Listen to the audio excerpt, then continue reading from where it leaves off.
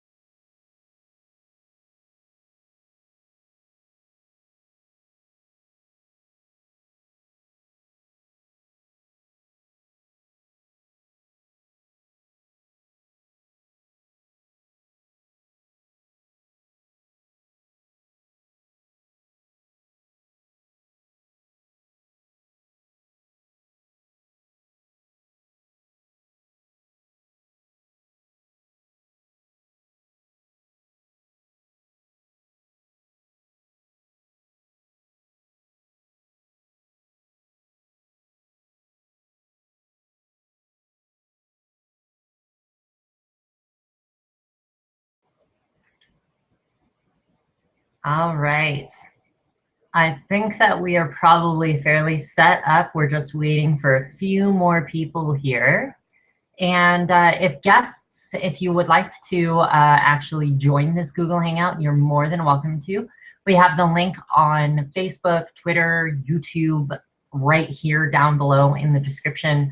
A few other places if you'd like to join us. There's a few other things that we got to do in order to get set up, but we're just waiting for some people to pop on here. And we should be all ready. Jaden, can you hear me?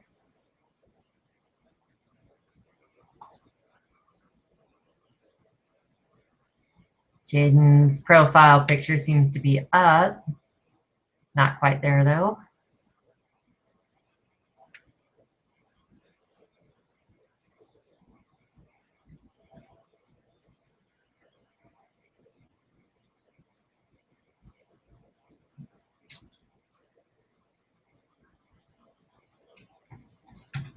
I'm actually kind of nervous. This is the first time we've ever done anything live.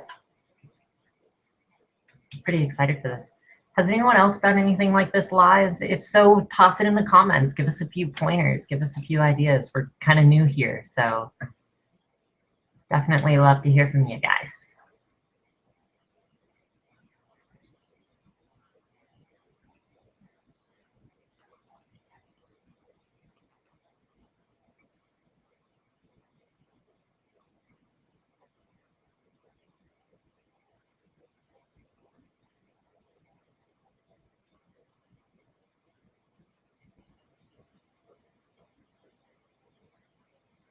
All right.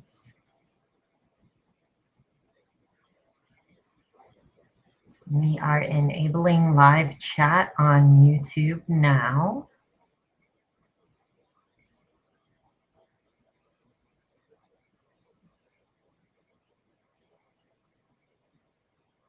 Everything looks to be set up.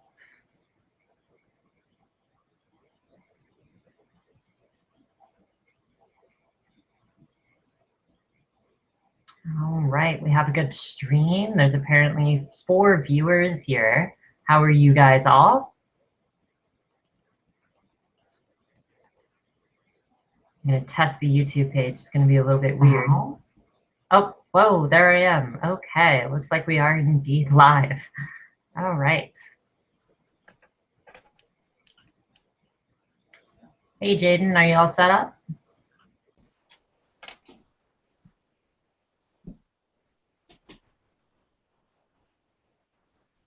Jaden, are you there? Yes, I'm here. All right, perfect. How are you? Good, how are you? Pretty fantastic. It's early for me. I'm not used to being up at 10 o'clock in the morning, Mountain Time, but oh well, such is life. Yeah, I had to set my alarm to 11 in the morning. That's kind of sad. Yeah, I don't know why, but it feels a lot more like Christmas morning than Christmas does. It's a little bit weird, like Giving Tuesday. We'll see how it works. Yeah. Yeah? Yeah, I came up and apparently we already have about 3 or 4 donations. Oh, wow. I know, I saw the donation page. That's awesome. Yeah. Oh my Lord. Just went to Twitter. It's lit up with a bunch of our friendly organizations doing Giving Tuesday too. Oh, yeah, I got so many emails from other organizations asking me to donate. Yeah. Well, hey, it's year-end fundraising, and hey, a lot of the nonprofits need it. Which is kind of Yeah. all right. So I'm looking at it right now. For guests, if you're viewing us right now, keep in mind that you are able to interact with us via either the comments section over on the right of the YouTube channel or via Twitter, where you can just use the hashtag TYCGivingTuesday, and we'll be able to view all your stuff right from that page.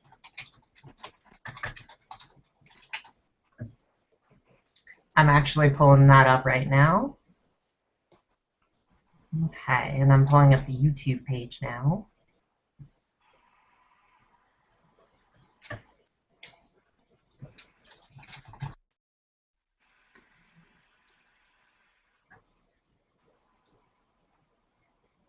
Okay.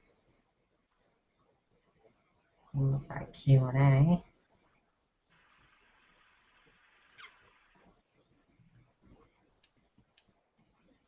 Looking at questions.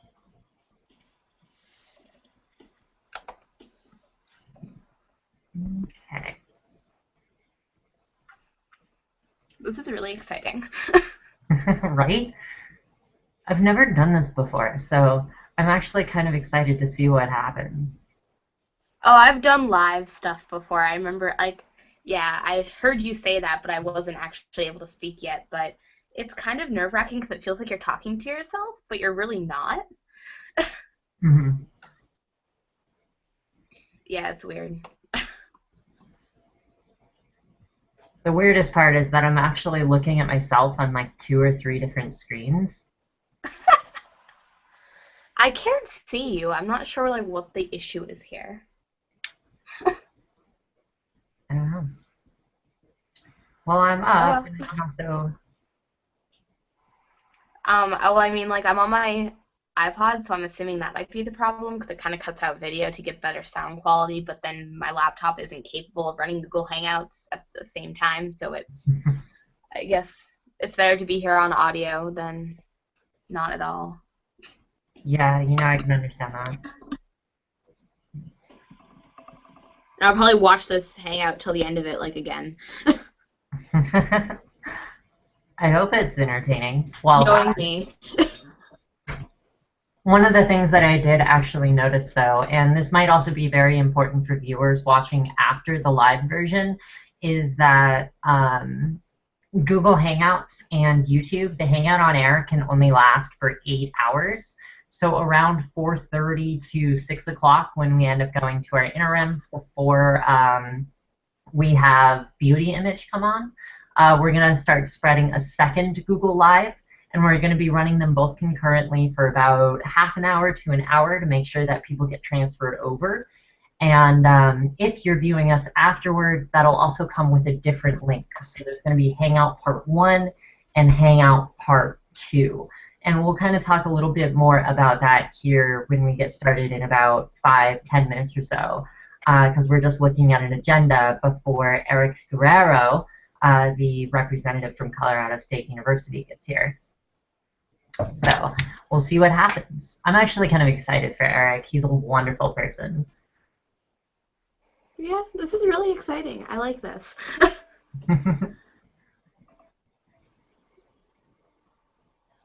I'm opening up QA and I'm trying to figure out where that comments section is on YouTube.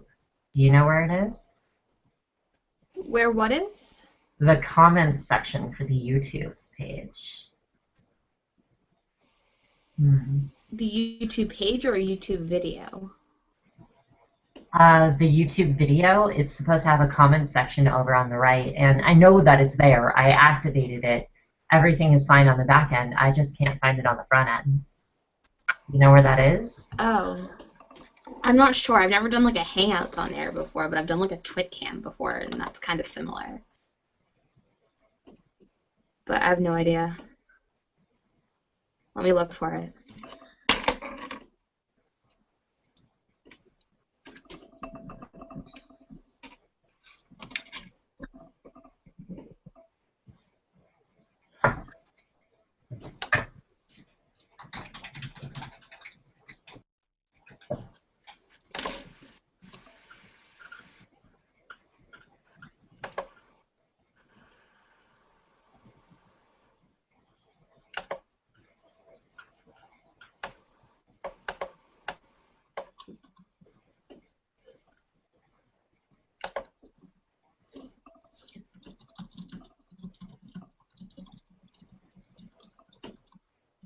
I kind of feel like I'm supposed to be entertaining like every single moment of every single second that I'm on here, and then I'm like, oh, we can edit the after live version, and we're still waiting for people to get through here, so I don't know. We'll see what happens.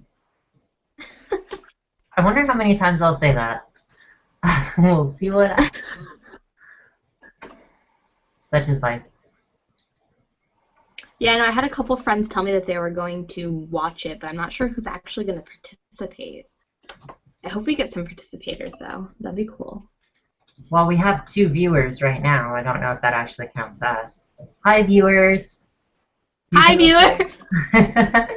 You can also message us through Facebook or Twitter. You can also email us at transyouthchannel@gmail.com, especially if you're closeted. It's kind of important for us to give you a safe mode of communicating with us. So email typically works really well. I don't know where to put my iPod. This is so awkward.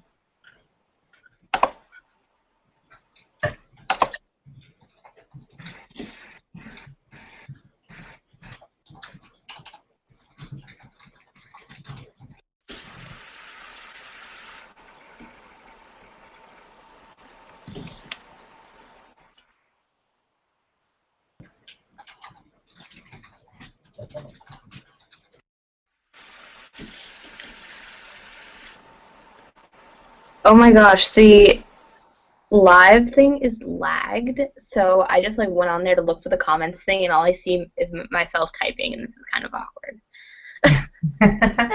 See, that's exactly why I feel like I need to be entertaining it all the time. Doing administrative work, sending an email, should be typing like this. I don't know. This is interesting. I've never done this before. You know, I'm just watching you type, and I don't know. We'll see what happens. I mean, it's 10 o'clock. I said it again. I said it again. I'm so good at this. All right. see, now it's weird because I'm listening to you talk, but you're not actually speaking. This is weird. We already have a total of 4 donations. How much did we earn from donations today so far? Well, one person donated 100, and oh my god! Oh my god, that's amazing. There was another person who donated 25, and what was the other person's? 10. Wow. So 135 right there, off the bat, before 10 o'clock in the morning. Viewers are awesome. I love our community. This is great. So yes, thank you viewers so much if you are one of the ones who donated. Oh, we also have one for $30. Oh my god. Yeah. Pretty amazing, just like right off the bat. Yeah. I feel like I'm on like a talk show. Aw. Yeah. I kind of feel like that too. I mean, we have like 3 people watching us. This is... Hi, people watching us. yeah, like I seriously. feel like a rock star. It just feels famous. Like Betty Holiday. I don't know. Maybe younger crowds don't know who she is. I don't know. I grew up with like a dad who was sitting here. He's like 70, right? So he knows all of these older people like Bob Hope and Billie Holiday and stuff like that. And that's kind of just what I grew up with. So I know more about like the older generations, and I know very, very little about generations younger than me. I feel like I'm kind of detached in that way, but I don't know. Weird.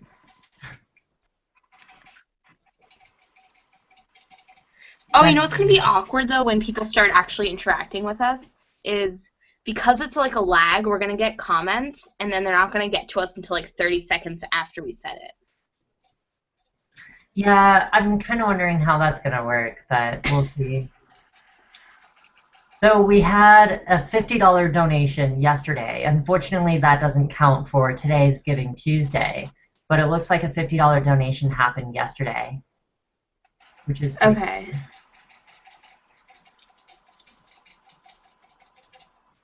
Oh, Giving Tuesday followed me on Instagram. Yes.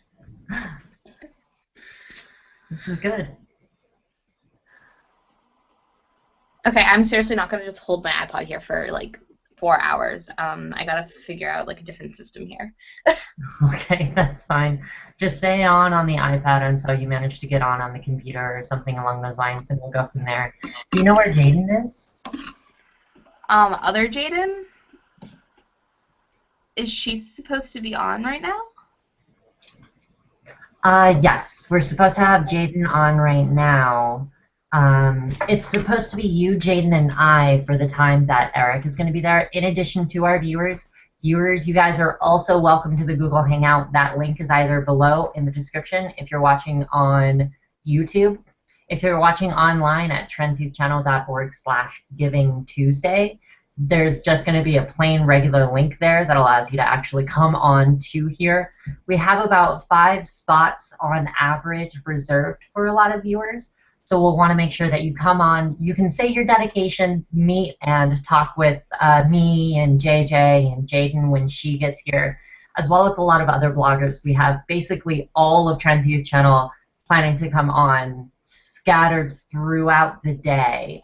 Most of it's going to happen from our 8 to 9 time, And during that time, we're going to have to cut off and bring all of Trans Youth Channel on instead of everything else, because we'll be cutting a cake for our anniversary. Pretty excited. It's like the 1-year anniversary for TYC. Makes me happy.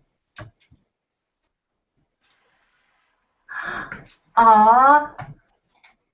Celine's mom is watching. My partner's mom is watching. Yay! Hi, Kathy. Aw. See, now I feel better, because she's just like, yeah, it seems to be working. She says, quote, thumbs up for the day. I'm watching off and on. We are entertaining, apparently. That's her statement. We're entertaining, JJ, so thumbs up with us. Yay for entertainment. Well, no, I mean, like, when I was on the X Factor, we had to do, like, a 1-hour twit cam, basically, like, telling our fans about our experience, and that was so awkward, so I guess we're entertaining. Woots. All right, so where's this Q&A? Okay, so I'm going to try to get on the Google Hangout on my laptop. I'm going to stay on my phone until we get there, but once I get on my laptop, I can't open any type of Google document or anything, which is going to be bad, but... Okay, that's interesting. Also okay.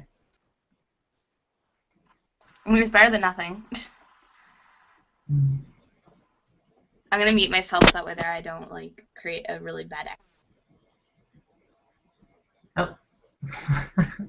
You cut off a little bit there. I said I'm going to mute myself really quickly so I don't create a really bad echo. Oh, yeah, that's probably a good idea.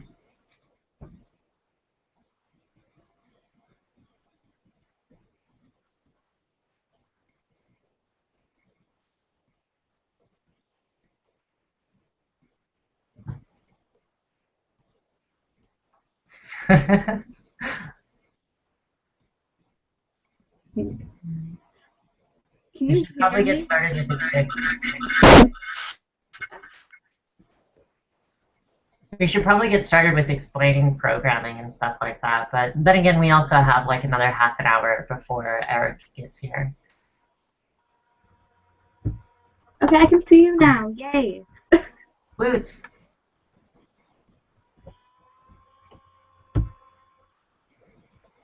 Your volume changed. Now my arm's up. From your phone to laptop. Not Really? exactly why. Yeah. Now it's a little bit more Can you muffled. still hear me? Yeah, we can still hear you kind of okay. Are you on a wireless signal or? I'm stealing the neighbor's Wi-Fi. Hey. You just said that. Your neighbor might be watching. What's wrong with you? They gave us the password, so. Hashtag Penny get your own Wi-Fi.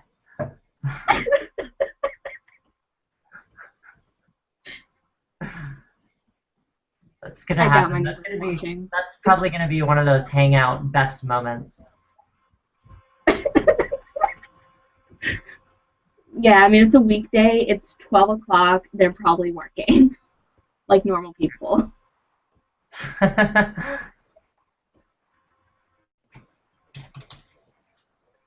Meaning I get all the bandwidth.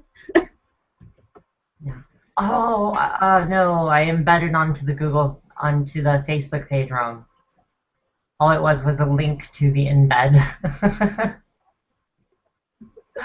That's useful. Bad Samantha, bad Samantha. I'm going to pop that in here. I'm going to delete it. I'm going to repost it. Catherine shared my status. That's what I call a lazy way of making a Facebook status. Say that again? But good job. I said Catherine shared my Facebook status about being on air. Yeah, I thought it was interesting. I posted about my whole 83 message and like being on air like just before being on air and realizing I haven't cleaned my room. Like I haven't. My jewelry wall is like a third of the way. Like it's so empty right now. I don't know. It's a mess, but I'm glad that the camera can't see that. Yeah, my bed's not made, so I'm glad the camera can't see that either. OMG, your bed's not made. My jewelry's not up. That's no problem.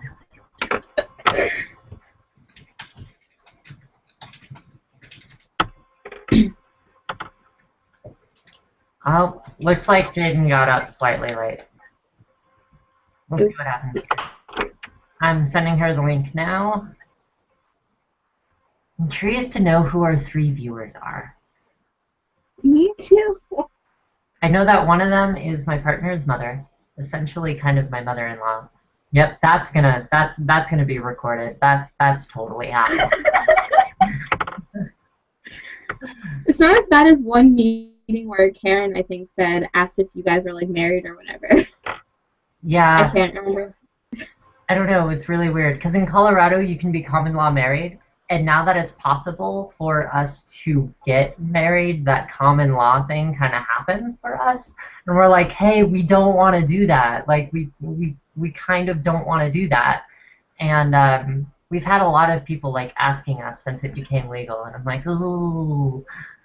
So yeah, let's not push it. I don't know though. I love No, my I don't think she asked. I think she actually said, is that your wife or something like that? Yeah. I don't know. Oh well. Wait, isn't Karen supposed to be on right now? Karen comes on at 11. Like, comes on with Aaric, I believe. Hi, Jaden. How are you? Hey, good. How are you?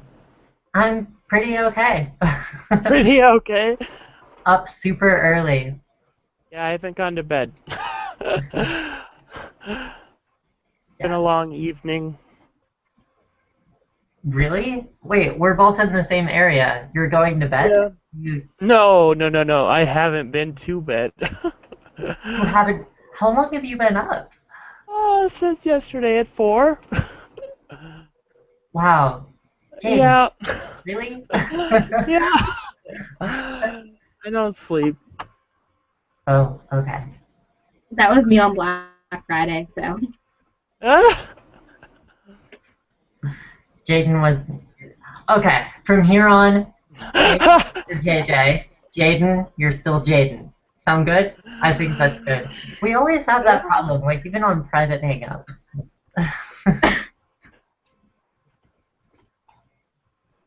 Although I must confess, Jaden, it is nice to see you like not on mobile or anything. Yeah, I know. I'm finally at my computer. True. All right, we're coming up onto the 10:30, so I'm going to do some other announcements for our current viewers, as well as those who are watching recorded. Welcome to the Google Hangout for Giving Tuesday, obviously. Everyone who's here live should probably know what that is, considering title right up here. This Giving Tuesday is actually coming out to be pretty well. We have a total of about 150 donations already, and it's only like 10 o'clock in the morning. So I'd say awesome success. Love our community. At the same time, though, we have an entire day worth to dedicate your donations. And although this is definitely a donation drive for Trans Youth Channel, we just want to make sure that you're aware all of the funds are going to be going to our 2 main programs. And what's not going is going to go to service stuff, keeping our website up, keeping our blogs going, things like that. Because otherwise, without that maintenance stuff, we wouldn't be able to do all of the great programs that we're looking at. That having been said, our 2 main programs are first, Creating Change. If you guys haven't seen it, it's quite possibly the coolest thing ever to happen to the official LGBT movement, in that we have a massive nationwide conference happening this year here in Denver, Colorado, and we're planning to bring youth like JJ. You're probably, well, not probably, you're incredibly excited to be going. And essentially, what it is a massive conference of about 4,000 people, about 450 organizations, going to about 350 workshops and plenary sessions and things like that, and they're all on the LGBT movement. What we're going to be focusing on this year, this upcoming year being 2015, how we're going to handle a lot of those, getting all of our advocates trained up to snuff, etc., and kind of making sure that the movement is healthy. Then we'll be moving on throughout 2015 to tackle a lot of this year intersectionary problems, like how the LGBT movement intersects with the feminist movement and the immigration movement, what's going on at Ferguson and how that is affecting us as LGBT individuals for their movement. Creating change is a pretty massive deal, I would say, and we're planning on bringing youth so that we can get those organizations who are coming onto the channel to bring these resources to you online if you're closeted, if you're stealth, if you're in an area that just doesn't have any LGBT support or anything like that. And that kind of leads into our second program, which we are actually looking to launch as of January of 2015. I'm actually taking it to the board next week to get the actual plans approved, etc., and then we're going to start working on it this December. And it's actually really cool. It's a pretty amazing system. It's an online support group that takes place over a secure video service. It's not just going to be Google Hangouts. Otherwise, we're going to get a lot of people who we shouldn't have there. We want to make sure that it's a safe space for you. And we're going to start with closeted youth, people under the age of 25 who are closeted, not quite out yet. And then hopefully we're going to be able to spread to all sorts of different demographics. We're looking at a SAGE group. We're looking at out trans people who might have already finished transition. We're looking to have all of these support groups running consecutively at least once a month per session. And it's going to end up with us having a support group like once or twice every week, which is kind of a huge deal because it's the first time we'll be able to bring support groups online for trans people. So we're pretty excited for that. In addition, we're also going to open that up to our partner organizations. So Creative Insights, one of our main partners, is actually planning to start training a lot of other organizations like the Matthew Shepard Foundation, Camp Aeronautic, Beauty Image. Everyone's going to provide one facilitator to go through the training, get facilitated, start running a few sessions with us on Trans Youth Channel to get some experience. And what that is going to do is allow those brick and mortar organizations to start up with official trained facilitators, support groups in local areas, your local areas, which means we'll be able to impact you on a local and personal level. So I'm pretty excited about that. Other than that, for Giving Tuesday, we also want to give this to the community. So we're looking at you guys just going to transyouthchannel.org/donate, and you'll be able to just click right on that donate button, secured by Network for Good, one of our other partners, and you'll be able to make a donation in a LGBT loved one's name. It's the holidays. It's also our first Giving Tuesday, so we wanted to make this Giving Tuesday for you, for our community. You're responsible for Trans Youth Channel being on YouTube in the first place. We wouldn't be doing this if it wasn't for our communities. So feel free to just go to transyouthchannel.org/donate, dedicate that donation, and we'll actually have our bloggers like Jaden here able to put on their video your donation, your name, the person that you're dedicating to, etc. Oh, Jason, hi. That's my friend. Hi, Jason. How are you? Good. How are you? Pretty good. I'm just about to finish explaining a few things, and then we'll kind of go ahead and get talking with you and everything like that. I'm excited. You're our first guest on it. Awesome. But with Giving Tuesday, we're looking to dedicate your donations throughout the month of December. We'll have text on all of our videos from the 8th of December all the way to the 25th when we finish and kind of give our bloggers a little bit of a break. And then we'll be able to put at the end of every video a vocal dedication. Like Jaden here will actually make a video that says, hey, this video is dedicated to your LGBT loved one because of this statement. And we think that it's going to be rather endearing. It'll give you a gift of support, something that you can't really buy at a grocery store, you can't really get at Black Friday or Cyber Monday, is that honest and just set of support online on Trans Youth Channel. They can save the video. It's going to be there for life, and we'll be able to give that to them for just a small donation. And that is going to happen at the $25 donation range. So if you donate $25 or over, we'll feature that via Blogger. If, however, you do a recurring donation, and recurring donations are definitely preferred by a lot of people who are donating, as well as Trans Youth Channel, because it means that we have stable income that we can expect coming from base operations. So at the recurring level, we'll actually do that vocal donation at $15. Or if you make a more than annual donation, we'll do it at $10. So if you make like a 18-month donation, it'll be $10. Either way, if you have any questions on that, you can email me at transyouthchannel@gmail.com. I'll probably directly answer your questions, and we'll kind of move on from there. So there's that, all of that stuff. Come down from that professional soapbox, and then we'll just get started with the event. 10:36 right now, and Jason, you're actually a guest as far as everything goes. How are you? I'm good. How are you? Pretty good. So you're actually friends with JJ. How do you know him? We met through Facebook or some social media. I believe it was Facebook, right? Yeah, it was Facebook. And then All right, turns out he so- lives like a town over from me. Yeah. Oh, so you're like a town over? Yeah, I live right in Drake. Oh, okay. So you're in New Hampshire as well, right? No, I'm in Mass. Nashville. Massachusetts. Massachusetts. But I live on like the border of New Hampshire and Massachusetts, so it's like right over there. Oh, okay. That makes sense. So it's kind of like what Cheyenne for. I live here. If this is the border, I live here, and he lives here. Oh, okay. That makes sense. Crayola markers. Makes the best illustrations. Yeah, I can walk. I can walk to New Hampshire. So That was it. That was totally an intended pun, by the way. I didn't catch that. A Crayola marker makes the best illustrations. Little double entendre. There you go. That's Great.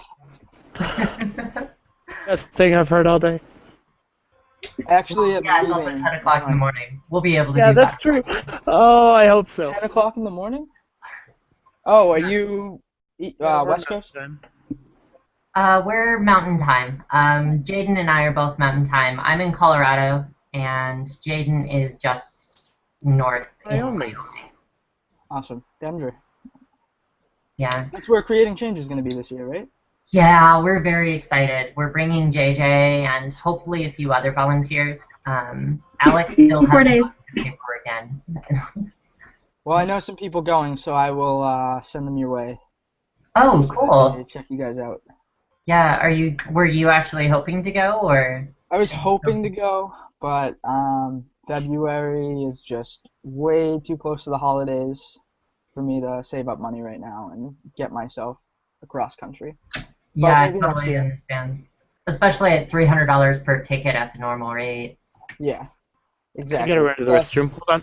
hotels and airfare or train. I wasn't even sure how I was going to get there. Yeah, I definitely understand that. I mean, as an organization, we're trying to pull together a lot of funds in the first place just to get JJ and Alex and Susan and Kenley over. But such is life, right? It just takes a lot of money, a lot of funds, takes a lot of fundraising. Yeah, I'm hoping Have to you make been it to to Creating? first event. No, I have never done a Creating Change. You should definitely go. It's I know. wonderful. It's apparently supposed to be back in like the Boston area, like 2 years Really? from now, right? Is that true? Because I Oh, would that'd be- definitely go if it's in Boston. Yeah, like I Yeah, think Boston's like it's right down the street, kind of. Mhm. Well, if it ends up in Boston, I have a couch for people to crash on instead of, paying for hotels and stuff.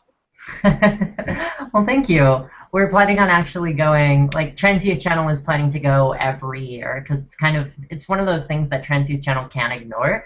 Like 400 organizations all in the same place. That's just something that TYC wants to bring online. So we're planning Well, to go. Samantha, since you're letting me stay at your house this time, maybe you can stay at my house when we go. Hey, I'm okay with that.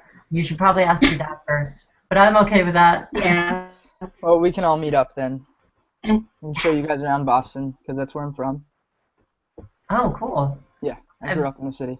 Yeah, my partner had her facial feminization surgery in Boston, and it's apparently an incredibly gorgeous town. It's like very, very different from New York, but I, I really want to see it. I want to know how different it is. Would you say that that's the case? I've been to New York City once for a weekend, and it is very overwhelming, whereas Boston is not so much very overwhelming. Mhm. Does it Like still kind of have that small town or at least old town feel kind of, or? Old Town, Yeah. Old Town, Yeah. definitely. Not Have you small. Boston's not small by any stretch of the imagination, but guys- you can navigate the MBTA way better than you can navigate the like New York transit system. I'd been using the Boston transit system since I was 6, and I got to New York when I was 18, and I was completely lost. I was like, this is not the same. That's kind of how I felt when I was in Paris. I I actually got lost in the Paris subsystem. It was ridiculous, and I was with people. Like I was with a like French native person. I was there on a homestay or whatever, and we were coming back from the Louvre, and I just had no idea where I was going. And contrary to popular belief, French 3 does not prepare you for France. No. So I ended up, I'm basically just following around with this guy. I have no idea what I'm doing, total fish out of water. And he's just like, no, no, you need to go this way. And I'm like, but I remember this passage. It's totally this way. And then we come out and I'm wrong. And I'm like, thank God I have you. So scary. I don't ever Yeah, want I'm in like French Yeah, 4, that could be and bad. it's not like you're it's. in, you're in French 4? Yeah, I finished French 3 last year, and my school doesn't offer anything above French 3, so I'm kind of disappointed. But Ridiculous. I guess I they really offer can't Spanish complain, up but to like 6, but no French 4. That's it. of course, of You course. need 4 semesters to kind of, sort of make it in France. Has anyone else been out of the country? I've been to Negatory. Canada. Canada! Counts. I'm not sure. I have never been to Canada. I grew up in Wyoming, so it was a little bit too far, but such is life. I think I went to that Canada on a school trip, so. What? To go to Canada today for school. I want to go to We Canada went for there a for like school 3 trip. days for my French 1 class. It was kind of fun. Oh, that's cool. that makes sense. So did you end up going to Quebec, or? Quebec, yeah. Yeah. That's supposed to be very, very pretty, too. I kind of want to see It that. was really pretty. Mhm. Well, guys, I have a meeting at 1 that I have to prepare for. I would love to stay, but I just wanted to jump in, say hi, give my Yeah. support. Absolutely. Do you want to give a dedication or anything before you leave, or? Yeah, is that okay? Yeah, absolutely. Who would you like to dedicate to for Giving Tuesday and why? My brother, Livingston, he lost his life a year and a half ago in a bicycle accident, unfortunately. But he worked with and gave more to the trans community in the 4 or 5 years that he was a part of it than anyone I know. So um, I dedicate every day of my life to him. So why not dedicate this moment to him? That's a beautiful dedication. Wonderful. Thank you. Yeah. Did he actually identify as trans, or Yep, was he he not? was F to M trans guy. Oh, He was 22. 22. Yeah. Yep. I'm really sorry for your loss. Yeah, thank you. He worked very closely with Bagley, the Boston Alliance for Gay and Lesbian Youth, MTPC, the Massachusetts Transgender Political Coalition, Family Equality Council, Mass Equality, and True Colors organization in Boston. He did everything that he possibly could in the 4 years that he was with us. So Yeah, that's amazing. And 22, I'm 22. Yeah. Wow. Yeah, same here. Absolutely, that's amazing.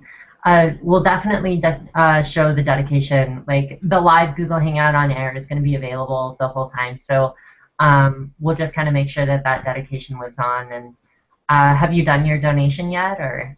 I've not yet. I actually just got a job today, maybe. So my dedication won't be exactly on today, but I'm gonna donate something at some point.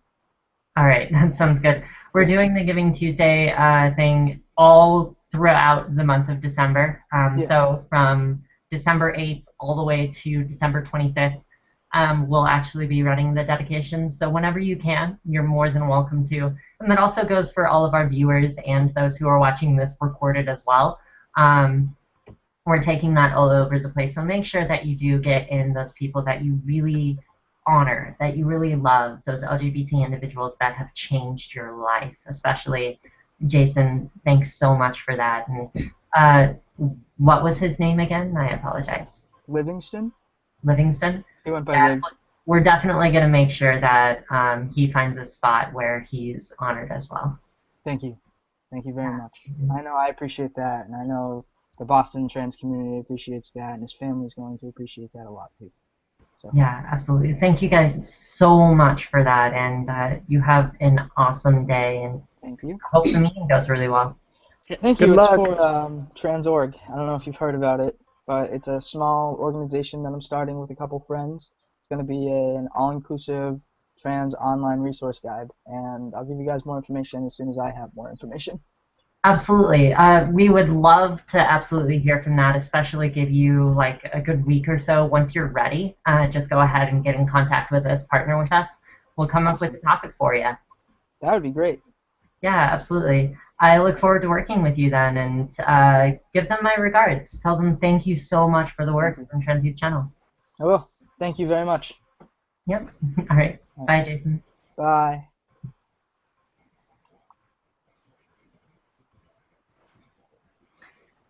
JJ, I like your friends. Good friends, good friends. Yeah, that's actually really amazing. It's really cool seeing a lot of these dedications kind of coming up because you get the most heartwarming statements. Yeah, I didn't know that about him, so that was really heartwarming. Yeah, I don't know. When did you meet him, if you don't mind me asking? It was only like 3 days ago. 3 days ago. Oh, That's really relatively close. No, I think it was more like a week ago, yeah. Because, I knew his friend who also lives in, the Lowell-Draycott area, and he was, talking to me or whatever about the organization. I was asking about, a partnership eventually, and then I eventually found him, and he started talking to me. Yeah. That's actually It was weird. yeah. Yeah. I don't know. I've met a lot of people. I've met a lot of trans advocates, but it's the ones that I don't hear about that seem to impress me the most. I don't know. It's so cool. I actually really like Giving Tuesday. It kind of gives me an eye on the community that I've never gotten to see before. A window into people's personal reasons for being here. It's just interesting. Anyway, sentimentality. But either way. We should create a video montage at the end of this of the best Google Hangout TYC moment. We should That do would that. definitely be one of them. Yeah, and actually, if you're actually viewing us on YouTube, we actually have a way for you to vote for your favorite part of these on-airs.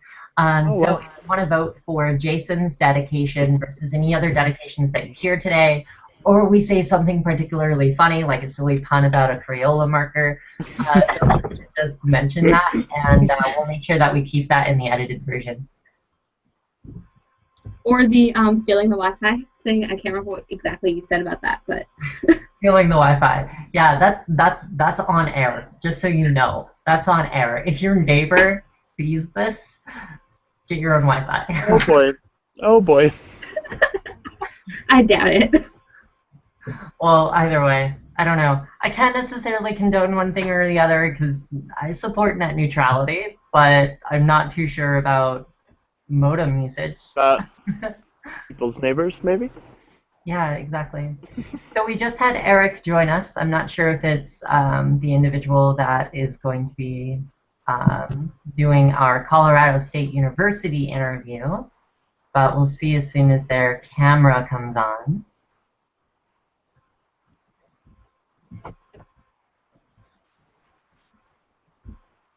I don't know why I just got a song stuck in my head, and it's actually a commercial. It was like the really, really old Kmart commercials where it's just like, Oh, ring, ring. I don't know why. Just got... those commercials are so funny, though. Samantha, you're on air. Just remember that. I'm on air. You're on air. Hey, Samantha, someone's watching. Be adorable. Yeah.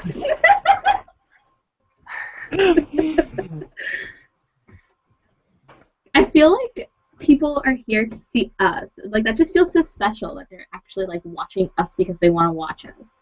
Yeah. I'm not gonna lie, I'm pretty proud of Trans Youth Channel for the community that follows it. But at the same time, I don't really like the idea of a community following us. I like the idea of us being in that community, like just being one of those plot points, and then the community like goes from there. I don't know. It's interesting. Hey, Aaric. Apparently you are indeed from CSU. Aw, the camera. Ooh. That's okay. We have about 10 minutes. I should probably actually pull up the schedule, shouldn't I? That's probably something I should have on my screen. Nah.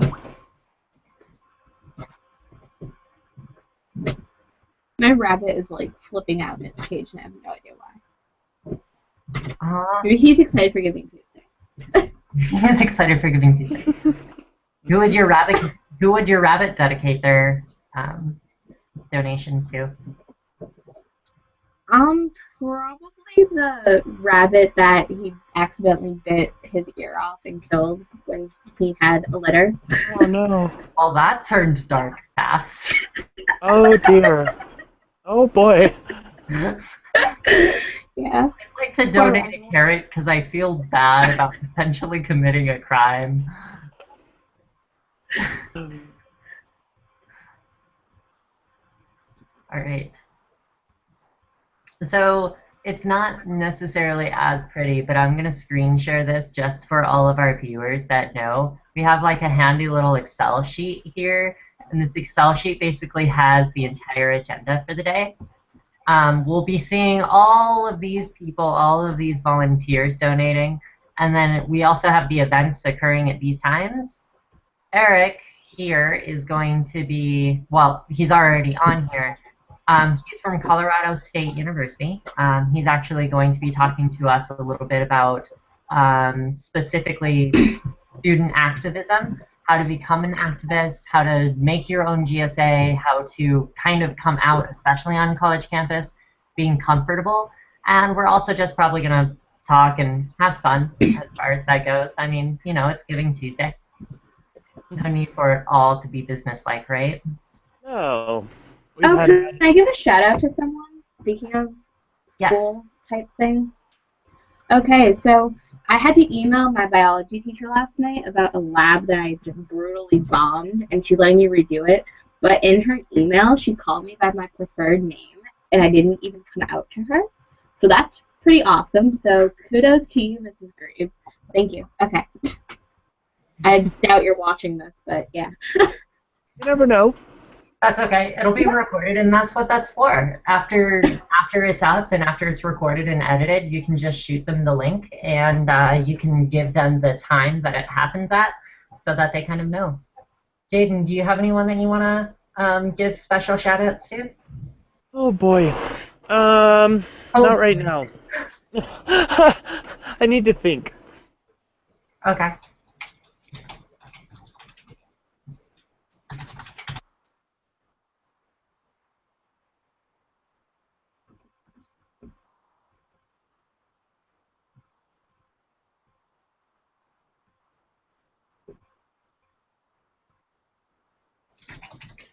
It got really quiet. Sorry. I'm typing out. I'm making sure that everyone who's following on Facebook is fully aware of Aaric's presence here. I want to say something, but I don't want to say it loud, so I'm just going to type it to you, Samantha. Say that again? I said I have to tell you something, but I'm not going to say it live because that's kind of, yeah. But It's one of those things. See, now everyone who's watching this are just going to be like questioning, are they talking about our viewers behind our back? no, we're not talking about the viewers. It's just about one of the volunteers that are coming on and speaking to us. I'm not sure if it's something that you should say on air or not, but... Oh, okay. Yeah, we're looking to have Karen coming up at 11 o'clock. So that should be interesting. Should be exciting, though. Mm-hmm. For those of you who aren't familiar with Trans Youth Channel, save for Giving Tuesday, like if we're brand new to you, Karen was our original over 25 facilitator. Unfortunately, she's not with us, but at the same time, she's been with us for the vast majority of Trans Youth Channel's time, like almost a year or so. So we wanted to make sure that she did get to come here, and she's a very big, valid, and loved part of Trans Youth Channel. She's like family, so it's important that we kind of have her included as far as that goes.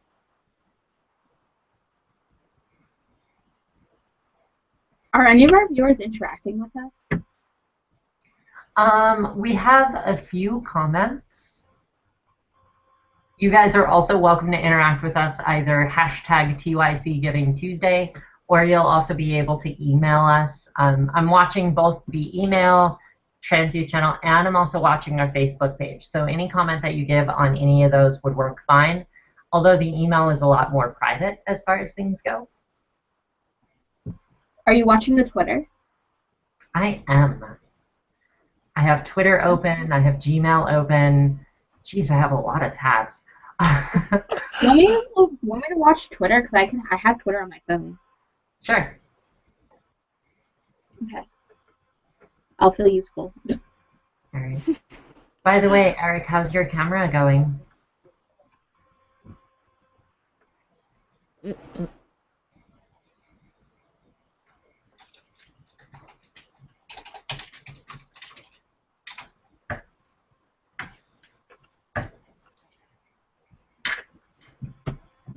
This could not have been a better time for me to lose my cell service. I'm in between phones at the moment. Oh no. Yeah. Oh my gosh, Rabbit, calm down. What is your rabbit doing? He's just like ripping the blanket in his cage, and I have no idea why. It's like, that's your bed, stop. Angry rabbits. I'll be right back.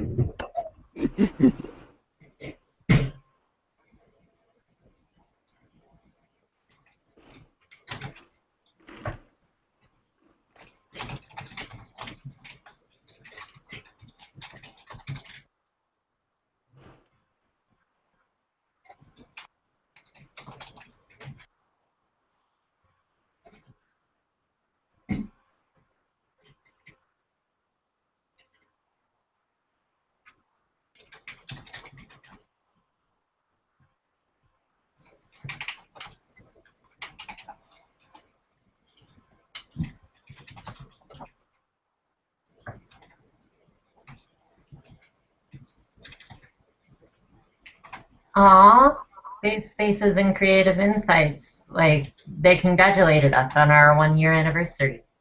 It's awesome. Thank you, Wait, guys. what happened?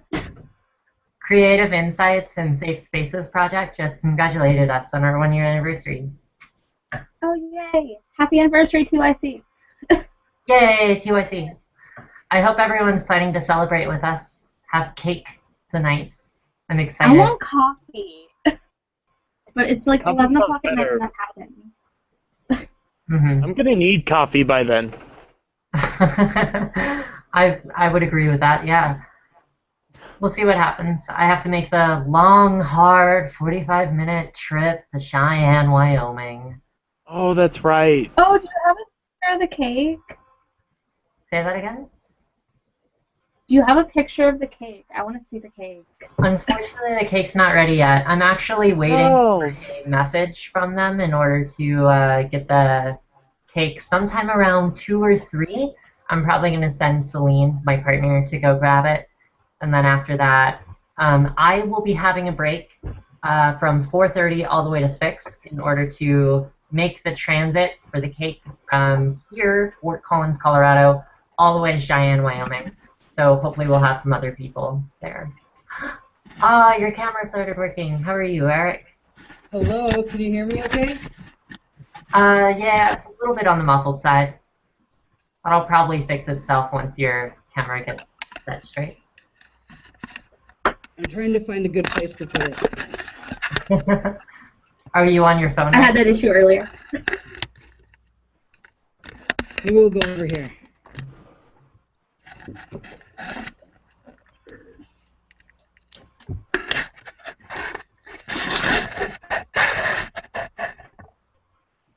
There, that's good enough. All right. So 11:01, you're late. What's up with that? We can dock my paycheck. Yeah, I will dock your paycheck. You know what? We'll just ask for more for Giving Tuesday. No, I'm joking. How are you? I'm well. How are you all? I'm pretty good. It's 10 o'clock in the morning. I'm used to getting up around like 11 or 12 because of our UK volunteers, and got a lot of people in Australia that I like talking to. So I don't know. I'm usually up by around now. Yeah. James over here like, I haven't slept in 15 hours. Yeah, I haven't slept in so long. It's okay. I'm okay. I'll be okay. Aaric, do you want to go ahead and introduce yourself, and then we'll go ahead and get started? And, Absolutely. Yeah. So my name is Aaric Guerriero, and I am the director of the GLBTQQA Resource Center at Colorado State University.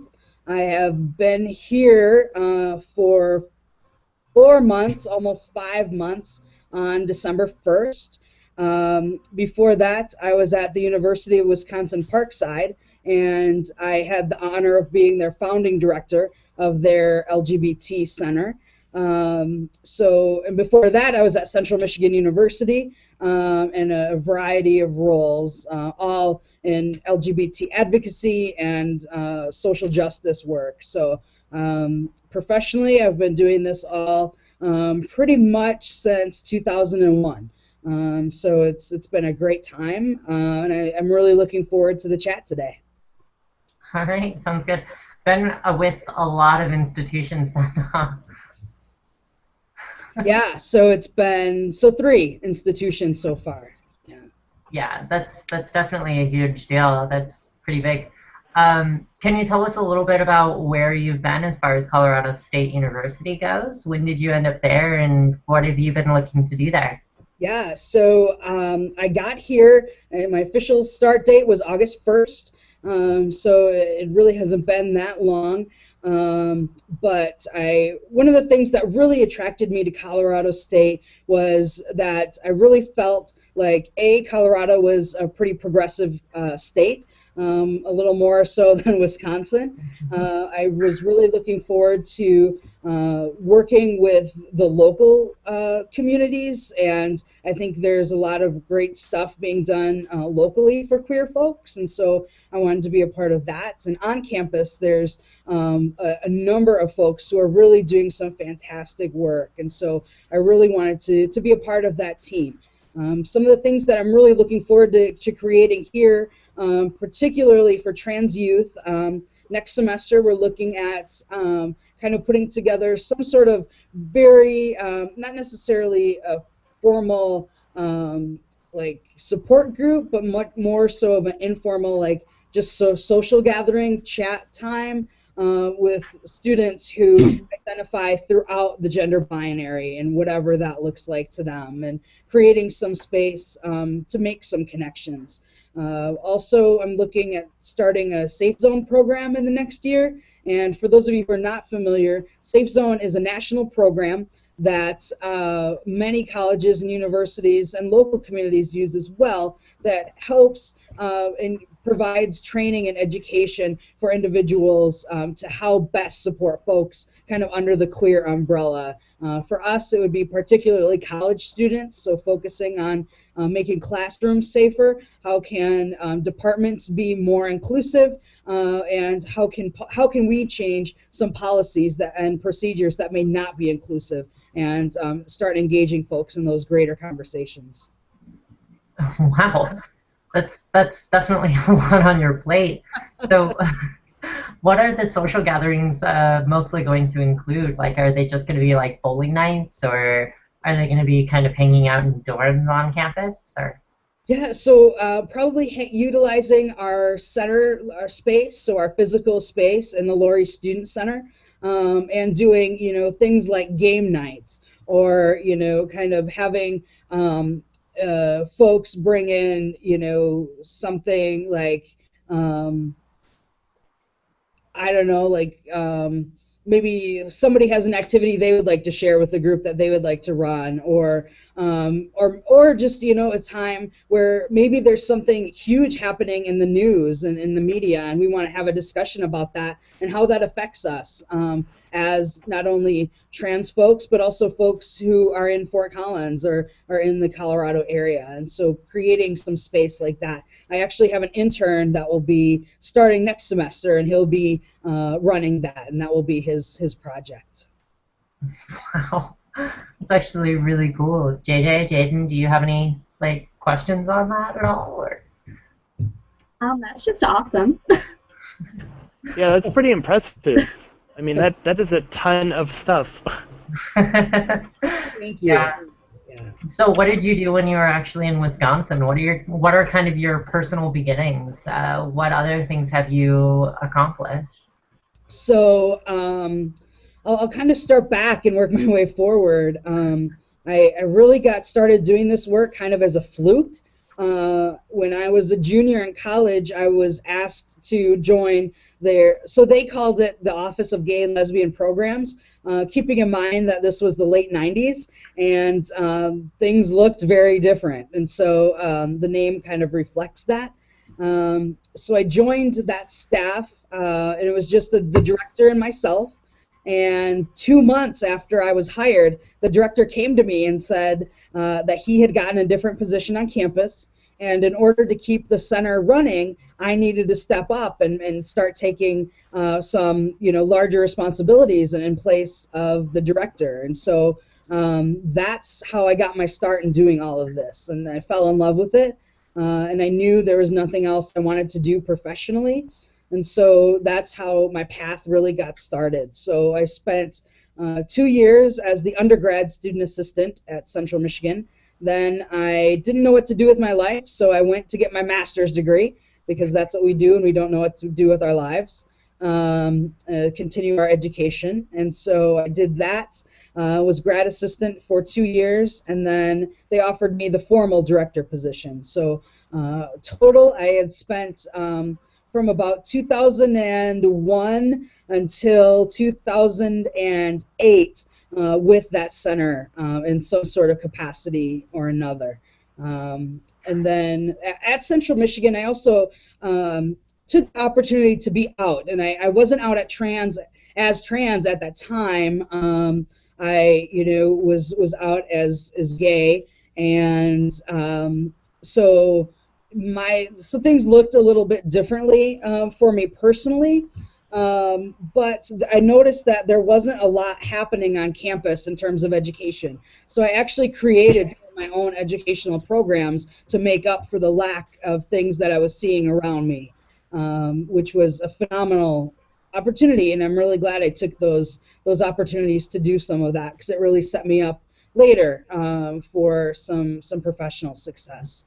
What things were you actually lacking on your campus, if you don't mind me asking? Not at all. So a little background. So Central Michigan is in a small town of Mount Pleasant, which is either mountainous nor pleasant. It was a very, very white community. The population at that time was about 26,000 students on campus, and we only had a 4% student of color ratio. So that's pretty abysmal. When it comes to queer issues, I mean, we were even more far behind than we were on racial issues. It was just a different place. And so the student organization could actually not list their physical meeting location because of fear of people getting that location and, you know, kind of infiltrating the support group. And so that was, you know, a lot of fear of physical safety.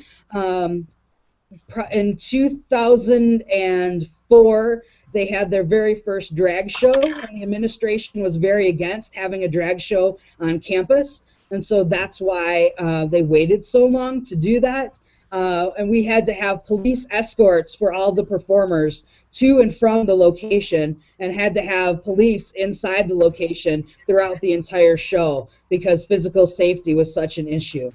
We also, my last year at Central Michigan, just 2008, there was a lot of anti-gay chalking that happened on campus during our Pride Week, and so lots of slurs and issues, things written all along throughout the main thoroughway of campus, and the university did not respond, and in fact, instead of approaching the hate language, they actually decided to make an anti-chalking amendment to the Constitution on campus, and so you can no longer chalk on campus. But nobody addressed the fact of these hateful things that people were saying, and that's when I knew I had to leave. Yeah, I'm so sorry that you had to experience that. That definitely shouldn't have been good, especially being an advocate on that campus for so long. Yeah, it was hard. I was also, you know, personally a victim of some hate on that campus, and it's, you know, it's not to say they're not doing great work. They have a new director who is very successful, but that's when I knew it was time to leave for me. Yeah, definitely. Have you experienced anything like that on Colorado campus or anything recently? I have not. Actually, my experiences in Fort Collins and in Colorado have been incredibly positive. There's a lot of support here personally that I've experienced. I was just telling a friend yesterday how thankful I am to have amazing health insurance through the university. I was paying about $150 every month for my testosterone in Wisconsin, and I pay $4 a month here. So I am very lucky for that indeed. I think that $140 savings is definitely worth it. Absolutely, yeah.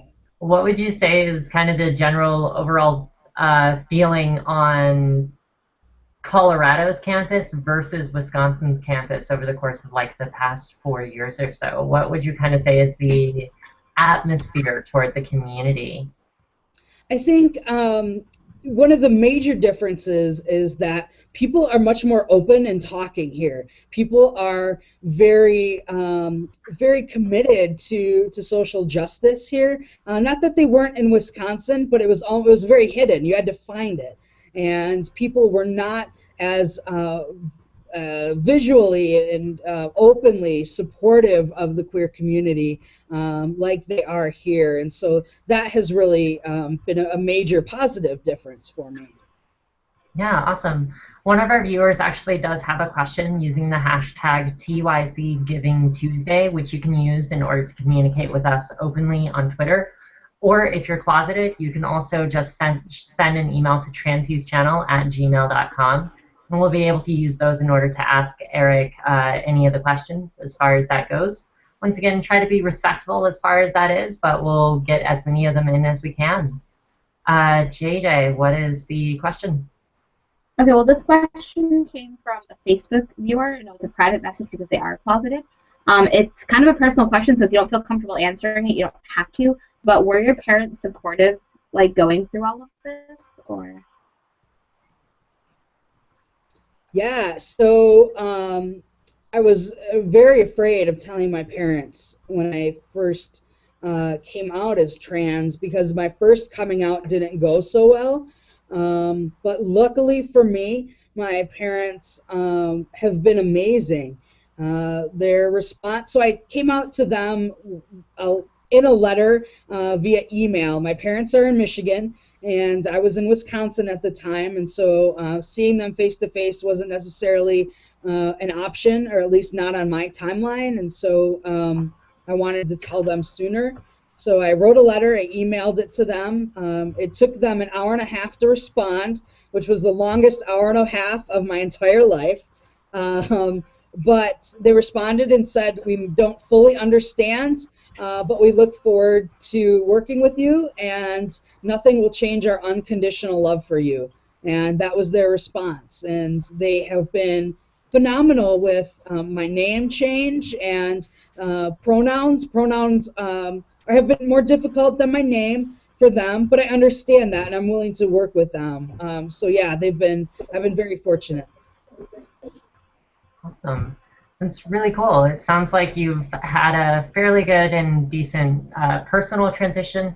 Would you say that your social and legal transitions have gone as well, or what kind of things have you run into, if you don't mind me asking? Absolutely. One of the largest issues, honestly, that's been probably the most difficult has been dating and having any sort of romantic life. And I was with somebody for 4.5 years, and when I came out as trans and expressed my desire to further my transition by starting testosterone, her response was, if you start testosterone, we can no longer be together. And so that was incredibly difficult. Probably something that wasn't expected. I was actually expecting a worse reaction from my parents or my extended family than I was from her. And so that was really, really hard, and something that's still, kind of a sensitive issue. And so, I think that's not, unfortunately, uncommon for trans folks. And so it's something that I wasn't expecting to really be a hurdle like it is. And so naturally, I'm much more shy to be out there and really start dating because of my experience. Yeah, that's definitely really hard, especially when you come out and you end up losing a lot of that support structure that you have, those friends and those loved ones and things like that. I think that a lot of our viewers, and especially our closeted community, can probably agree, because it's just one of those primary fears that we have. Absolutely. Would you actually recommend any specific advice to someone who's just coming out, especially someone who's planning to come out on campus or in high school or anything like that? Yeah, a couple of things. One of the first things I always tell somebody when they're coming out is to have a plan. And that plan can look like a number of different things, but really work through any possible situation. So, for example, if you're coming out to your parents, think about, or if you're living with them, think about, where will you go if they don't have a positive reaction? Think about support for after you tell them and before you tell them. Maybe you have a close friend that could be in the room and they don't have to say anything, but they could just be there for emotional support for you, because that's what's really going to be very important. I also recommend trying to be as open with your family as possible, and not necessarily telling them details of what your transition is going to look like, but giving them information, because they might not be as knowledgeable as you are about some of these things. And sometimes taking the opportunity to help educate might make things a little easier for you. I also recommend, kind of thinking about the best case scenario. What if your parents, embrace you wholeheartedly, and what is that going to look like for you? And also having some support for yourself in those situations, to be able to have, those close relationships where you can turn to them and either, turn to them for emotional support if it doesn't go well, or to be able to celebrate if it does go well. But surrounding yourself with people is very important, and I think that's where organizations like Trans Youth Channel can come into play, because you can have those support systems that exist for you, even if they're not right next to you. Right. I can definitely echo that statement as well, and I think that both JJ and Jaden probably can as well when it comes to having that support structure already beneath you, people who are going to support you, and coming out to a community you know will be supportive in order to prepare for those that you're not so sure about. JJ or Jaden, I might want to echo this comment to you as well. What would you guys recommend to someone who's coming out on a college campus or in high school? Well, it's kind of hard to give advice on that because my high school coming out experience wasn't so friendly. That's why I'm doing online school now. But I guess just not to be sorry if they do react badly. I mean, if they react badly, your first instinct would be to be like, oh my gosh, I'm so sorry. Just try not to do that, because you don't really want to apologize for who you are. I mean, you might be sorry for their reaction and how they were brought up to think like that, but you're not sorry for who you are, so don't get those confused. But Yeah, I agree with that, especially because here in Buffalo, Wyoming, actually, the smaller part of Wyoming, my high school was about probably 300 people, so I didn't really have the best experience either, but honestly, I agree with JJ. Don't be sorry. You got to be who you are. You can't really be somebody who you're not, because if you act like you're somebody you're not, you're just going to have a harder time through life, I think. And if you just say sorry for that, I don't think it's going to be okay with yourself. Another thing, with my high school, a lot of people are really conservative and really religious here. And the problem with that being that a lot of them don't even understand what trans is here. So I guess just you got to explain to some people what that is sometimes, and you can't be really too afraid of sharing that, I guess. Kind of bouncing off that, Aaric, what would you say are the most prominent issues you get from people kind of coming across your threshold? Do you get a lot of people who are newly coming out or are closeted looking for those resources before they do come out to friends or family? What are the most prominent issues you find people coming into your office with?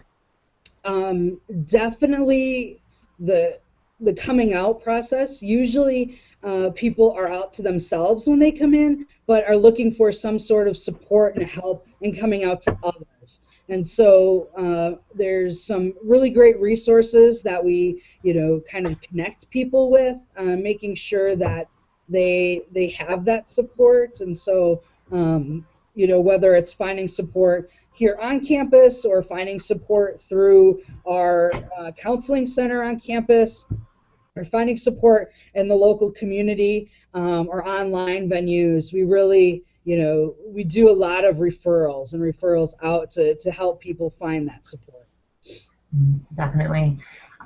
What I can say on behalf of Trans Youth Channel, like a vast majority of our community, the 4,300 subscribers we have on YouTube, a large majority of the people that we have on Facebook and Twitter, and a lot of our communities, they seem quiet on the outside, but the thing is that a large majority of them are actually closeted.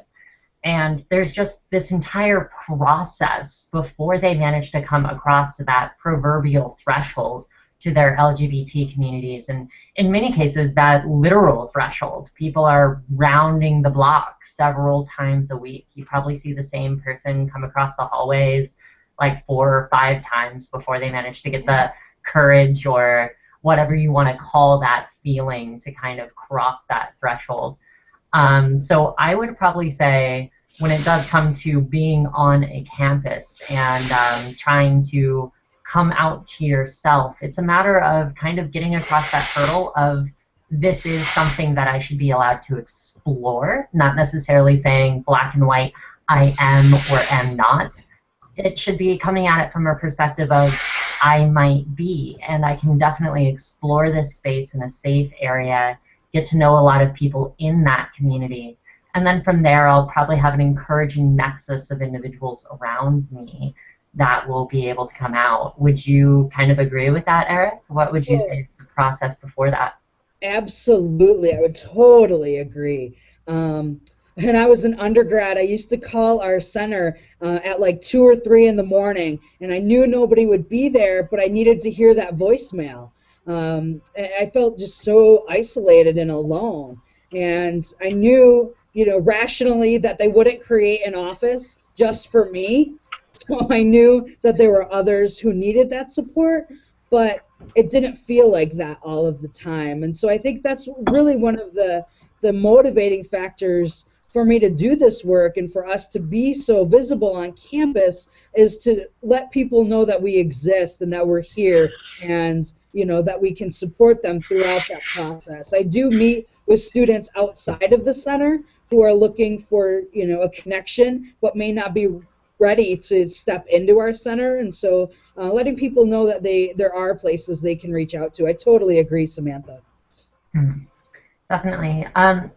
Could you, by any chance, give us some soft statistics or hard statistics or whatever you have for how many people you actually service in your office? How big is the community there, if you don't mind me asking?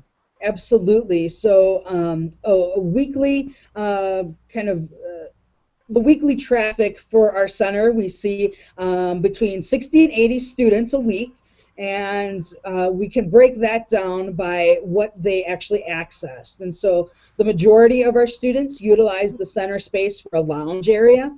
We have a terrific, setup with some couches and some comfy chairs, and students are always in here hanging out or chatting or, watching movies or whatever they, want to utilize this space for. So that's where a large population utilizes. We also have a cyber center, and in that cyber center has 4 computers and free printing. So that's the next highest that we see out of those 60 to 80 students.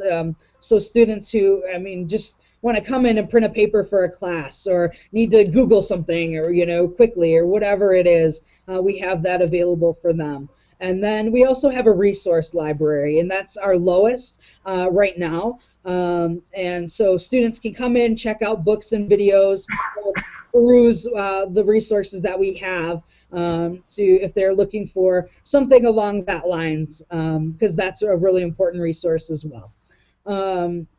We also do a number of outreach, so students that we're in contact with that may not use our center. So we have our speaker panel program, Visible Voices, and Visible Voices goes into classes and organizations and does presentations and shares coming out stories. And so those numbers are much higher than the numbers we see in the center.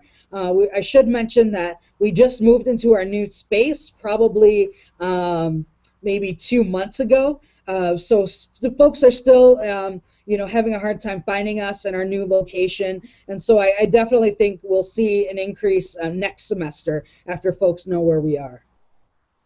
That's awesome. I'm really excited because I actually start at Colorado State University next semester. Yeah. So I get to meet you. Jealous viewers. Yeah, that's right. And it's on my list of colleges to look at, so yeah. Yeah. You're actually thinking about CSU to some extent, right, Jaden? JJ? Yeah. Yeah, it's like my second choice, I think, right now. Jaden? Yeah, I thought about going there, actually, because that's where I was born, so I thought about going back.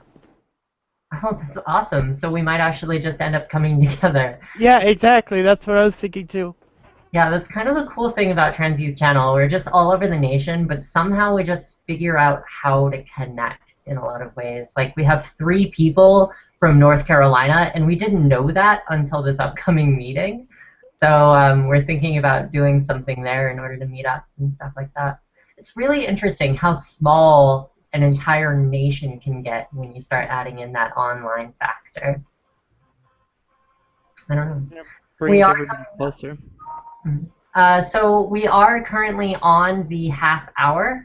So I just want to mention to everyone, for Giving Tuesday, you are more than welcome to join us here on Google Hangout to state your dedication for your donation for Giving Tuesday to Trans Youth Channel. We actually want to make sure that you're able to do that directly. And if you don't want to, that's also okay. Any donation that is given through transyouthchannel.org/donate will actually find itself on one of these channels so that you can publicly show your support for a loved friend or family or loved one. It's definitely going to be a really big deal, and it's a gift that you can give for a very small donation you know will be used in order to help that same community. Trans Youth Channel is planning to use those donations for two main purposes.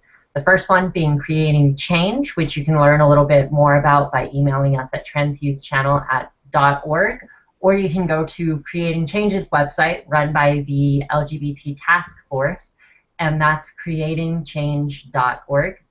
The second program is actually going to be a support group program that we're looking to start online. It's going to be probably the first of its kind.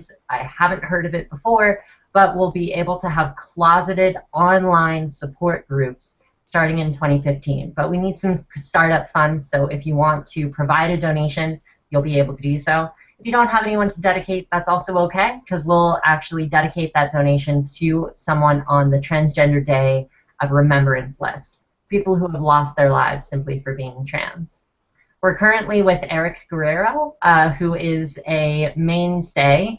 He's the leader of a LGBT office at Colorado State University.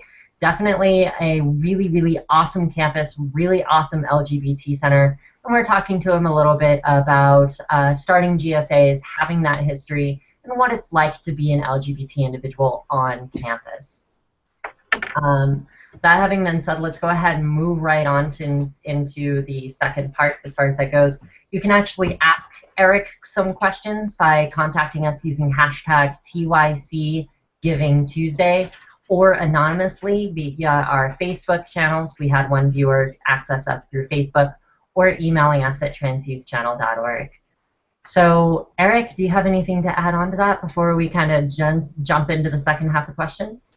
I just wanted to commend Trans Youth Channel for the work that you all are doing. It's definitely a phenomenal resource that I wish had existed when I was a youth and in my formative years. You really are changing lives and making a difference, and I just want to thank you. Thank you. That's kind of a huge deal. JJ or Jaden, do you have anything you want to add? No, just the fact that you're doing is recognition. awesome. Sorry, let's start with JJ. What did you say? I said, no, you're just really awesome, so keep doing what you're doing. And it's well appreciated. Jaden? Oh, I just said thanks for the recognition. I mean, it's great to hear that from people, and also that it's, you know, it's really awesome that you're pretty close to us. So eventually, hopefully, I'll get to see you. Absolutely. So one of the main things about your position is that you have a lot of experience as far as creating safe spaces on campuses, a lot of GSAs and LGBT centers. And with your history since like the beginning, since like 2000s and 1990s and everything, you've been doing a large majority of this work. So we kind of want to pick your brain about actually starting a lot of these GSAs. So what would you say to someone who's just starting a GSA, and how would you recommend that they go about it? The first thing that I think is truly critical is finding at least one faculty member who can support you. It may be difficult, and they might not even be at your school, but finding just that one person, because they're going to be able to help answer some of the questions that you might not know the answers to. For example, you know, they might be able to secure a space a little easier than you can, and some schools have a policy that they need faculty members to be advisors, and so finding that person before you kind of start that work will really make things a little easier for you. The next thing to do is to really kind of start talking to your to your circle of friends and figuring out, what do you want this group to look like? I think when you start an organization, you really have a lot of awesome freedom and a lot of opportunities to create something that you want to see happen. So think about things that you don't see happening, or that maybe things that you say, oh, it would be really great if our school could, maybe it's participate in the National Day of Silence, or I really wish our school would be more inclusive with their policies in terms of dances, or maybe you want your school to adopt a non-discrimination policy. And so start thinking about the big picture things that you want your organization to address. And then you can kind of start, talking to your friends about what that's going to look like, and, really start getting folks together to start formalizing a group. But definitely, I think if you have, some of those things that you want to see in place, that'll be a little easier than down the road. All right, awesome. Thanks so much for those tips as far as that goes. There are a lot of also major hurdles, like you mentioned, finding an advisor for your GSA, finding that local community and making sure that it is actually supported, things like that.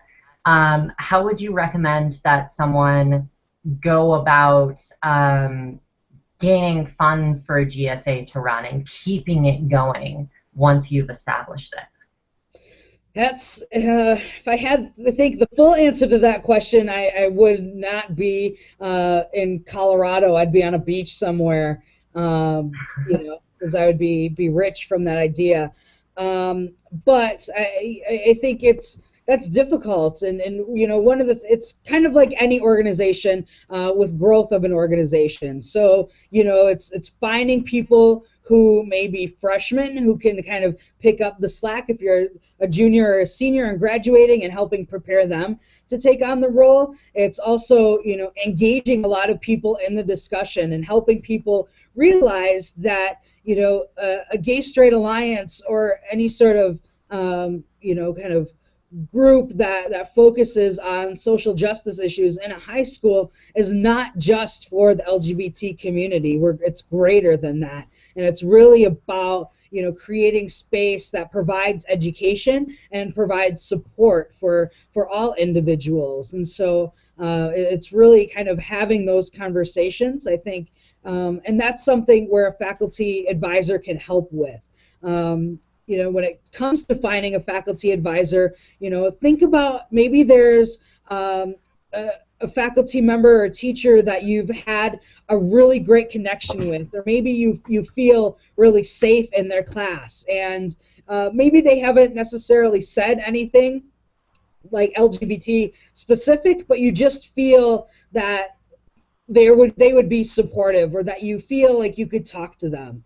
And approach it from that way. And I know, coming from a very small high school in Michigan was very difficult. I was harassed a lot and bullied a lot because I was gender nonconforming. But there was still one teacher. I actually wish I had come out to him, and I know he would have been supportive. And so just finding those people is really important.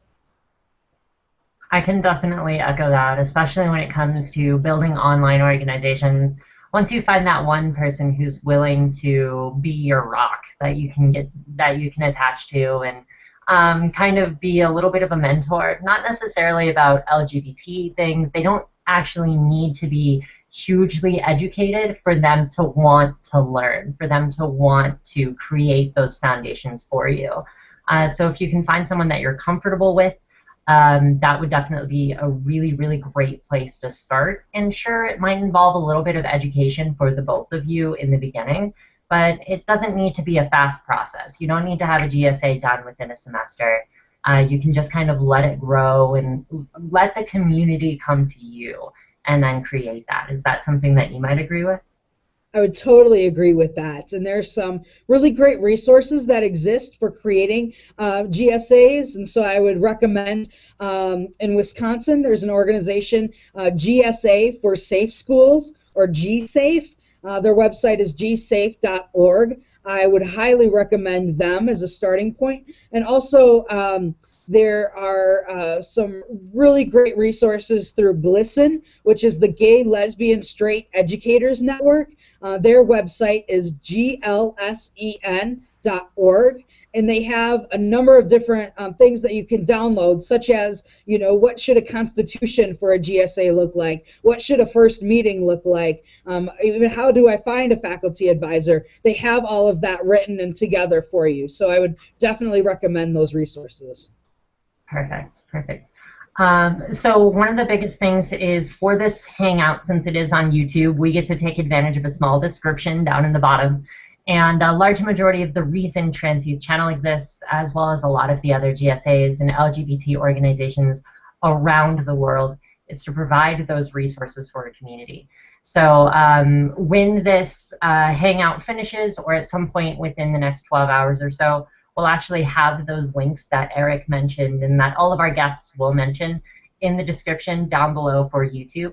Otherwise, if you just want to grab that link now, or you want us to repeat any of that information, just message us in the YouTube chat here. If you're on YouTube, you can email us at transyouthchannel@gmail.com, or once again, use hashtag TYC Giving Tuesday, and then we'll go ahead and get that information to you. It's those resources that are really important, and we want you to take that away for this live Hangout.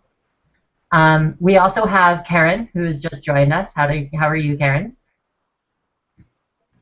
Still waking up. Coffee and everything. Way to be over in California.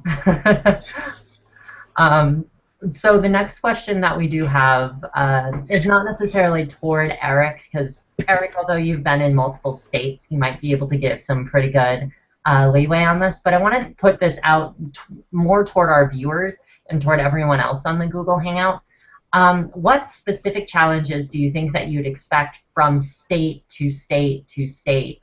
GSAs are probably going to look different in very different states with very different issues.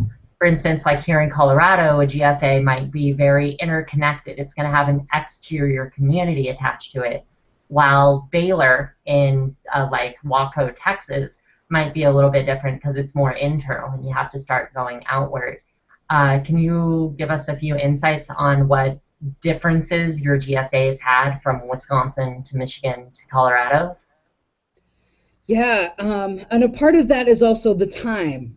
And where society was in general with some of these things. And so at Michigan, when I was in high school, absolutely no way there would be no gay straight alliance. They were participating in the Day of Silence for a number of years, which received huge community backlash.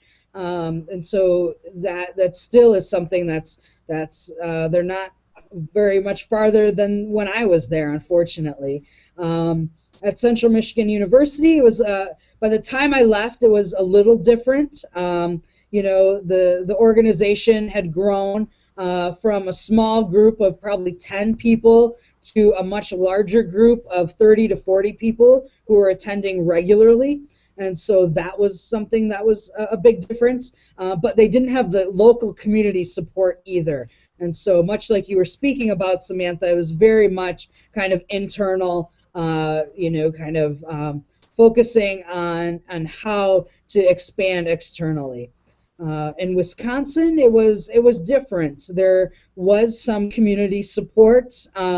The backlash wasn't as visible or vocal as I had experienced in Michigan. However, it was still, a lot of folks weren't necessarily willing to be out, and so it was still kind of finding that balance between supporting folks who are not out and support folks who are very out. And so that was a difficult place to be, just making sure that we found something for everyone.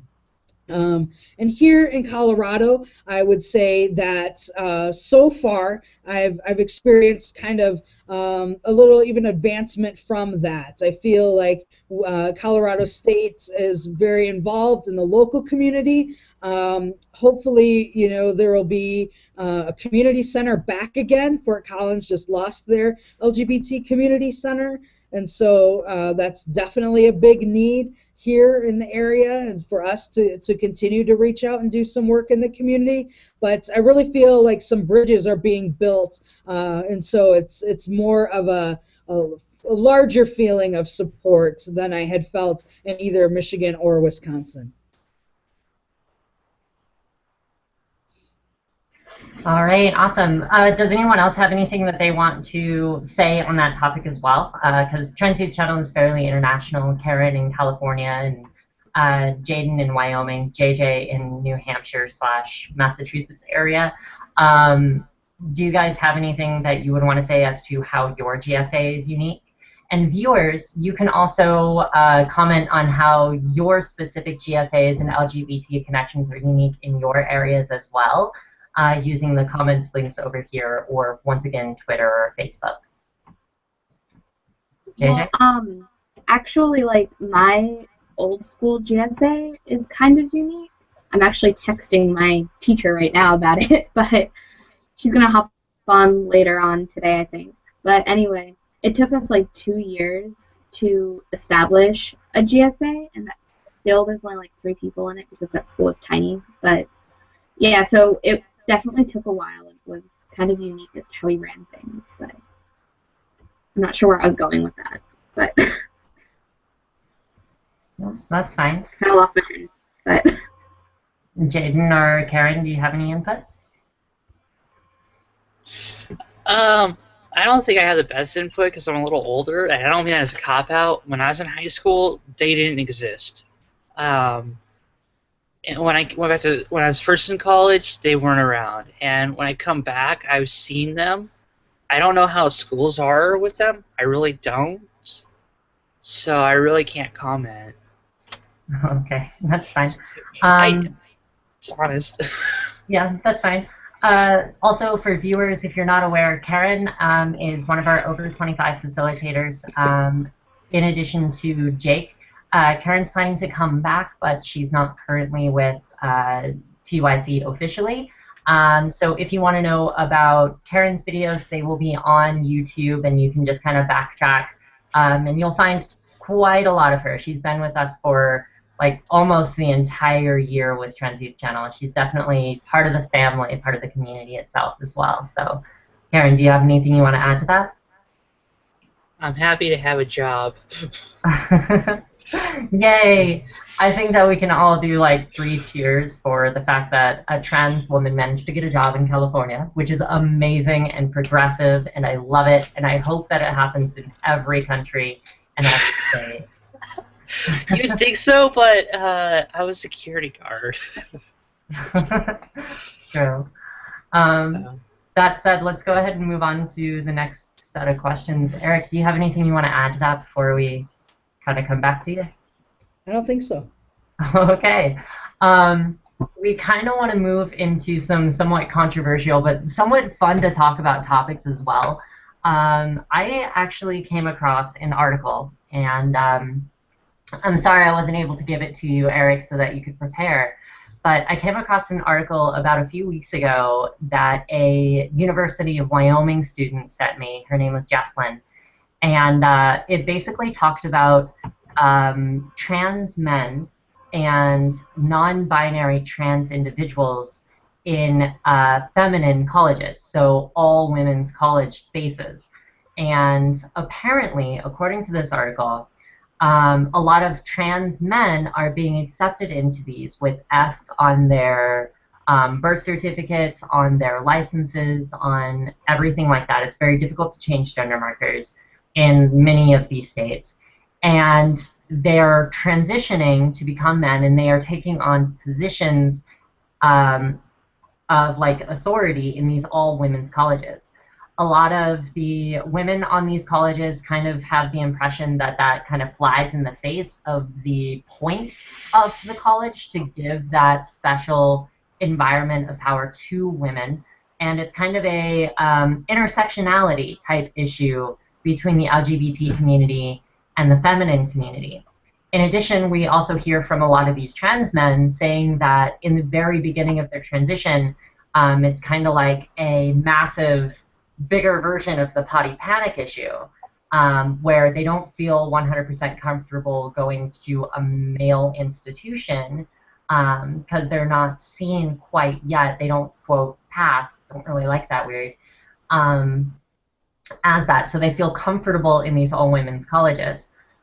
The question that we have, and this is the point of controversy, is where do you think a lot of these female colleges should draw the line in regards to the gender specificity of an all-women's college? Can you kind of weigh in on a lot of those difficulties, where you would be, what you think it might be? Wow. So yeah. I think that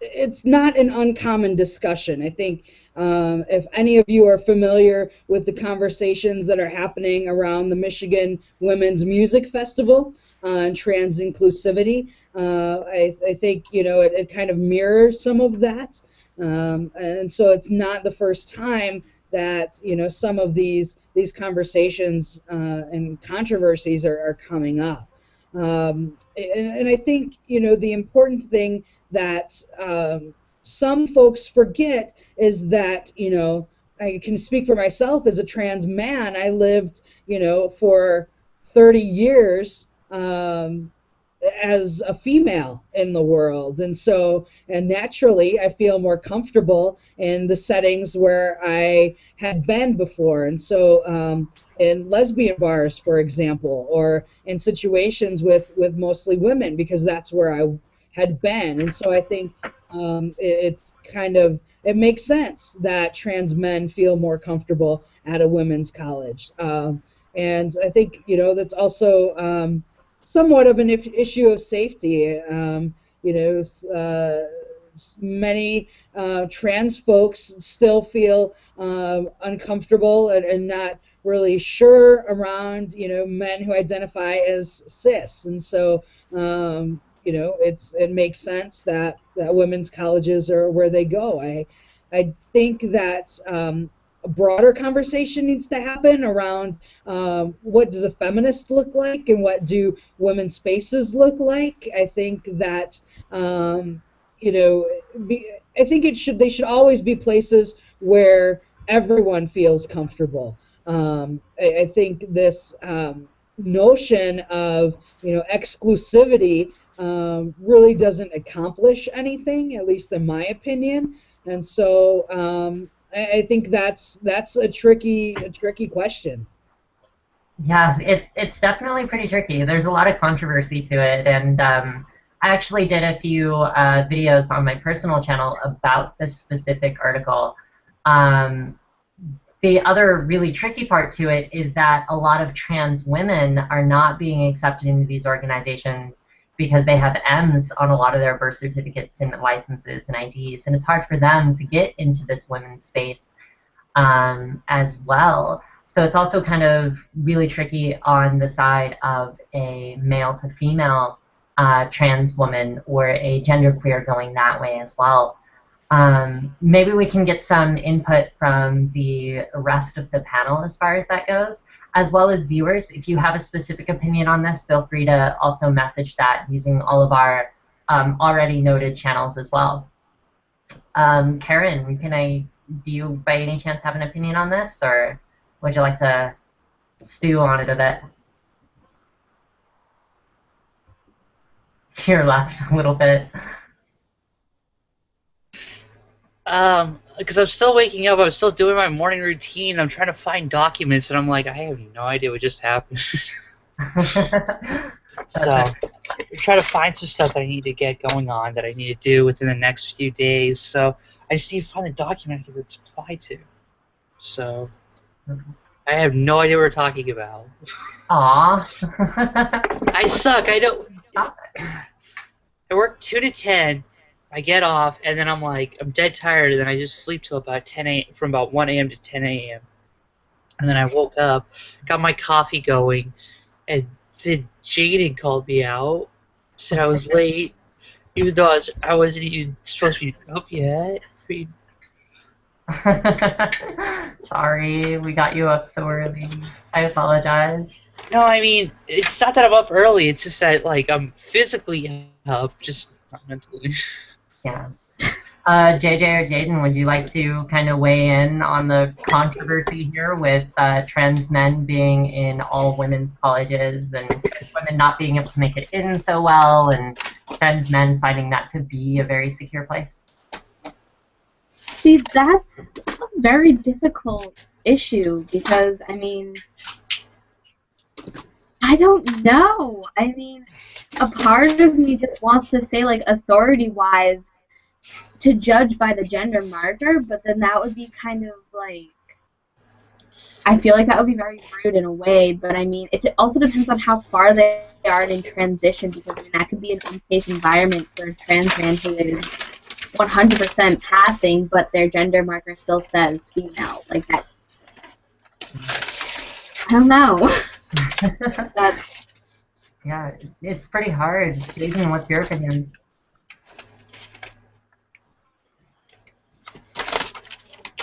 Oh, I think your mic's out, or something along those lines. I muted myself. That's what it was. Okay.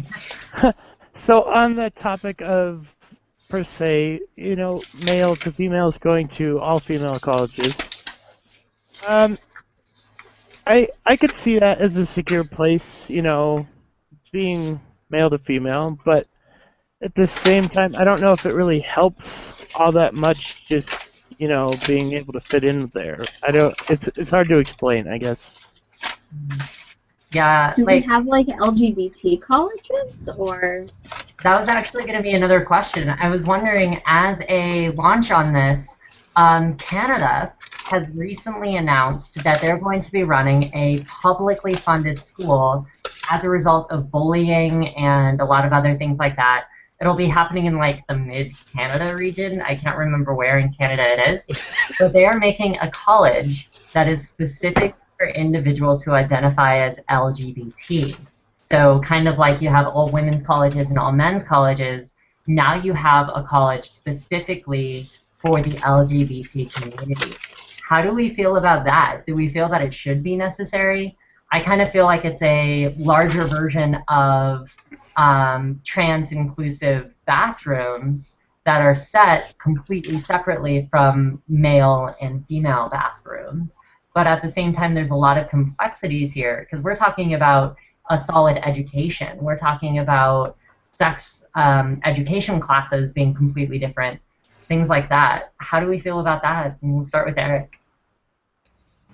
Oh, I think two initial thoughts. Actually, it's kind of funny. It's reality, because I had conversations with people about wanting to start my own institution that would be LGBT specific.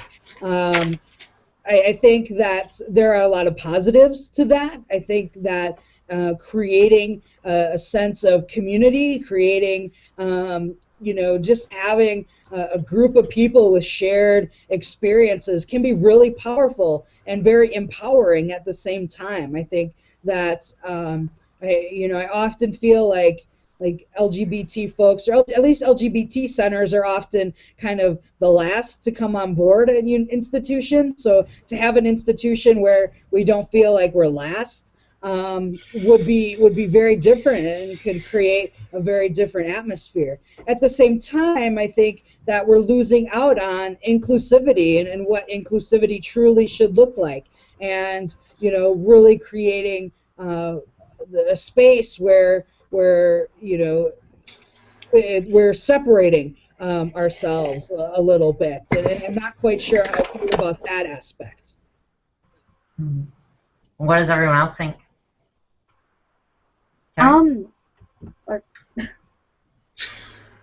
Karen's hand is raised.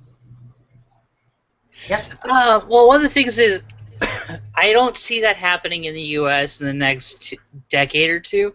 I'm not saying it could never happen. I'm saying I don't see it happening. We're still having fights over, just inclusion in this country as it is. We're still having fights over who can do what and where. I mean, they're dumb as all hell, don't get me wrong, but we're still having those here.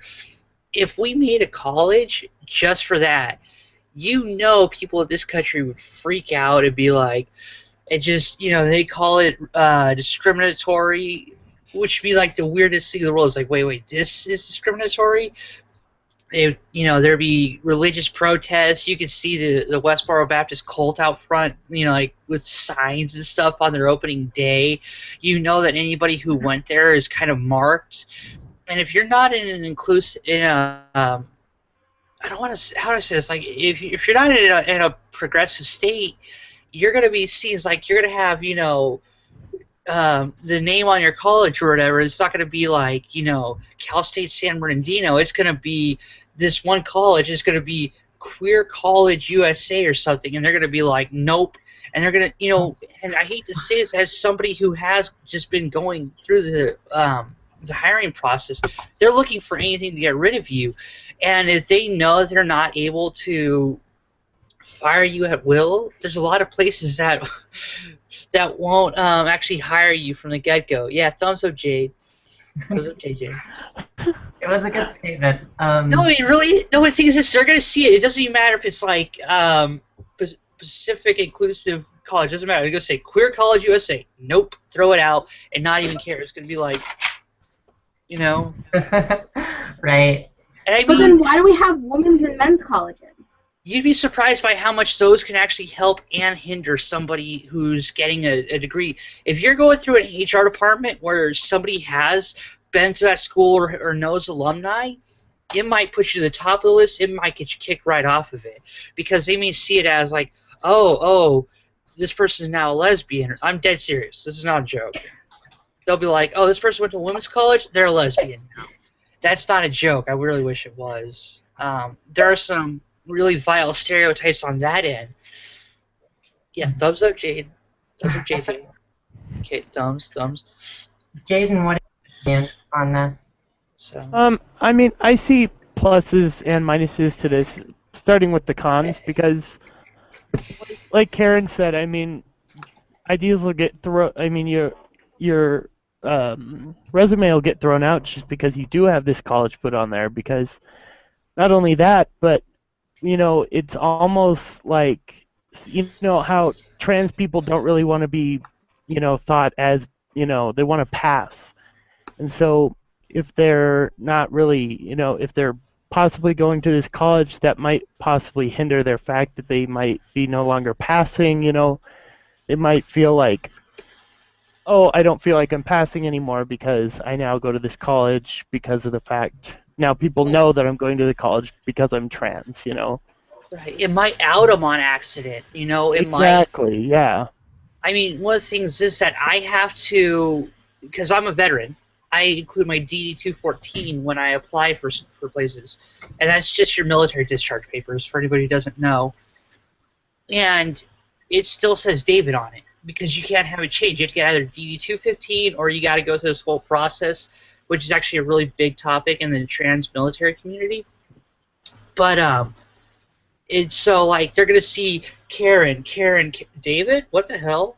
I mean, it sounds funny, it does, but at the same point, it's like, and then all of a sudden, it's like, and it goes back to the whole thing. It's like anything they can do to get rid of you, and I hate to say that because a lot of HR departments are not looking for people. They're looking to get rid of as much as they can so they can get that best.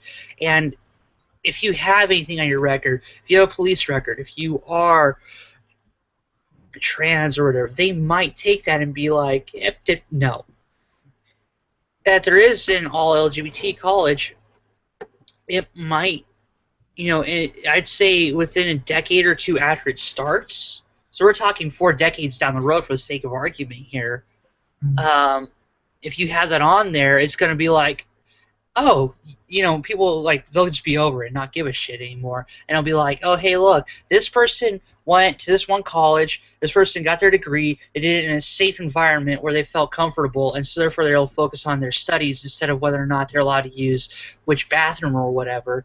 And they're going to be like, they're going to be looked at like, this person's actually like pushed themselves. But if you So we are a little bit out of time. I'm sorry to cut you off. We are a little bit on the out of time portion because we're supposed to be moving into Faces for Equality here very soon. But Aaric, do you have any closing statements on that opinion? And then we have one last question for you. I don't think so. Okay. We do have a question because it is, of course, Giving Tuesday.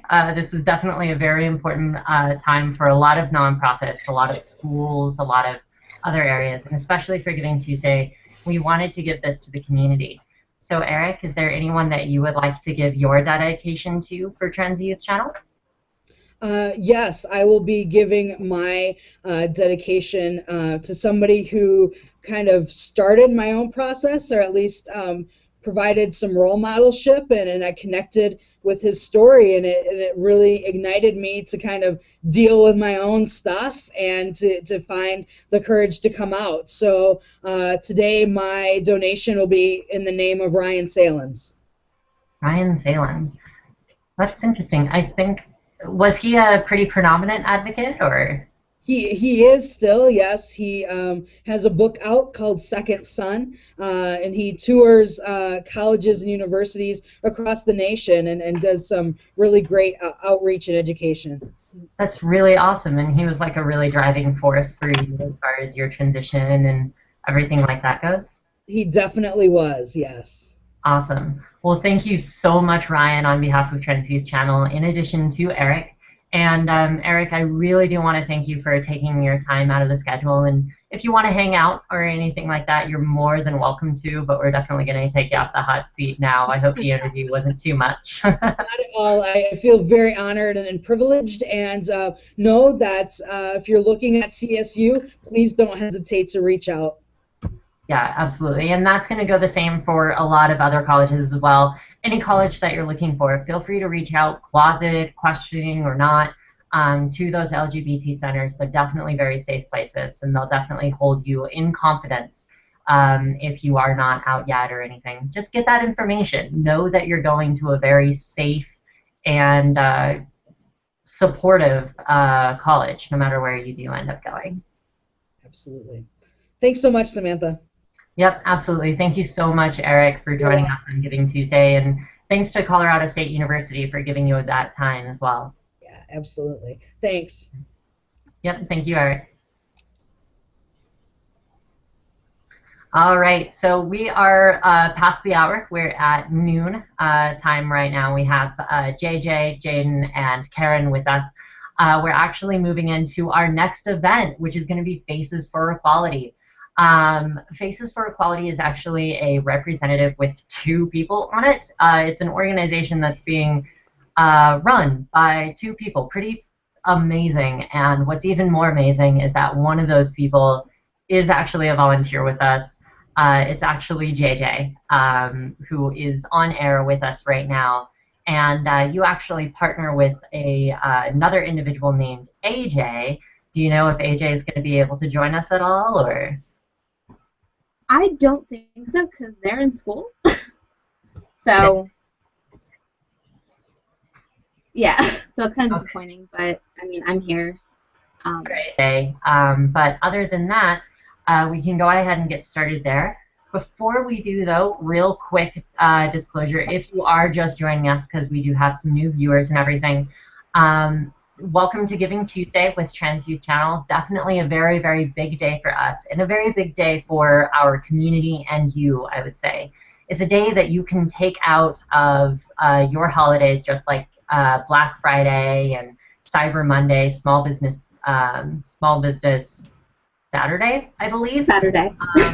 And this is a day that you can give in the name of a friend or family member or loved one. And Trans Youth Channel is hoping that you can give to our organization in a LGBT loved one's name. Those funds are going to be going to 2 of our programs, in addition to our basic running features. We kind of need to keep our website going. We need to keep our blogs going, or we can't do what Trans Youth Channel does best. But we're trying to funnel those funds that you give us to 2 mainstay programs that directly impact the transgender community. The first one is Creating Change. If you are familiar with the name, it's actually a massive conference occurring here in the U.S. It'll actually be in Denver, my hometown, this year. And essentially what it is a massive conference with a bunch of advocates from several different organizations, over 4,000 people from close to 400 organizations, going to 350 plenary sessions and workshops, learning what it takes to do trans advocacy and LGBT advocacy in the next coming year. And we're hoping to bring JJ, as well as several other volunteers, Kenley, Susan Robbins, a few others, to creating change so that we can directly network with those organizations, get our hands on those very important resources, and bring them online to Trans Youth Channel for the closeted transgender and LGBT community at large. So you have that access, despite the fact that you might be closeted or stealth or not have LGBT in your area. The second program is going to be a brand new thing that we're looking at, which is going to be support groups online. It's definitely very new. To my knowledge, this is not something that the trans community has, and we're going to be starting with trans youth specifically, but we're looking to branch out if we can make it successful, and part of that is with your donation for Giving Tuesday. We're hoping that we'll end up with a SAGE group for people who are over the age of 50, or a young adult group, or an adult group, and a youth group. And we're hoping to run these consecutively, almost on a weekly basis, or even twice a week, every month, for you guys to get the support that you need before you cross that proverbial and literal threshold into an LGBT community in your town and in your area.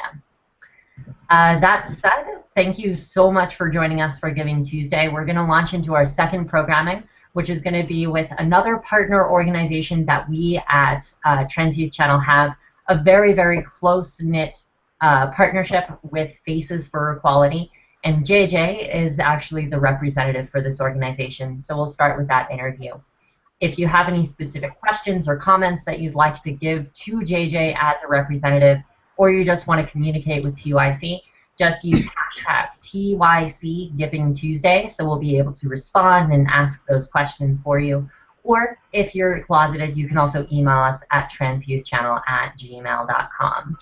I'm going to go ahead and step off my soapbox here, give the floor to JJ for our interview. How are you? Oh, I'm good. Yeah. Are you able to actually watch the Twitter right now? Because I'm not going to look at my phone during this because I'll get distracted. Yeah, absolutely. Jaden, would you actually mind watching the Twitter right now? Just Is it pulled up? Can you do that? Yep, I already got it pulled up. All right, awesome. Karen, would you also be willing to watch the email for us, just logging into transyouthchannel@gmail.com, so that we can get that covered? I can't have two. Sorry, I can't have two Google accounts open at one time because of the way my computer works. So. All right, that's perfectly fine. I'll go ahead and just leave it open and bounce between the two. Sorry, I would if I could. I can't do that. So. It looks like we also got another donation. So, woot! We're getting them in. This one is for $30. So that comes to a final total of about $175 so far out of the $600 that we're looking to donate. And from what I hear, we also have like a good 17 or 18 people who have pledged to donate as well, which is pretty amazing. We might be seeing them later on during the week, or they might actually still be watching right now, so that's pretty fun. Let's go ahead and get started. JJ, as far as Faces for Equality goes, let's go ahead and get started with your interview. Can you tell us a little bit about Faces for Equality, what it does, what it's about? Okay, so Faces for Equality is like a photography project that we're now trying to do more with because it's mostly active during the Pride season, meaning June and May and July and August, kind of like summer. So we're trying to branch out from that, but we basically started as a as just like studying for an exam and just wanting to take pictures of our identities to show that we are all kind of like, I'm not really sure how to describe this. We're just to show that we're all kind of, we all have a unique identity, and just to show that we're like not alone because of that. So we have, our biggest platform is Tumblr as far as sharing the pictures go. We travel to different Pride events and take pictures personally for that. So that's kind of what we've been doing so far, and now we're looking to merge with Trans Youth Channel in this upcoming year. So that's kind of exciting. Yeah. So this hasn't been 100% confirmed, but Faces for Equality in the future may actually become a part of, as far as legal circumstances go, it'll be completely separate regardless, but it might become a part of Trans Youth Channel, which is pretty exciting in and of itself. But we don't necessarily want to just kind of say that right up. We just want to look at planning that as far as it goes. If the community has any objections or anything that they would like to say as far as, hey, great idea, vote it up, vote it down, let us know in the comments or on hashtag TYC Giving Tuesday on Twitter. Other than that, it's definitely a mainstay photography network. And you did mention Twitter. Can you tell us about a lot of your social media stuff that you've been doing and what you plan on doing with it now that Pride season is over? Well, we are on Twitter and Instagram and stuff, and we basically collect all the pictures so that we can post them throughout the year. We're looking to go to more events so that we can have more year-round pictures. AJ is actually looking to do a gender queer fashion show for those who don't identify in the binary so that they can feel inclusive as far as that goes. Yeah, I mean, we're still just trying to get up with that, but we've been running for about a year last August. So you guys actually kind of got started this past year then. So you've been an organization about as long as TYC has, right? Yeah, I mean, TYC has a lot of background back into 2010, but we've been actively running for about a year. That makes sense. That's actually really good. So when it comes to this organization, when it comes to Faces for Equality, can you tell us a little bit about how you and AJ kind of got started? What was the idea behind it? What's your personal story? Well, actually, it's kind of interesting how it started. See, AJ started it on their own, in their room studying for an exam with their friend, and they just decided to take the pictures like they said. And I think their school offered to pay for the Portland, Maine Pride booth to host that upcoming June.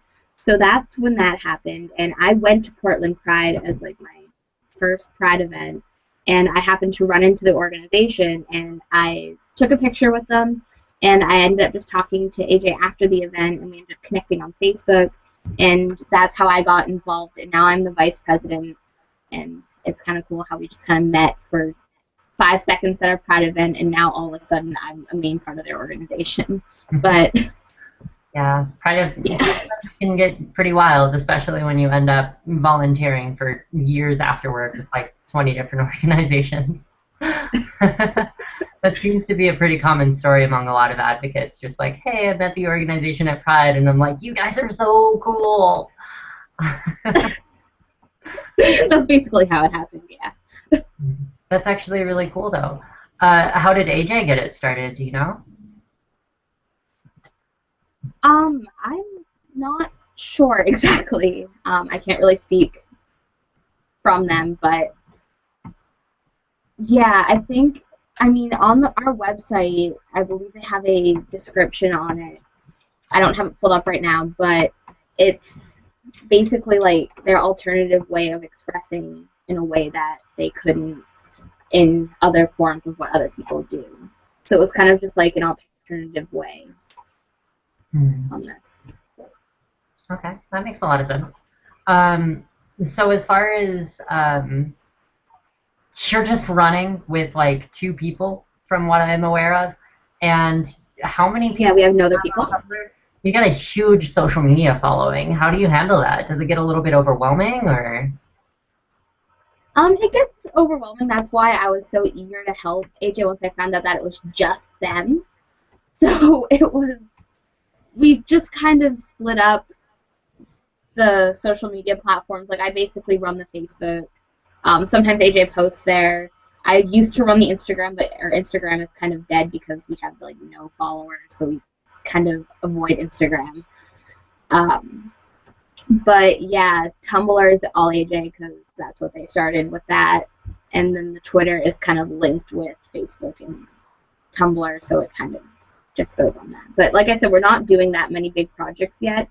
It's just big during Pride season, and we're actually going on a road trip starting in May to like Montreal Pride, Bangor Pride, Portland, Boston, New York, like all these places around New England and beyond. It's going to be really amazing. How big? How many miles is that then? How big is this trip going to end up being? We haven't discussed that yet because it's kind of hard to plan it because the Pride dates don't get announced until like the spring. I mean, we're just planning to literally go with just us in a car and see how that works. We do need to plan a little bit. I don't think we're planning on staying in any hotels, which will be interesting. But yeah, maybe getting a few more volunteers in order to cover a lot more Pride events is going to end up being in your future. Do you think that there's going to be room for other people to volunteer in the organization just yet, or are you not capable of doing that? Oh yeah, there's definitely room. It's just we're hard because we can't do that many volunteer drives yet as we're not that established. I mean, Trans Youth Channel is an official nonprofit organization, so people are going to be more willing to do something like that than a little tiny organization that is nowhere yet. So, yeah, that makes sense. So when it does come to volunteering, how do you think it might be possible for people to get involved? They just email AJ, or how would you rather receive those? Well, we're currently working on our website, and that's kind of my job right now until the end of the month. I have to finish it, but we're just kind of we're trying to make a volunteer form. So we're not exactly accepting new requests right now, but we would like to hear from them. So I would say just email facesforequality@gmail.com if you're interested in volunteering, and we will find a spot for you. Right. We haven't had anybody interested to volunteer yet, so we're not really sure how to handle that. But all right, well, we'll just put that to our viewers. If you really enjoy doing a lot of photography, if you're at Pride events fairly often, or even if you have your phone and a piece of paper or something along those lines, just write down your identities, snap a selfie, send it over to Faces for Equality, and the email will actually be in the description after the Google Hangout. Otherwise, you can just message Faces for Equality directly on Twitter or Tumblr, or you can give the email. JJ, what was that email again? facesforequality@gmail.com. So facesforequality@gmail.com if you'd like to. You could just snap a picture. It'll definitely help, and they'll spread it for you, fairly anonymous, or you can also do that volunteership. Either way, let's go ahead and kind of switch gears a little bit. I want to talk a little bit more about what Faces for Equality is intending to do. Can you tell us, with Faces for Equality, who is your target audience? Who are you really trying to speak to when you talk about that equality spreading online? We are trying to target the people who feel like their identities are invalid or that they don't exist. As there are, if you look at the different combinations of identities you can have, it might be difficult to find another individual with that same exact identity who knows what you're talking about and stuff. So we're trying to help and support in that, to show that there are way more identities out there than male, female, trans. There's so many more than that. Same thing with sexual orientation. It's not heterosexual, bisexual, straight. There's so many more out there. So we're just trying to raise awareness on those identities that don't make it out there that often. Does anyone else have any questions before we kind of move on from there, or? Okay. All right, sounds good. I actually do kind of have a question that's kind of jumping off of that. how do you accommodate those who are not in your target audience, those who are out or who are allies, who identify with large communities but want to know how to spread and bring to people that sense of diversity in the community? Well, we accommodate those by just, we include everybody in our picture. So, I mean, if you're an ally, you can hold a sign that says allies. And if you identify as something more common, you can still participate. We're just trying to target more of those unique ones, but we do include everybody just in general. That's good. What are some ways that some people can be included that don't involve just holding up a sign? What if they don't necessarily want to have that form of advocacy and be that far out, especially on the internet when things can go viral and you can't really take very much back? Do you have anything for those who don't necessarily want to put up a sign? You can help by just being kind of engaging in supportive conversations in your local communities. You can just know what's transphobic, homophobic, or whatever else is out there, phobic. Just learn to identify those and not to use them in your daily conversations if you are already. If you have the courage to and you see one of those conversations happening that could be considered offensive, is to stop it. But that is easier said than done in most cases. But yeah. So just basically being a general ally, making sure people aren't being bullied, or stepping up whenever you find that someone's being discriminated against, etc. Yeah, basically. Okay. So as far as just being a general ally and making sure that you can do that, another thing I would assume is that you can actually share those videos, you can share those images and like them on your own pages, and that in and of itself will show a lot of the LGBT individuals that you know that you are at least one person who's safe and can support them in their transition, in their likelihood, and their identity. Plus, it also helps Faces for Equality get out more. It helps those images get to more people. Is that something that you would agree with? Yeah, definitely. Sharing definitely helps if you can't actually participate in it. Mm-hmm. That's good. Also, this is a question that I had after I kind of went over your Tumblr page and a lot of other things. There seems to be a lot of youth and a lot of non-binary individuals who are participating as far as this goes, and the signs tend to carry a more youthful message to them. They're not really very precise or anything. They're just more straight to the point and very short. Would you say that a large majority of your demographic is youth, or would you say that they're a little bit older? It depends on where we are. I mean, most of our recent pictures are from a youth picnic, so that was a youth event, so it's mostly towards youth, but I would say like the young adults to youth is our most common age group. Do you think that it's pretty important for a lot of those youth to be aware of a lot of these types of issues, or do you think that it's more important for them to focus just on their identities individually? Do you think that it depends on how they are emotionally and how much they've come out to themselves. If they feel comfortable learning about more of these issues and feel that they aren't safe in a certain way and want to make a change with that, I would say go for it. But otherwise, it's not a priority, I would say. At that age, I would kind of like wait till you get a little bit older. But there's no real age limit to start advocating, I would say. Okay. That makes a lot of sense. Does anyone else have any questions? Anything that they want to ask for Faces for Equality? And viewers, if you have any specific questions, feel free to message us on Facebook or Twitter. You can email us using transyouthchannel@gmail.com or hashtag TYC Giving Tuesday will also allow us to speak directly with you. You can also PM me directly on Facebook. Just look for Samantha Venia, that's Venia Logan, and then you can just message me, and it'll be completely confidential. So that's another way for you as a closeted individual to listen. And even if this Hangout isn't live, feel free to do that anyway, and we'll be able to speak with you after the fact. Karen and Jaden, do you have any questions that you would like to add? No, I think not right now. Do we have any as far as Twitter goes or Facebook?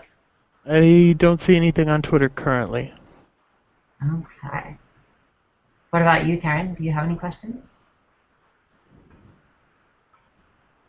Right now, I'm more of an observer than anything else. This was all JJ's thing. So thumbs up to JJ. Yeah, that's okay. All right. So we do have a few other questions here for you as far as Spaces for Equality goes, and they're kind of intersecting a little bit with Planned Parenthood. For those who don't know, Planned Parenthood is actually going to be here on the schedule. They'll be here a little bit later today. And we're primarily going to be speaking with them about a lot of sex education, a lot of youth education, and things like that. So we wanted to get Faces for Equality's opinion on this topic as well. You guys dedicate yourselves to being out, especially when it does come to school environments like we had Aaric just an hour ago or so. How would you guys feel about a lot of the LGBT education being involved in schools? A lot of sex education talking about homosexuality, about gender identity, about other sexualities that might be out there. How do you feel about that idea? It's funny you mentioned that, because when I lived in Maine, I was actually starting a project with the state to get it a requirement to teach like late middle school, early high school students about homosexuality, transgender issues and stuff in the health class environment. And I actually had an interview with the state senator. I have the letter that they sent me on the wall. It's from Don Hill from Augusta, Maine, who wanted to speak with me, but then once I moved to New Hampshire, I was no longer eligible to do that because I no longer lived in the state. So I kind of put that towards the York GSA to kind of pick up that project and make it going again.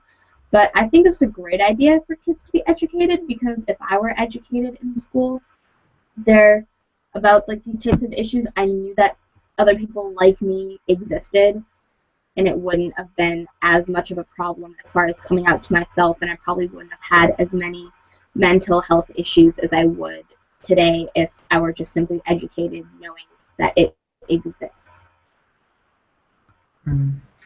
Karen, Jaden, what do you guys think about the LGBT identity as being added into a lot of sex education?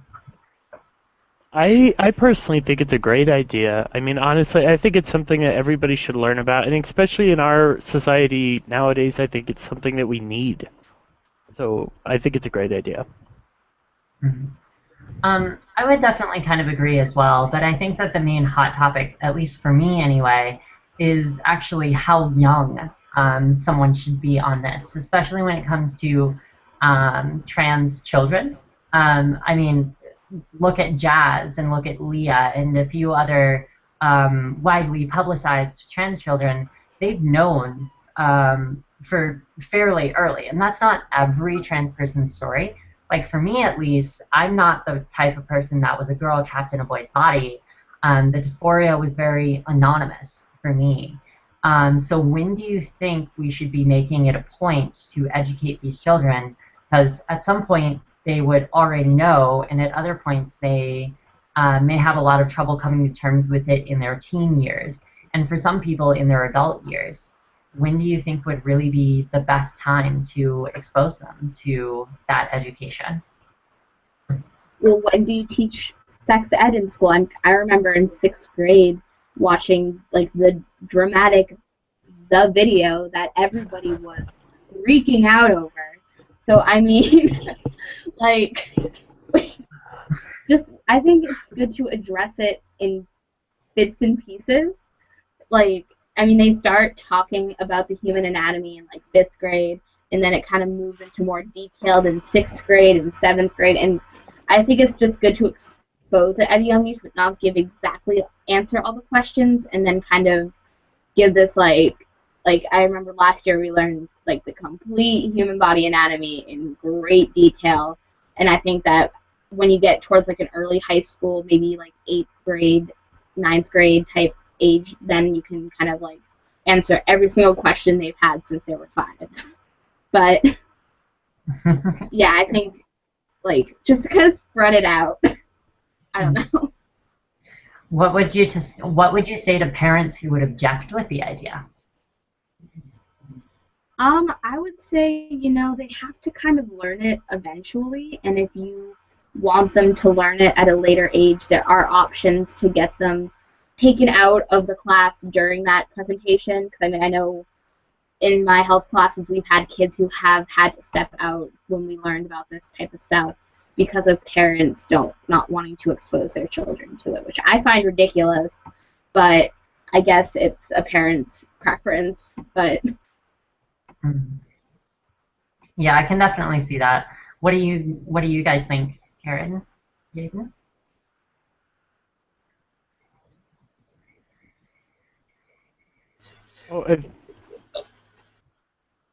I had to find the mute button. So, I have my mic muted because that way you're not hearing me do the other stuff I'm doing in the morning. But in this country, we're still fighting a fight just to get anything besides, abstinence-only sex ed. There are still places in this country where you're not even allowed to talk about, like, what periods are. And I don't mean, like the end of a sentence. I mean menstrual cycles. You're not allowed to talk about those. You're not allowed to talk about condoms. You're not allowed to talk about other forms of birth control. The only thing they're pushing is, what should we call it? They just want you to be like, no sex, no sex, no sex. Abstinence only, and some places are abstinence plus, where it's, okay, this is a condom, but don't have sex. Okay, this is an IUD, don't have sex. And they're pushing that whole mindset completely, and they're finding that doesn't even work, but they're still going for it. There should be information on how to have safe sex if you are LGBT, and how, because there's a lot of misconceptions within the LGBT community itself, and it should be readily available.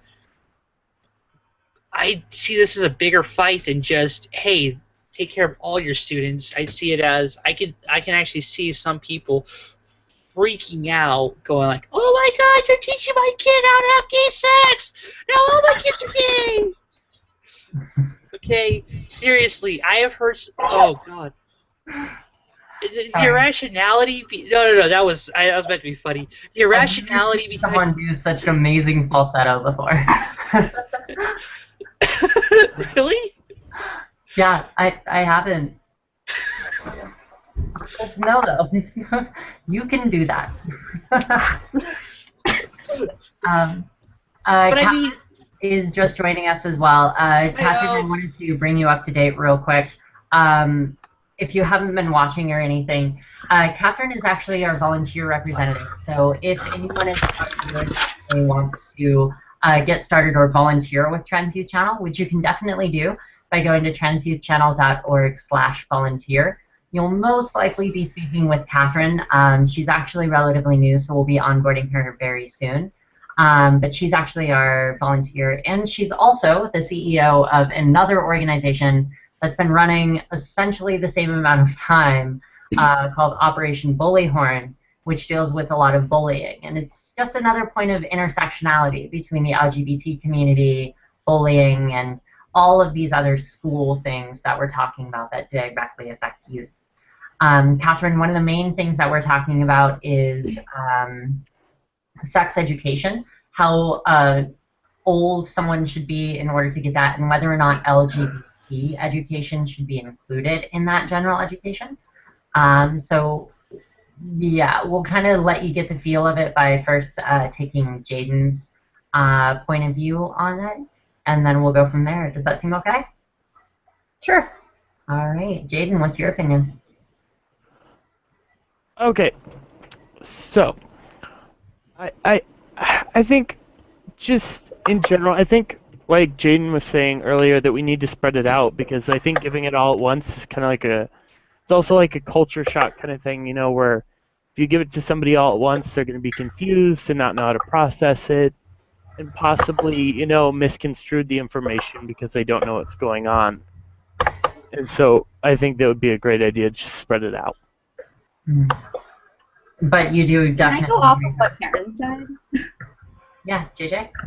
Okay, so as far as like the abstinence-only education, I had my health teacher last year, and she quotes, she says, I'm not encouraging you guys to have sex, but you guys are teenagers. I know you're gonna do it.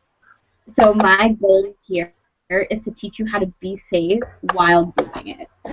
So, I mean, you kind of, and we did learn about abstinence in that sense too, and she didn't recommend it. She was kind of very just like neutral about it.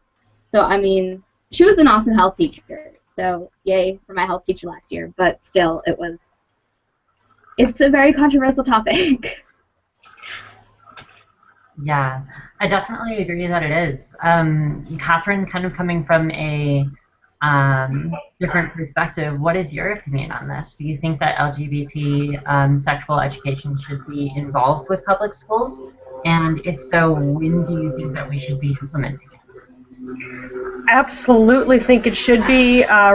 There's a tension in my mind between when I'd like to see it and when I think is really realistic to expect it.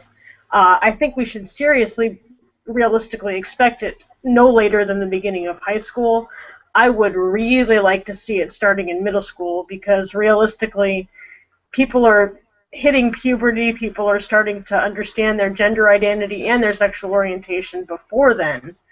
And that's seriously a point where I think it's pivotal that everybody get educated equally and fairly. Mm-hmm. I definitely agree, and the reason why I wanted to ask this question and have this conversation, not only during Planned Parenthood, which we'll be having later on today, where we'll have this conversation a little bit more and divulge on it a little bit more, especially for our viewers, is because I feel like it has a very important connection with what Faces for Equality is attempting to do. Basically saying, you're not alone, this is okay. It's not something that a lot of people will get enough information about. Like, I'm identifying these specific ways. I have these feelings about these specific people. I have these feelings about my personal body. I don't like or I do like something about it. And I think that it's very important, especially when we're so young and everything, that we have that education. I feel like Faces for Equality is definitely allowing for that to happen even outside of the school. And I guess I'm kind of wondering if JJ, being a representative for Faces for Equality, might agree. Do you think that this is really kind of helping the situation as long as we don't have that sexual education in schools? I'm not really sure. I think I think it's definitely helping as far as like that. I mean, I wouldn't consider us like advocating for sexual orientation in school. That was just kind of like a project we did with Faces for Equality. We're more so focusing on the identities to show, but I guess it's kind of like the same type of thing if you think about it. Yeah. I don't know. There's a lot of intersectionality here, and I guess I'm really excited that intersectionality is becoming a very forefront and big part of the LGBT movement, looking at feminism and other things like that. Either way, we'll probably digress from this conversation. Is there anything else that you want to say in regards to Faces for Equality? Anything that you feel we haven't been able to cover yet, or anything like that? No. I don't think so. Okay, sounds good.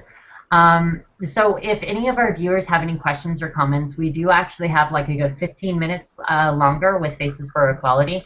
We're actually coming up, we've been on the Google Hangout for close to 3 hours now, which is amazing.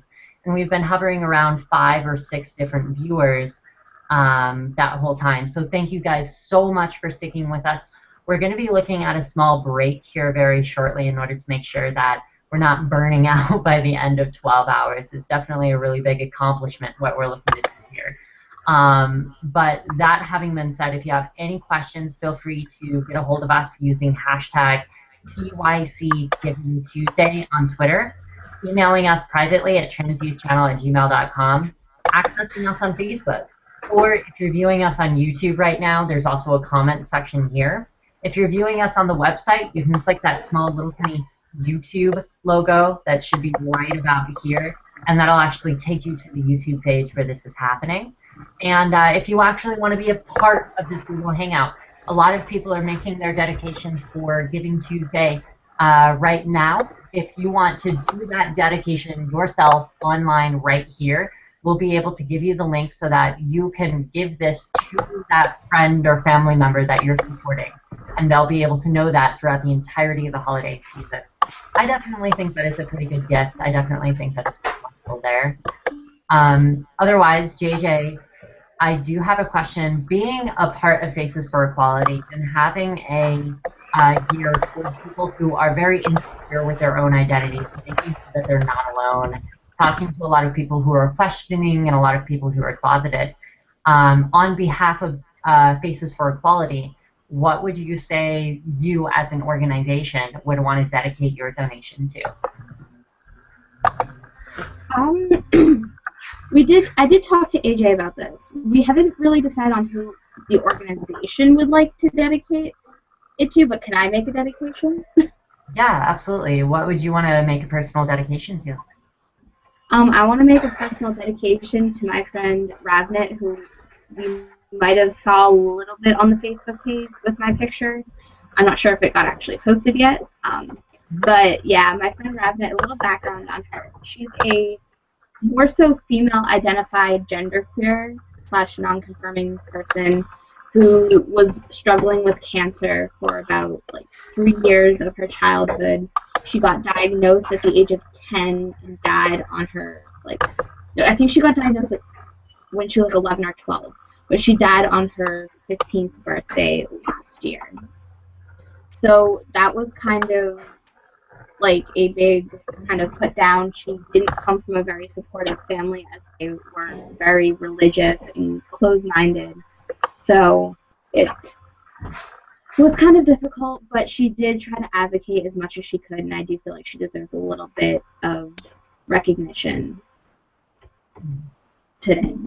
Yeah, I'm really sorry for your loss, and it sounds like Ravnit's gone through quite a lot, and I think that's a beautiful dedication. I definitely agree. Thank you so much for that. Thank you. Well, Trans Youth Channel's heart goes out to Ravnit's family, as I'm sure Faces for Equalities does as well. And we'll definitely be keeping that on the Google Hangout when we go forward to edit it. And if any of our other viewers or anyone would like to actually step onto the Google Hangout themselves, we'll actually go ahead and post right now. There's going to be a Twitter post and a Facebook post that will include the Google Hangouts link. It looks like we do have plenty of time for us to accept those, and then you'll be able to share that to your friends and family members. Let me go ahead and make those posts right now. And in the meantime, if anyone has any questions for JJ from Faces for Equality, please let us know.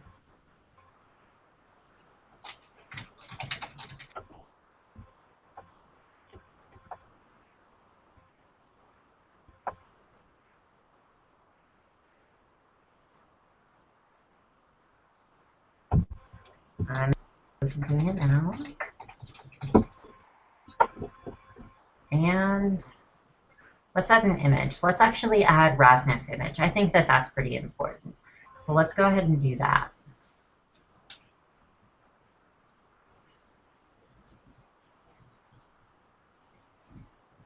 And let's add this one. I think this one looks good. So once again, if you guys are watching, you'll be able to actually join the Google Hangout and dedicate it. We're actually going to spread Ravnit's dedication as an image through that.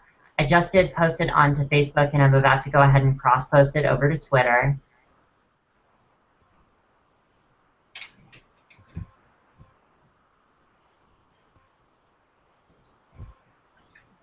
Setting up a tweet.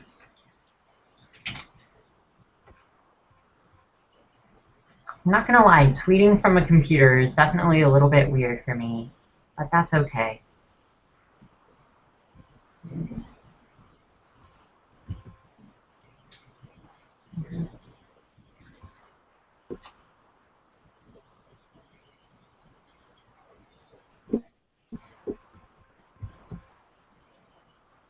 Right, and I am tweeting now.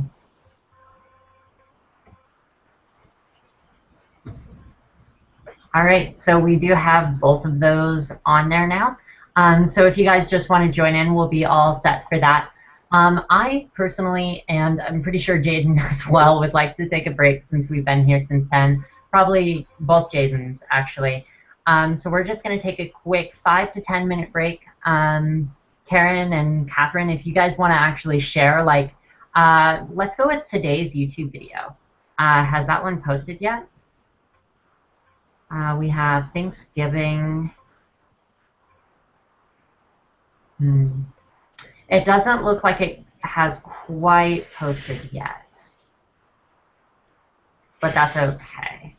Do we actually want to do, this is actually our anniversary to all of our viewers, so as it is our anniversary, I'm kind of wondering if we want to do a quick view of our first video that we posted on the 2nd. Does that seem like a good idea?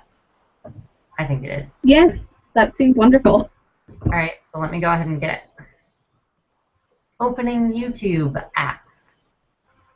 I hope this isn't going to mess anything up. Okay. I'm going to add a video to the playlist, and we're going to add Trans Youth Channel search.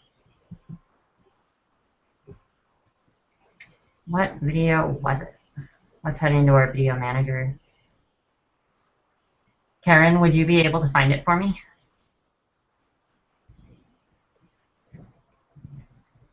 Oh, looks like Karen's frozen. Any other time I probably could, but I've not really been too involved, so I don't know where to even look or do, or I don't know what's up. Like, okay, that's fine. So, I'm trying to grab it right now. All right, so I'm in our video manager. Oh, this might take a while. Let's skip to page 6. April 28th, 2014. Wow, we have a lot of videos. I guess it's to be expected. I mean, we do a video every day, but... We should have like 365 videos. Well, actually, it looks like we're at 707. Oh, wow. it's not 1,000. You do more work. All right. Trans Youth is back. Zara's intro is actually the video. So I'm going to go ahead and search for that.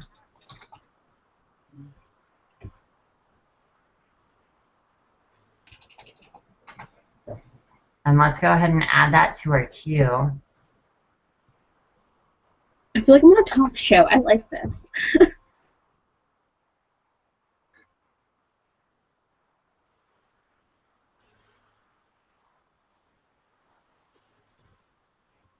All right, so I think that before we do actually start all of this, we want to make sure that it actually shows up on the YouTube channel first. And second, we want to go ahead and turn off mics and cameras, and we're going to go ahead and take a small break. We will be back. It's 12:53 right now, so let's come back at 1. Does 1 sound okay? Oh, Karen? If we're gonna take a break, I'm just not gonna come back. I gotta start getting ready for work because it is raining out here, and Californians in rain are a few punchlines right there. So, I went to leave for work earlier, so my whole schedule's being pushed back a smidge. Okay. So I'm gonna bow out now. It's been awesome hanging out with y'all, but I do have to get to my job and act like I'm an adult, so... Yeah, that's totally fine. Thank you guys. Thank you so much for coming, Karen. I really appreciate it. And if you can, feel free to light a cupcake or something like that for an anniversary, since you were a very, very big and vital part of that. Oh, a cupcake, yeah. All right, bye.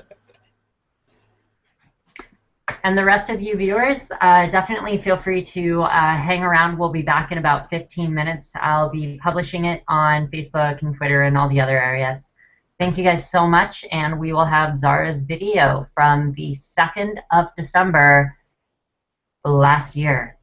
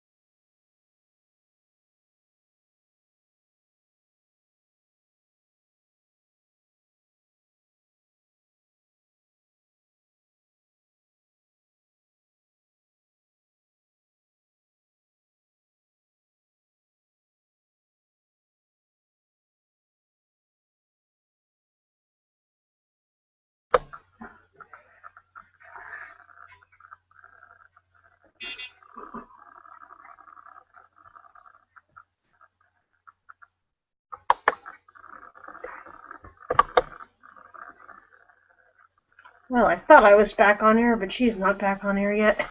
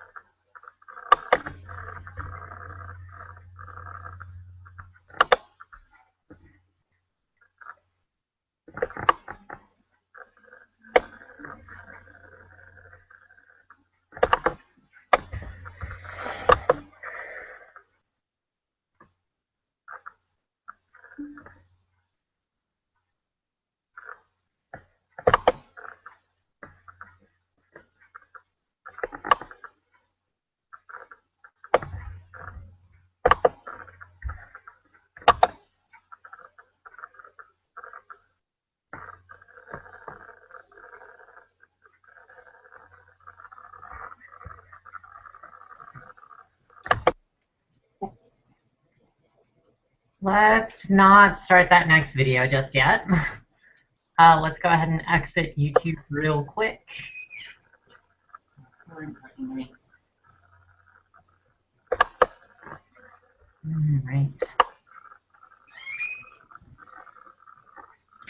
And how am I closing out of this? There we go. Haha. We're good. We're okay. All right. So we do also have kind of a wrench in the plans just right now. Looks like Matthew Shepard Foundation may be around 1:30 or 1 o'clock. We were supposed to head right on into that. So I guess we'll basically have maybe about half an hour or so of just lax time where we basically just get to have fun, especially with viewers and stuff like that. So if you're a viewer and you would like to actually be a part of Google Hangouts, we have posted the link on transyouthchannel.org/givingtuesday. We've also put it on YouTube, we put it on Twitter, we put it on Facebook, and the Google Plus event. I can give you any of those links, just simply message us or use hashtag #TYCGivingTuesday in order to maintain a constant connection with us. That having been said, I'm going to go ahead and turn this over to essentially lax time as far as that goes. If anyone kind of wants to just talk, have a little bit of fun, we have some good jokes.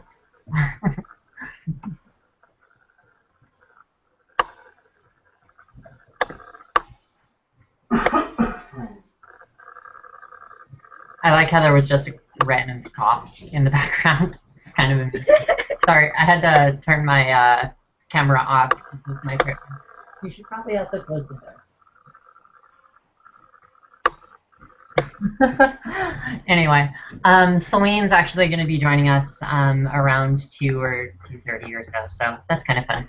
Anyway, I was kind of wondering, do we just want to go over like who we've actually dedicated our donations to or anything along those lines?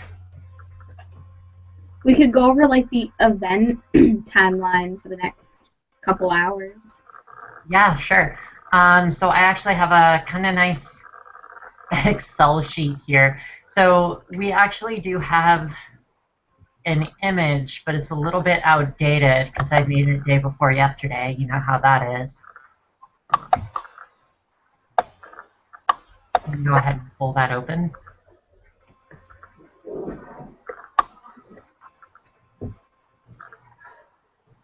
Pop it into full screen, and I'm going to go ahead and image share it. Jaden, do you actually want to go over it, or? My voice is starting to seem a little bit hoarse. This whole all-day thing is actually kind of difficult. Okay, so you'll actually see here that we just did Colorado State University. Faces for Equality wasn't quite yet added to the list here for anything, and we do have a reading of the names, which is going to be happening.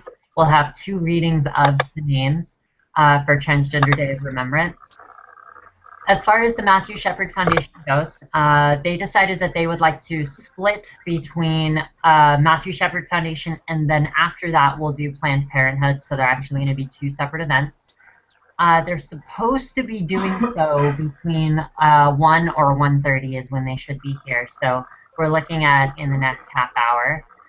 And then Planned Parenthood we're going to have from 4 o'clock to 5 o'clock. So they'll actually be taking up an entire hour there. If you're pretty excited about that, I definitely am too.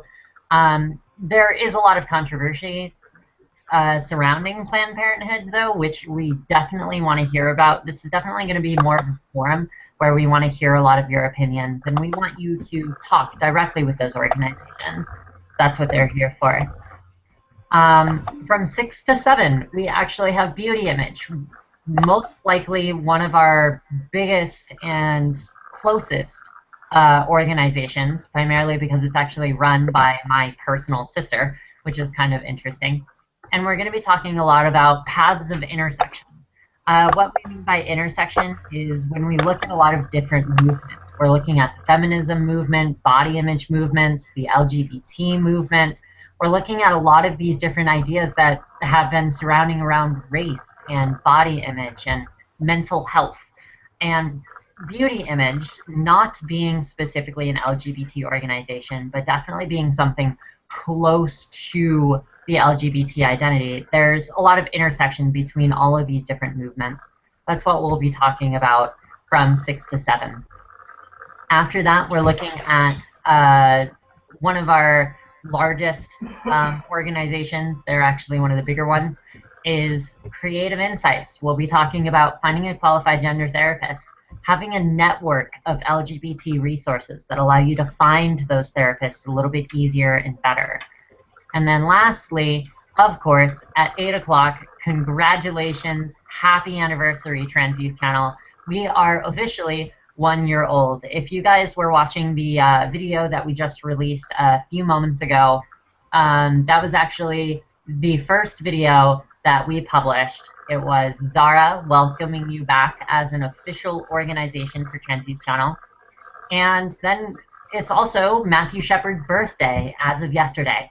If you're not familiar with the name Matthew Shepard, it's definitely something we recommend you look up. It is this very sobering event, as it is a hate crime for a gay individual who was tied to a fence and left to die in Laramie, Wyoming.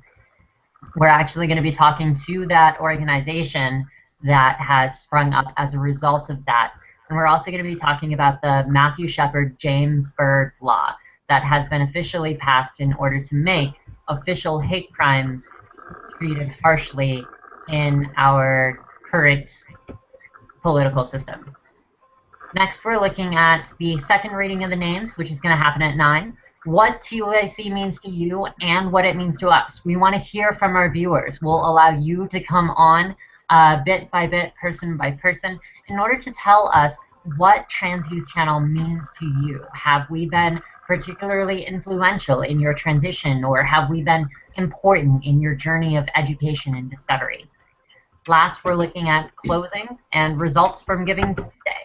If you want to dedicate or donate for Giving Tuesday today, now is the time, because Network for Good is going to be matching our funds this entire day. That means that every $25 equals $1 from Network for Good. And to further incentivize, you don't have to do that $25 mark, but if you do, Trans Youth Channel is also going to give you something special. Your dedication is going to be stated vocally and personally by a blogger, saying that that video is dedicated to your individual.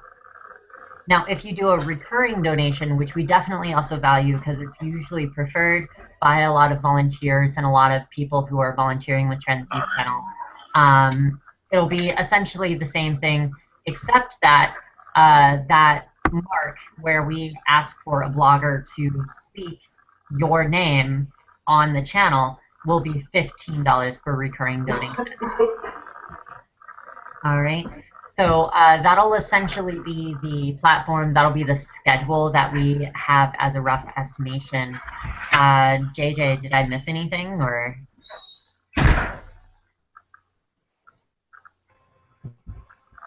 No, I think you covered it all. Okay, sounds good.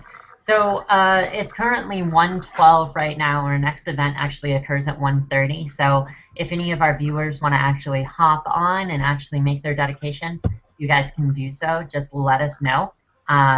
If you're viewing this on YouTube, there's also a comments bar there, in addition to viewing us on Twitter and Facebook. It's kind of weird having a 12-hour live hangout, basically saying that like every half hour. I kind of feel like the intercom at a grocery store. I know, I get to stare at Samantha's face for 12 hours. This should be interesting. Yeah. Either way, do any of you have anything that you want to say? Who have you guys dedicated to?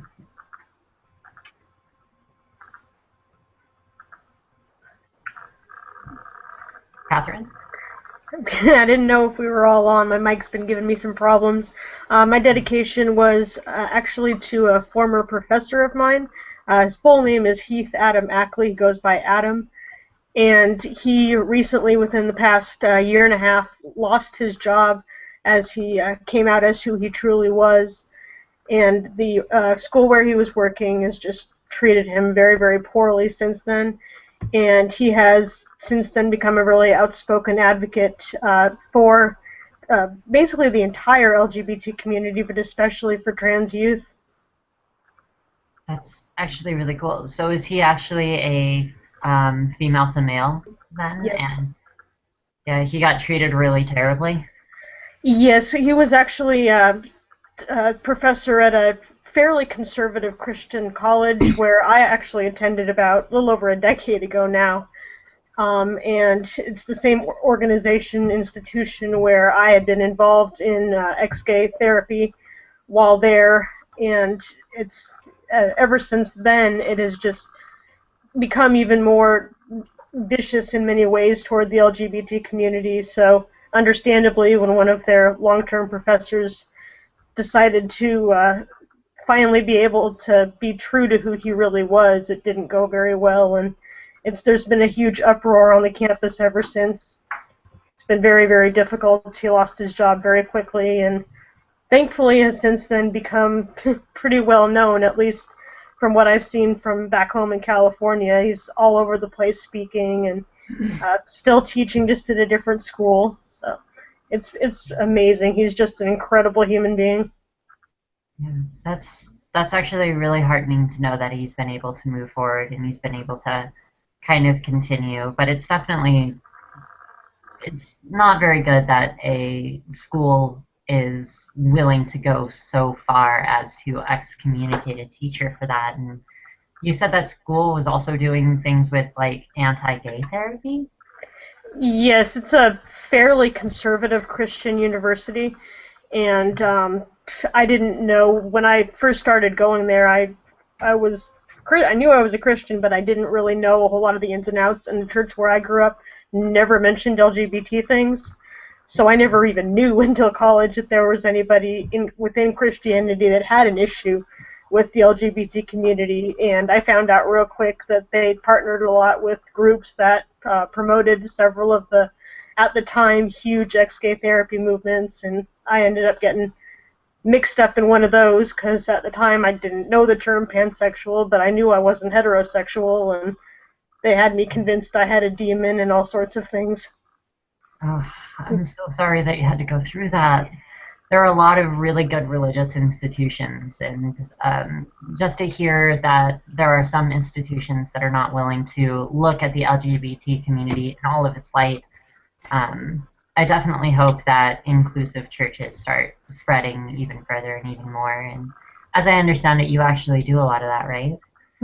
Yes, my husband and I both have together planted, I believe, 3 now of affirming churches. One directly as a result of an experience that we had in the denomination where he was ordained, where we ended up leaving the denomination over how the church treated a friend of ours we brought who was trans, and just how hateful they responded toward her. And we decided, you know what, there aren't enough churches where people can be who they really are. So we've pastored a few. We were called to one that was already in existence. We've planted a couple of them. It's been amazing to finally be able to see people realizing that they can be who they truly are, and who they are is not a mistake. I definitely agree. I would definitely like to put this to viewers first. If you've had an experience that is overwhelmingly positive in a religious standpoint, we would definitely love to hear it, as would a lot of the LGBT community, because there's just a lot of contention between conservative and religious communities that is honestly changing, but that pariah still kind of remains and overhangs.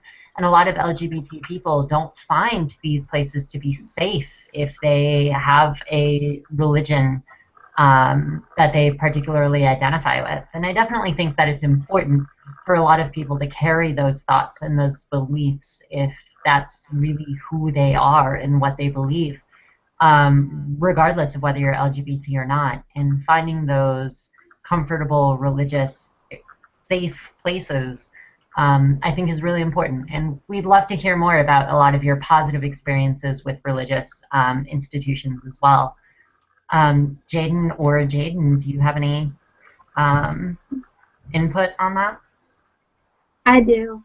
Well, I used to be a part of this support group thing called Seacoast Outright, and we had a speakers bureau, and we got asked to speak at a Catholic church group, like a youth group, and I was brutally terrified because like it was just like weird to make that connection, but they were very positive, and there were actually LGBT people in that youth group, and the people who like were running the group were very nice. So it was a different experience from what I have experienced with churches in the past. So that was a pretty positive experience. Awesome. Jaden? Actually, my grandparents were religious, but my parents weren't too much, so I never really had to deal with churches too much. I wasn't really forced into it, or never really had to go, so I haven't really had too much experience with churches. That makes sense. I actually have a predominantly Catholic father, and we didn't get along. I no longer have him, unfortunately. I'm hoping that will eventually change. I mean, relationships mend, and even if they don't, my heart does. And honestly, coming from that relationship, I figured that there would be a sort of jaded feeling that I had toward a lot of religions, but I think one of the biggest things that I learned was that it's not necessarily a matter of the religious institution as it is the people in there, and it's a lot about specific groups of individuals and who's willing to speak up, who's not willing to speak up, and what does that flow of conversation really look like. I now identify as a Unitarian Universalist. I don't necessarily believe in a specific religion so much as I believe in the power of religion. And I would say that the congregation that I have been a part of, every congregation in the Unitarian Universalist Church I have found is very, very inclusive. They have a very strong standpoint on inclusivity with the Standing on the Side of Love campaign, which I'll link in the description after the end of the live session. If not, you can just go ahead and Google it, and the Unitarian Universalist Church basically has that as like a nationwide thing. It's called Standing on the Side of Love. It's amazing. It's just absolutely wonderful. And I know a ton of transgender individuals who go to my specific congregation, So there is definitely a safe place to worship. There's a safe place to talk and debate on theology. There's a safe place to take part in religion as an atheist or an agnostic individual even. Looking at the power of religion in and of itself as an LGBT individual, there's a place for that. And I think that it's very important for those who do have those religious ties to know that. Catherine, you were kind of nodding. Do you have anything that you'd like to add on that? You hit the nail on the head. We've done a lot with Standing on the Side of Love, so I was pleased to hear the mention. Yeah, absolutely. Samantha, do you want to talk a little bit about... A viewer has something to say. Say that again? A viewer has something to say about this that I want to bring up. Sure. But it's actually Jason. Jason's watching us right now, so hi. So we have, he shared a website with me, and it's prideinterfaith.org, which I can type in the chat. I don't think the people can see that, but you can put it in the description after. But it's off of a boston.org thing where you can look through and find states that have like religious friendly churches and support and stuff. So I just thought I'd share that. Okay. Yeah, absolutely. And who was that? Was it Jake? Jason. Jason. Awesome. Jason, thank you so much for that recommendation. And if anyone else has any recommendation for religious resources, we would definitely love to hear about it, because I feel like that's a somewhat sore spot on a lot of the community, and we want to make sure that we can help that, especially since a lot of people have been removed from their families due to non-accepting religious areas. It's important that you still find those accepting areas. Either way. I was actually kind of wondering, it's actually 1:23 now, so we're coming up on the half hour, so we should have Matthew Shepard Foundation coming up soon. But would you be willing to talk a little bit about Operation Bullihorn, Catherine? Yeah, certainly. We actually started almost the exact same time as Trans Youth Channel, which when I found out that was really neat. We started as a result of what I was already seeing go on, which was too many youth and young adults dealing with bullying, self-injury, and suicide, and not having a safe place to go, not having a place to talk, not having an outlet, and it finally came to just a boiling point when I ended up on the phone with a 7-year-old boy who pulled the trigger while I was on the phone with him. And I started realizing at that point we have to do something, because these kids are going under the radar. They don't feel like they have anybody. They don't feel like they have a safe place. And as typically happens in my life, what I plan and what happens are not the same thing. All I planned was I couldn't think past the nose at the end of my face. I was like, okay, well, we'll start a Facebook group, give people a support network. Well, what started off as 7 people just talking and saying, hey, cool, I have this place to go after school to talk. Within about 3 weeks, they were saying, no, this isn't enough. We want chapters. We want organizations within our cities. We want this to go global, where we can have support networks and rallies and network with mental health institutions and be able to have safe spots everywhere we are.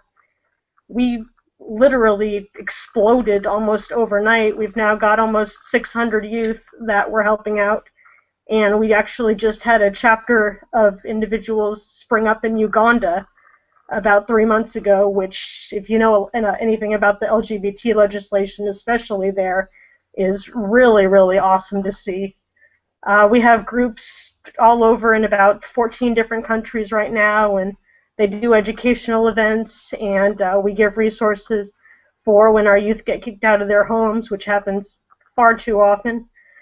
We have network with CPS to help a lot of our youth who are dealing with abuse, mental health referrals, basically just anything you can think of that a kid who's dealing with bullying or depression as a result, or so many of the difficult mental health issues that so many of them deal with have, and they know, hey, this is a hub, this is somewhere I can go, and if you don't know how to help me right away, I know that you're going to find out how.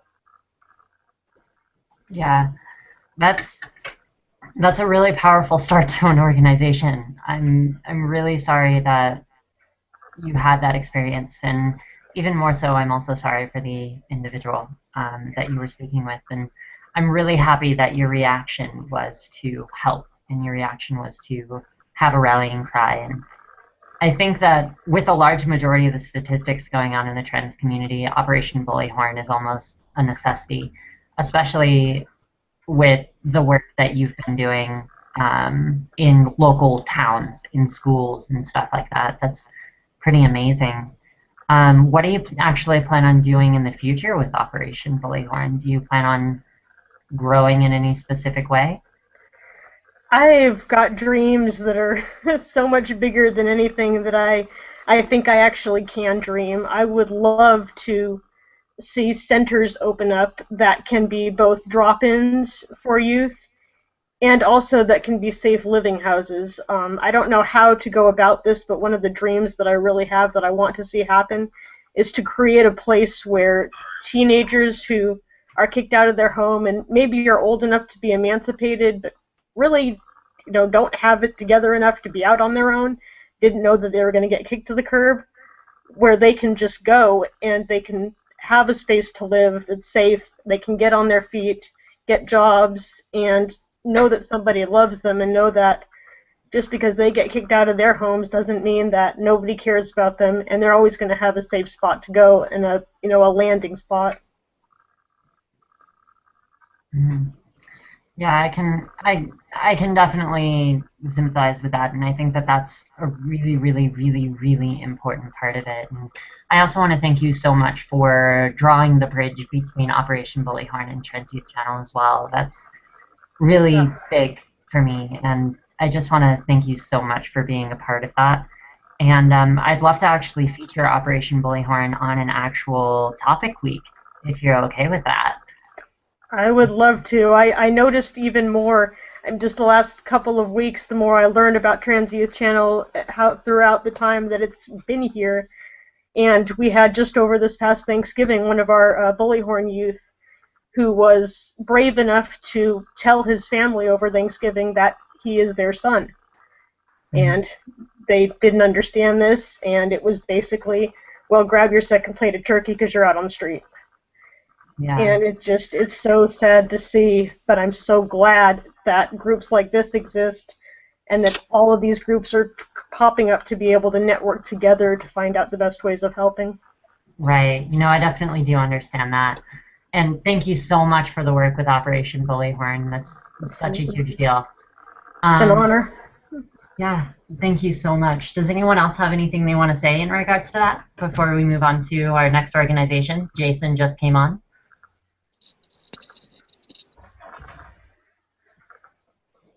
No? All right. Jason, how are you? I'm well, thanks. How are you, Samantha?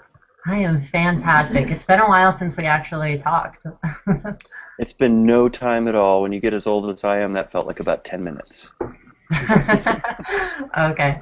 Well, to all of our viewers, we are actually going to be moving on into our next program. We're very, very excited to actually announce the establishment of a partnership between Trans Youth Channel and the Matthew Shepard Foundation. I actually have a lot of personal experience with the Matthew Shepard Foundation as an absolutely wonderful and amazing group, especially in the LGBT community. Jason is actually with the Matthew Shepard Foundation, and he'll be here to talk about it and give a lot of the questions. Before we do get started, though, I just want to mention during the course of the time that we have Jason on the line with us, you are more than welcome to ask any questions that you might have. Just message it on Twitter using hashtag TYC givingtuesday, and we'll actually have a volunteer watching you at that time, and we'll be able to mention that. Otherwise, we also welcome you to join the Google Hangout. You can find that link at transyouthchannel.org/givingtuesday, and you can just click on the link that says join the Hangout so that we can hear from you. You can give your dedication right here online yourself and give an LGBT loved one the idea and the gift of support for them throughout these holiday seasons. Give a shout out to someone who has been a particular influence in your life, or someone that you really miss, or anything along those lines. That having been said, we're going to go ahead and move right on into an interview with Jason Marsden. So Jason, can you go ahead and introduce yourself and everything? Sure. I'm Jason Marsden. I'm the Executive Director of the Matthew Shepard Foundation. I've been with the organization for coming up on 6 years.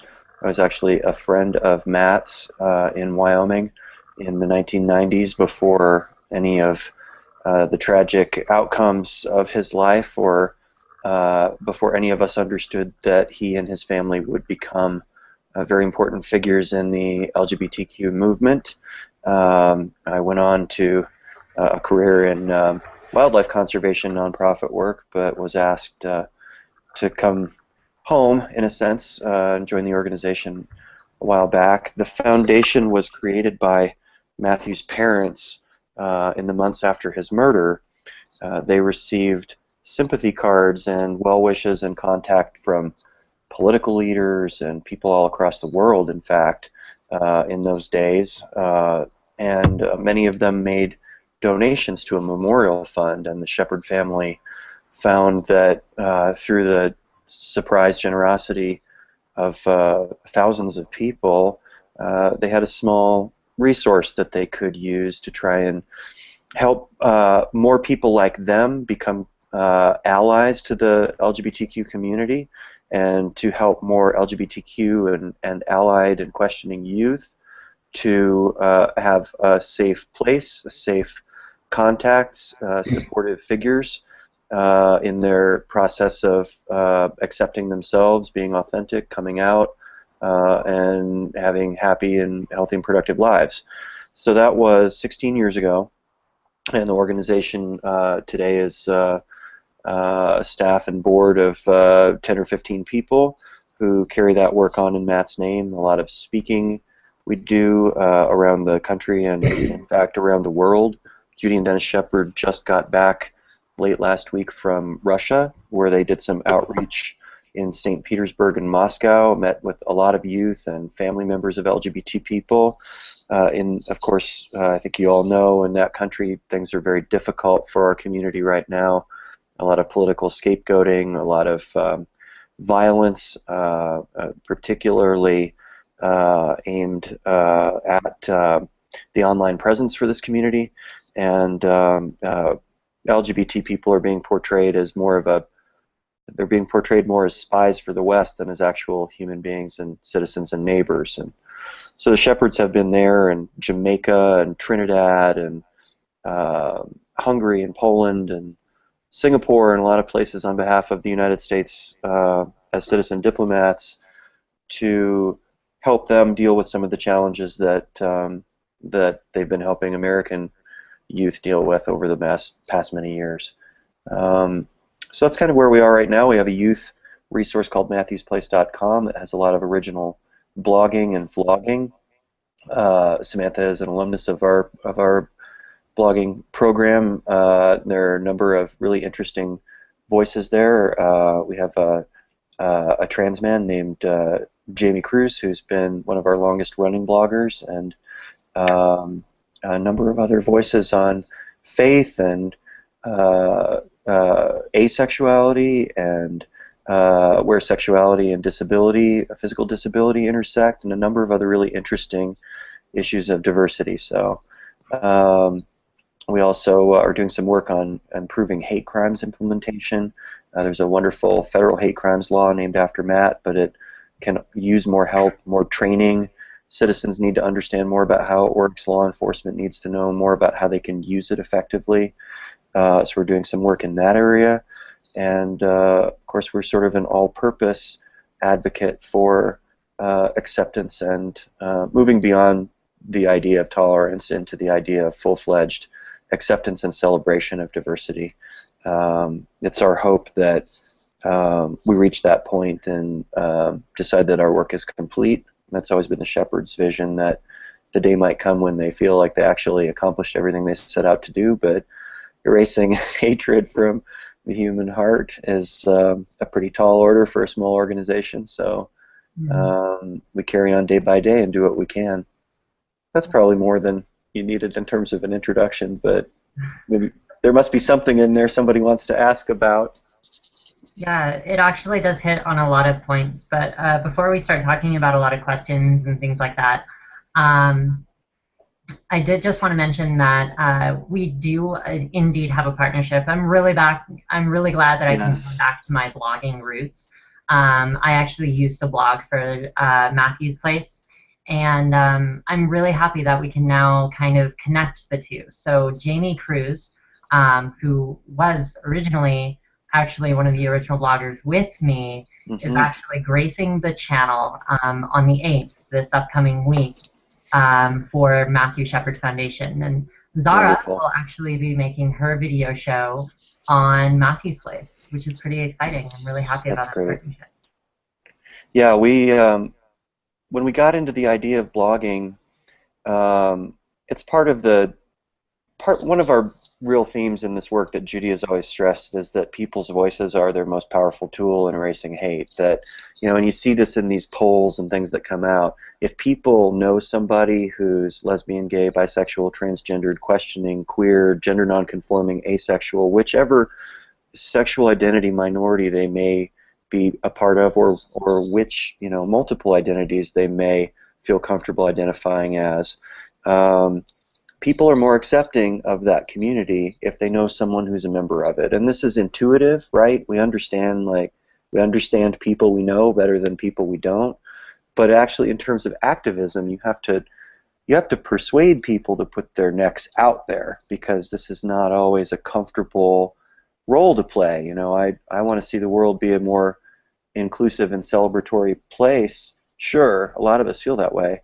I want to be the first one out there on my block talking about these things and enduring whatever misunderstandings they provoke. That's a more difficult sell. So our idea with Matthew's Place was that it could be a safe place. It's intermediated by the web. People have an opportunity to carefully present exactly what they want to say. And then if they're comfortable, they can open it up to discussion on those terms where people kind of understand where they're coming from, and they have a sense of what kind of audience might be hearing their message, and let that work of projecting those voices go outward from there in a comfortable way, but one that can still kind of stretch the dialogue and bring in more perspectives. So we've always been excited to have trans voices get that same platform. I think that's an area where our whole movement needs to help those voices emerge, and so we're really excited to partner with you all and to see this blossom. I think this is really needed. I definitely agree. Do we have any questions for Jason before I kind of launch into my series of questions that I have?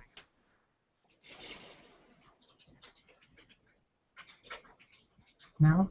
Okay, we're all waving our heads. If any of our viewers have any specific questions, once again, we have our Twitter reach out, and if you are closeted, we want to make sure that you're able to take part in this conversation as well. So feel free to email us at transyouthchannel@gmail.com. It'll be a completely confidential way for you to get your voice heard, just to make sure that everything's taken care of from your standpoint. I'm also going to be sharing this on our Facebook and Twitter pages in order for you to actually become a part of the Google Hangout. We want to make sure that you do have that accessibility as well. But other than that, we'll get started with a few other questions for me. It's actually been said by a lot of people, and this unfortunately is not necessarily something that I really like hearing as much. But a lot of the younger crowd, we have a lot of younger individuals, a lot of trans and LGBT youth who have not been able to hear about Matthew Shepard's story. It's kind of aging out. Could you refresh a lot of that notion and kind of tell his story a little bit? Sure. Yeah, it's been a long time. It was 1998, so somebody who's 22 years old today was 6 years old when this happened. So other than being an American historical event, that may or may not have been taught in school or read about. Matt's murder is not part of the contemporary life experience of a lot of LGBT people.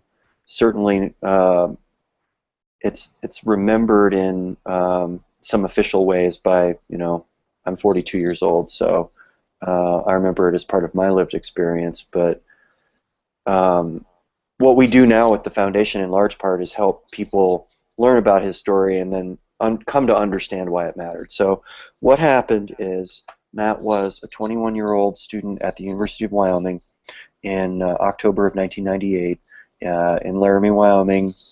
He went to a meeting of Spectrum, the LGBT organization, which was planning its events for Coming Out Week, which it happened to be at that time, early October, as that falls every year. He left that meeting and blew off homework, didn't feel like doing homework, went to the bar. He was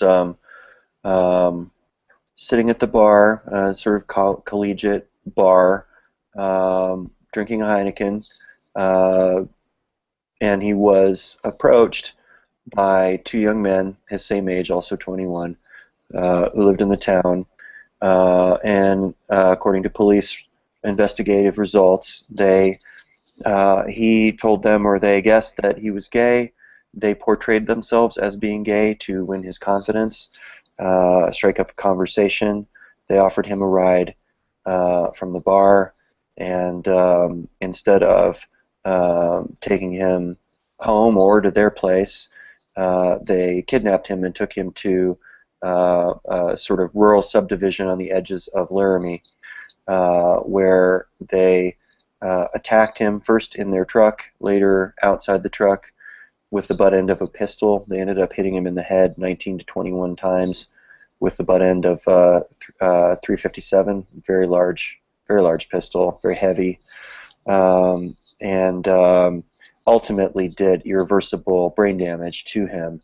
They tied him to a split rail fence and left him there. They stole his wallet, which had $20 and a credit card in it, and his ID. They stole his shoes, which actually they never really explained why they stole his shoes. And they left him there. It was below freezing that night. He was there for 18 hours. He was discovered by a passing bicyclist near evening the next day. Sheriff's Department responded, medical evacuation, first to the local hospital, then to the hospital in Fort Collins, Colorado. He lingered in a coma for several days, and as the investigation unfolded, it reached the local and then the regional and then the national media as it became clear police were investigating whether this was an anti-gay hate crime. And eventually President Clinton spoke out in sympathy for Matt, and activists called for action on the federal LGBT inclusive hate crimes bill, which had been languishing in Congress for some time. There were candlelight vigils all over the country, including on the steps of the United States Capitol and in many state capitals and local parks all across the country and in other countries.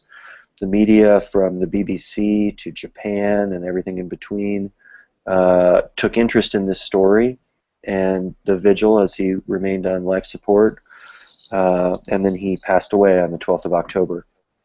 His funeral was picketed by the infamous Westboro Baptist Church from Topeka, Kansas. It was one of the first times that they attained national prominence for their anti-gay protests.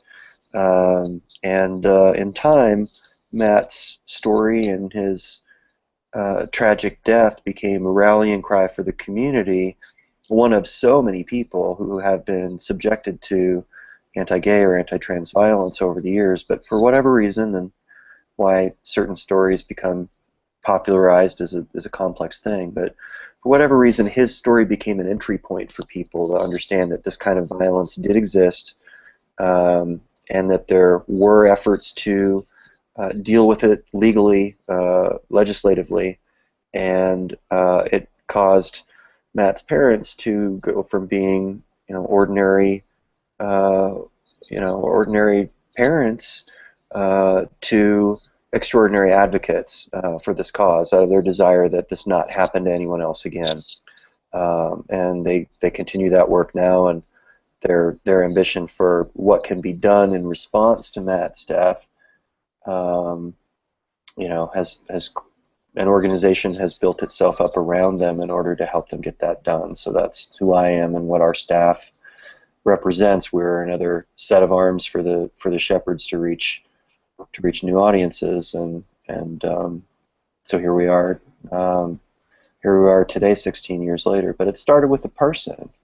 Matt was a smart, ambitious person. He wasn't perfect. He suffered from depression. He was openly gay in Wyoming in 1998, like a few of us were. It was not as tough as you might think as an outsider necessarily, but it wasn't a joyous celebration of diversity every day, certainly.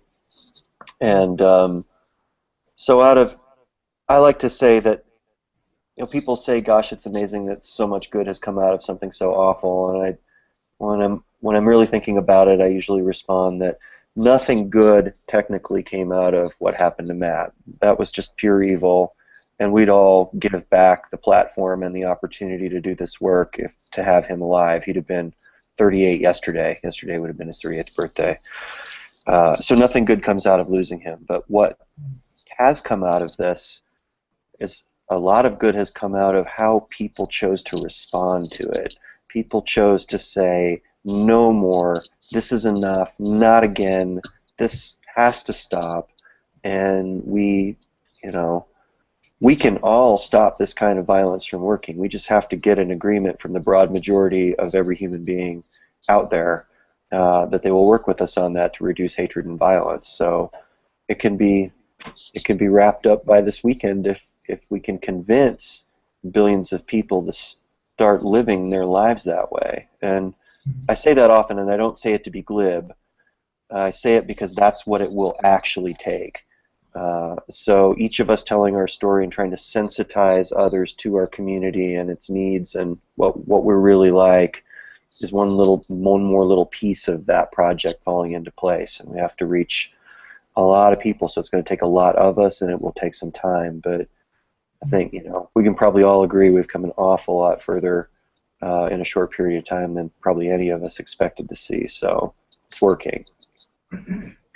I can definitely agree with the end of that there, as far as what it's really going to take in order to move along, not in a legal standpoint or a medical standpoint, but more in a cultural standpoint. It just takes sensitization and allowing people the opportunity to empathize, especially with the community, on a personal and individual level.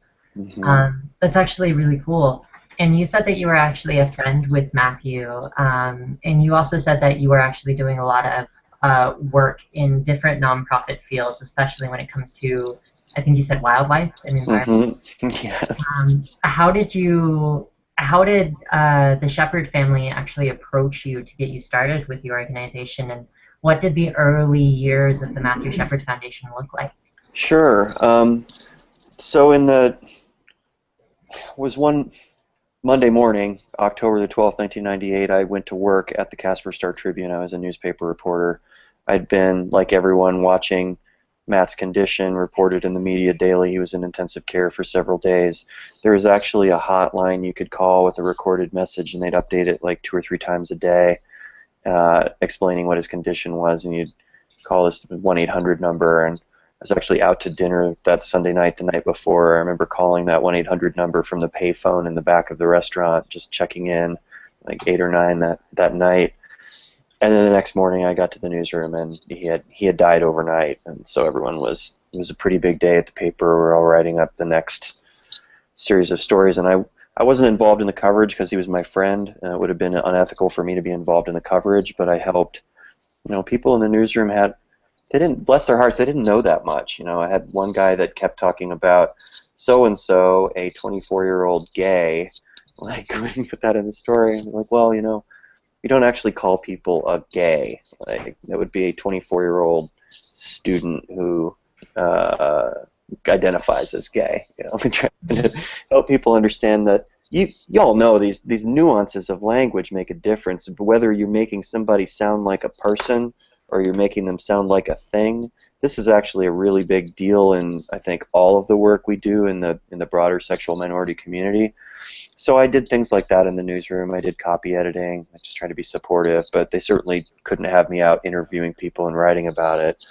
But I used to write an opinion column for the editorial page about what I, things I wanted to say, opinions I wanted to share. So I wrote an opinion column about Matt's death and how it affected me, and I thought it would be dishonest if I didn't say very prominently in that column that I was his friend and that I was also gay, and a little bit about what it's like to be gay in Wyoming at that time, and quite a bit about what Matt was like, that he was short. He was 5'2". He was really huggy, and I'm a foot taller than him, so he'd try to hug me, and it'd be this whole kind of process to try and hug him. And he really cared about human rights. He was outraged about human rights violations against women and girls in Afghanistan at that time, which Afghanistan came to be a lot more important to America after Matt died than we realized it was going to be at that time. The first time I ever met him, he told me a great deal about that, and that he was frustrated our paper didn't publish more about the Taliban, which was on the rise at that time. He was very political. He was interested in language. He studied numerous languages on and off. He was interested in maybe being a diplomat or doing human rights work during his future, which he anticipated. He was a political science student. He cared a lot about politics. So I saw him kind of becoming the person who was murdered in that awful crime, and that's all anyone would ever know about him. And I thought that was a shame, because he was actually an extraordinary person, and that people should know a little bit more about why those of us who were lucky enough to know him would have cared so much about him. And so I wrote that column. I just felt like I should. And then the next day, they came to my desk and said, "Judy Shepard is out at the front. She wants to see you." So it was like, oh my God, I wrote this thing about her son in the middle of all this that they're going through. It was so thoughtless of me. So I went out there, and she's just like, "I just wanted to say thank you. There's been so much written about him, and it's nice to see from one of his friends something about what he was really like, so people could understand that. And I wanted to thank you personally," which was the most extraordinary thing for someone to do during the, I mean, you all know what they were going through. There were satellite trucks everywhere. They had to give these press conferences. Like, the funeral was being attended by a member of the presidential cabinet, and all these protests, and for her to do that in the middle of what they were going through was pretty remarkable. And I thought, wow, that, Matt was special, but the apple doesn't fall so far from the tree. His family's pretty special. So Yeah. my husband and I get to call him that now, finally. We did that a few months ago. We got to put rings on. But we went to the funeral, and when the foundation started, it was Judy doing a lot of speaking engagements, and she did some public service announcements, and Dennis did a few sort of speaking about what it was like to be a father, openly, accepting father of a gay man, which was really a lot less common, especially back then. And they supported the legislation. They supported some political figures that were on their side. And they started what, is now, Judy's probably been to like 800 colleges and numerous companies and community groups doing speaking and outreach, and she's been in a movie, and she's written a book, and basically any platform that will work to get people's attention, she'll take advantage of it. And it grew. People needed to hear from them, to understand what it was like for them, and why they would choose to put themselves out there publicly, and what was Matt like as a person. That it brought some people closure, and it also helped some people who didn't know the story to begin with to get interested in it. Just got an email today from a young woman in the 8th grade doing a History Day project about Matt's life, and some additional questions about more than what she can find in textbooks and in the media. Reached out to us. We hear from students doing these projects constantly, and they want to feel connected, not just to the issues, but to somebody who was there and can be a bridge to the real emotional heart of the experience. And I think all of us as advocates have probably had this happen on a smaller scale.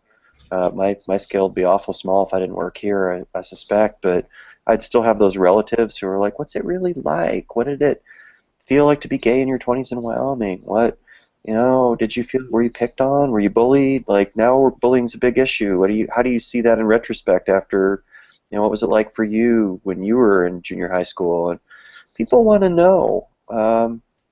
People want to check in to see if it was as painful as they suspect it was. And if you can help them understand that, it was, but that also there's been a lot of goodwill that's helped change that and that it's getting better, you can kind of get them coming and going in a sense. Like, they want to help with the issue because it hurts them that you were hurt. So that's valuable information for getting an ally deployed. But also, you want them to think they're not signing up for, some kind of horrible, decades-long trial. If they're going to go ahead and be an ally, they'd like to know that there's a light at the end of the tunnel. If you can help them see what that might look like and give them some confidence that that exists, I think that's the sweet spot where you get people who in your life care about you, and you flip them and turn them into something more than just a caring friend. You turn them into another voice for the community. And Judy and Dennis are just real powerful at that because their stories got all this pain, and yet they're just out there just plugging away at it all the time, and they're humorous people, they get it, that we live in a strange world and our politics are odd, and they go with it. It works. It sells. Both Judy and Dennis are very, I would say, positively charismatic people. They're absolutely amazing people, and the Matthew Shepard case, as well as the Matthew Shepard family, everyone has done a lot since that happened, and I would actually agree with your sentiment that a lot of what happened during the case was just not positive at all. The way that it was covered, the way that it was run, the way that especially Wyoming reacted, and I think that a lot of the aftermath, especially with Judy and Dennis's work doing a lot of laws and things, and the passing of the Matthew Shepard James Byrd law, which is actually a hate crime law that has statistically shown to impact a lot of people's lives. It's saved lives. I'm actually kind of curious to hear from a few people on whether Matthew Shepard has actually had any impact on their lives. Personally, for me, I was 6 at the time. I was very young, I was very small, but my dad watched the news every night, and I knew his reaction to every single story that happened. And when it came on News Channel 5 in Cheyenne, Wyoming, my dad's reaction made me fear for coming out. He definitely did not react well in any way, shape, or form, and even though I was 6, it impacted myself as a trans individual. And I'm curious to know if any of our viewers have impacted that as well, so just leave that in the comments on YouTube, or you can send that to us on Twitter or Facebook. And Jaden, you're actually in Wyoming, and you said that you actually come from the Fort Collins, Loveland area. I'm curious to know if it has impacted you or what you've heard from. Well, around my family, I mean, some of my family is pretty religious, like I said before, but some of them did react pretty poorly to it. But my cousin Lauren, who now lives in Denver, actually was in a documentary about Matthew Shepard, so I kind of was introduced to it a little bit more because I talked to her, and she was one of the first few people I came out to actually because of that. So, I mean, relatively speaking, I was kind of all involved with it a little bit more than I guess I was more informed of.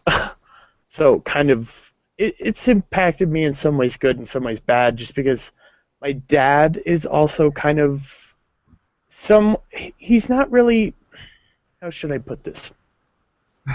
It's hard to put because he doesn't when I came out to him, he was totally understanding, but sometimes he uses language that I disapprove of in terms of, language that we hate in general. And so when I first heard his general reaction to it, he used words that I hated, and I was kind of feared. That's why it kind of stunned me for the longest time to come out because of that. And so, but eventually it's just weird.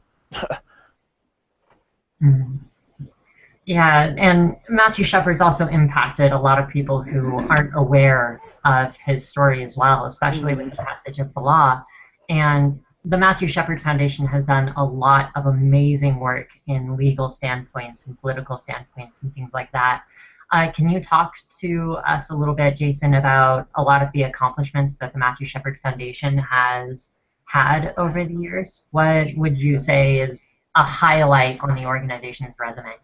Well, I think that you have to credit Judy and Dennis Shepard and the foundation, along with HRC, the task force, numerous other organizations, with taking people's initial outrage and channeling it into productive effort. And that took a lot of forms.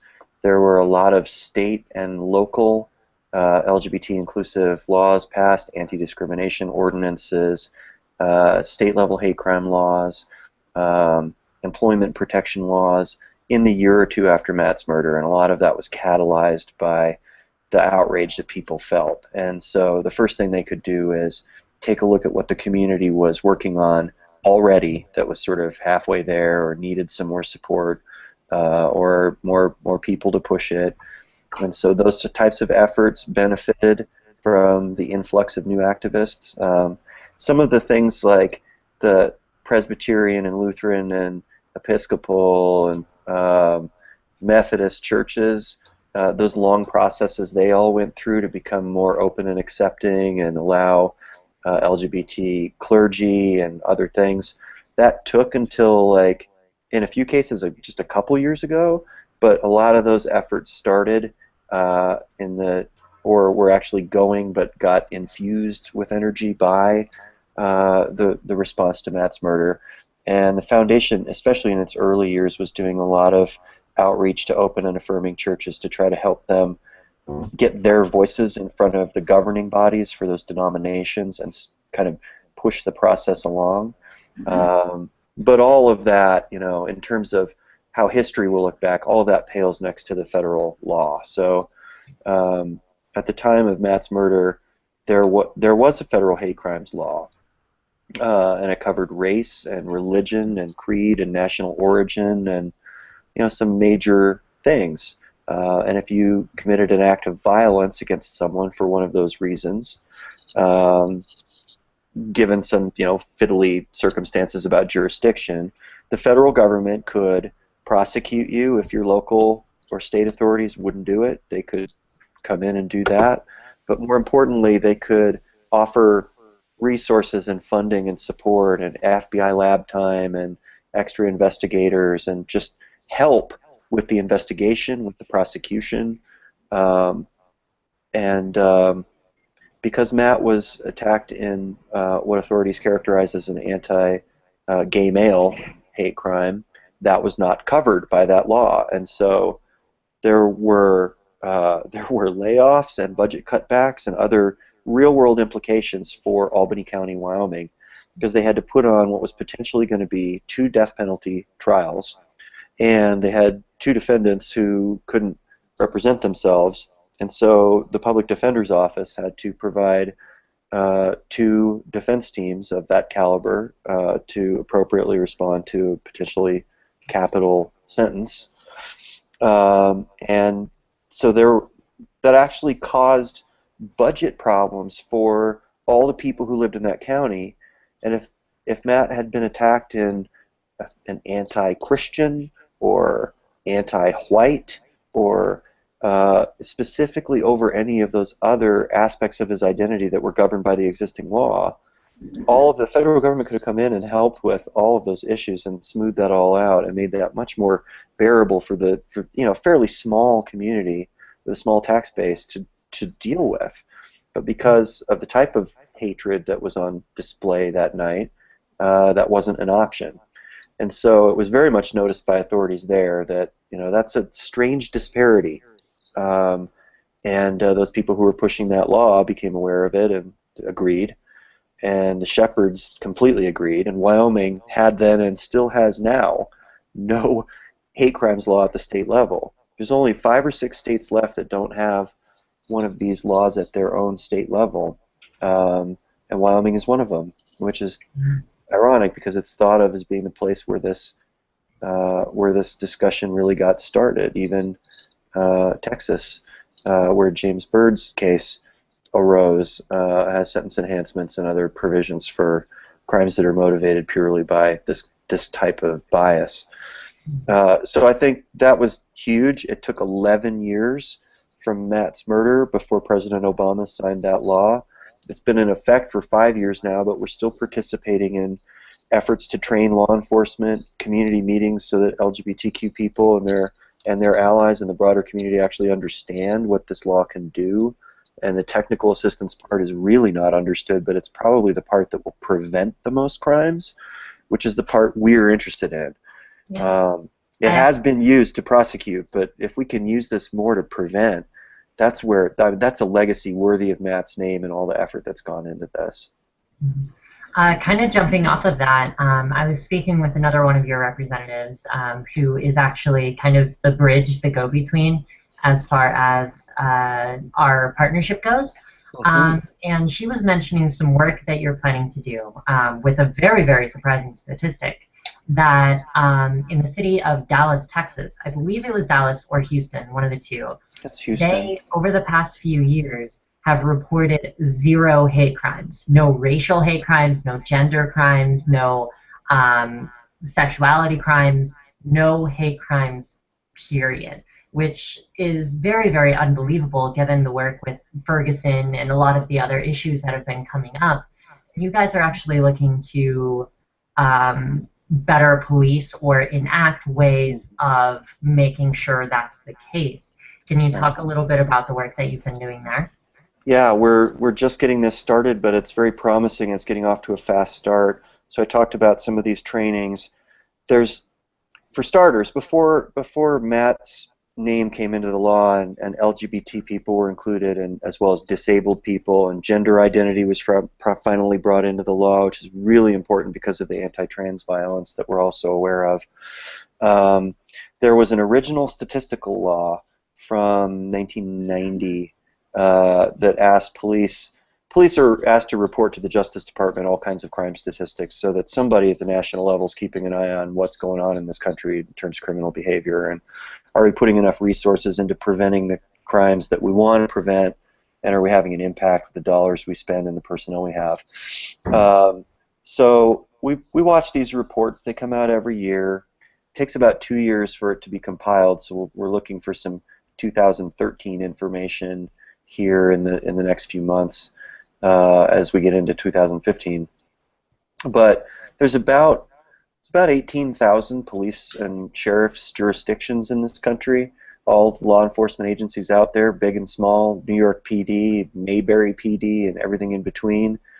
And only about 12,000, 2/3 of them, actually file their reports in an accurate way every year.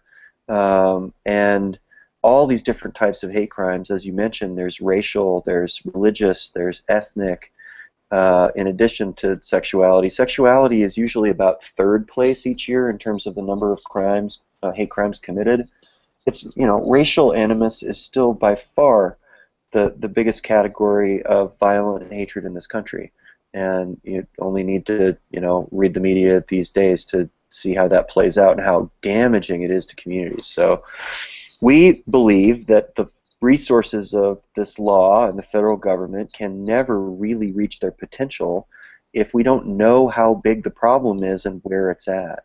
And if you have cities like Houston or Indianapolis or Miami that just don't report, or they report incorrectly, and maybe they don't consider it a priority, maybe the system of reporting is too complicated and should be simplified, maybe our federal government should provide more trainings or simplify the process for them. maybe we need citizen pressure in these communities to help decision makers understand that this does need to happen and become a priority.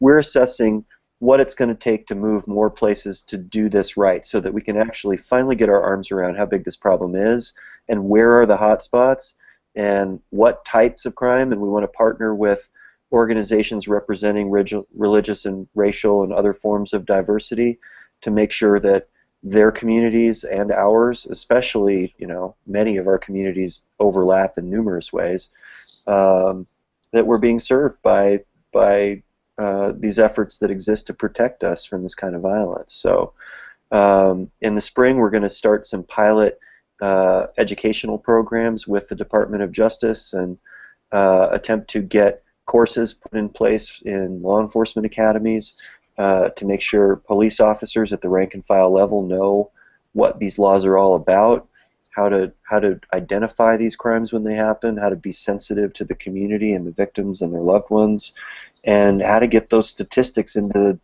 the hands of people who know how to evaluate success and failure, and how to evaluate how we can protect people better. And we believe this will actually save lives and well-being for people. It will spare their property from vandalism. It will send a message in communities that really need to hear it, that law enforcement has their back. And in some places we think it's an oversight, or they just need some encouragement or training or technical help. And we also reasonably believe in some places they might need a little bit more prodding from the public, or a little bit more spotlighting in the media to get their attention about what they're not getting done. And we're very hopeful that, you know, there's nowhere to go but up. 2/3 of the places are taking care of this problem now, so we're well past halfway, and whatever it is that's holding the other 1/3 back, we're going to do our level best to find it out in conjunction with anybody that will work with us, and put our little organizational shoulder to the wheel and hopefully push forward and get this problem really on the radar again in a way that, you know, this is always one of the dangers, right? You pass a law and people sort of that don't pay attention to it think that you dealt with it. But passing the law is like the first step, not the last. It's the opportunity to get your issue dealt with. It's not the dealing with it ultimately. So that's what we're looking to do, and we expect we'll be at this for some years. We'll start with the easiest ones first. Yeah, that's actually a really, really big job, talking about making sure that the law is implemented. And we're not talking about just one law that Matthew Shepard and Traci and other organizations have passed. We're talking about a series of laws under hate crime legislation that now have to be enacted and brought forth to police forces. And we're having a lot of trouble with those police forces being managed on a large scale in the first place. So my question is, Matthew Shepard's foundation is a very, very small organization. You're working with the HRC and several other organizations, but they're also fairly small. If someone is able to help, do you have any positions for volunteers? How would they be able to volunteer? And how can someone who's in a completely different city or not in Colorado actually help and volunteer with this work? Yeah, well, that'd be very welcome.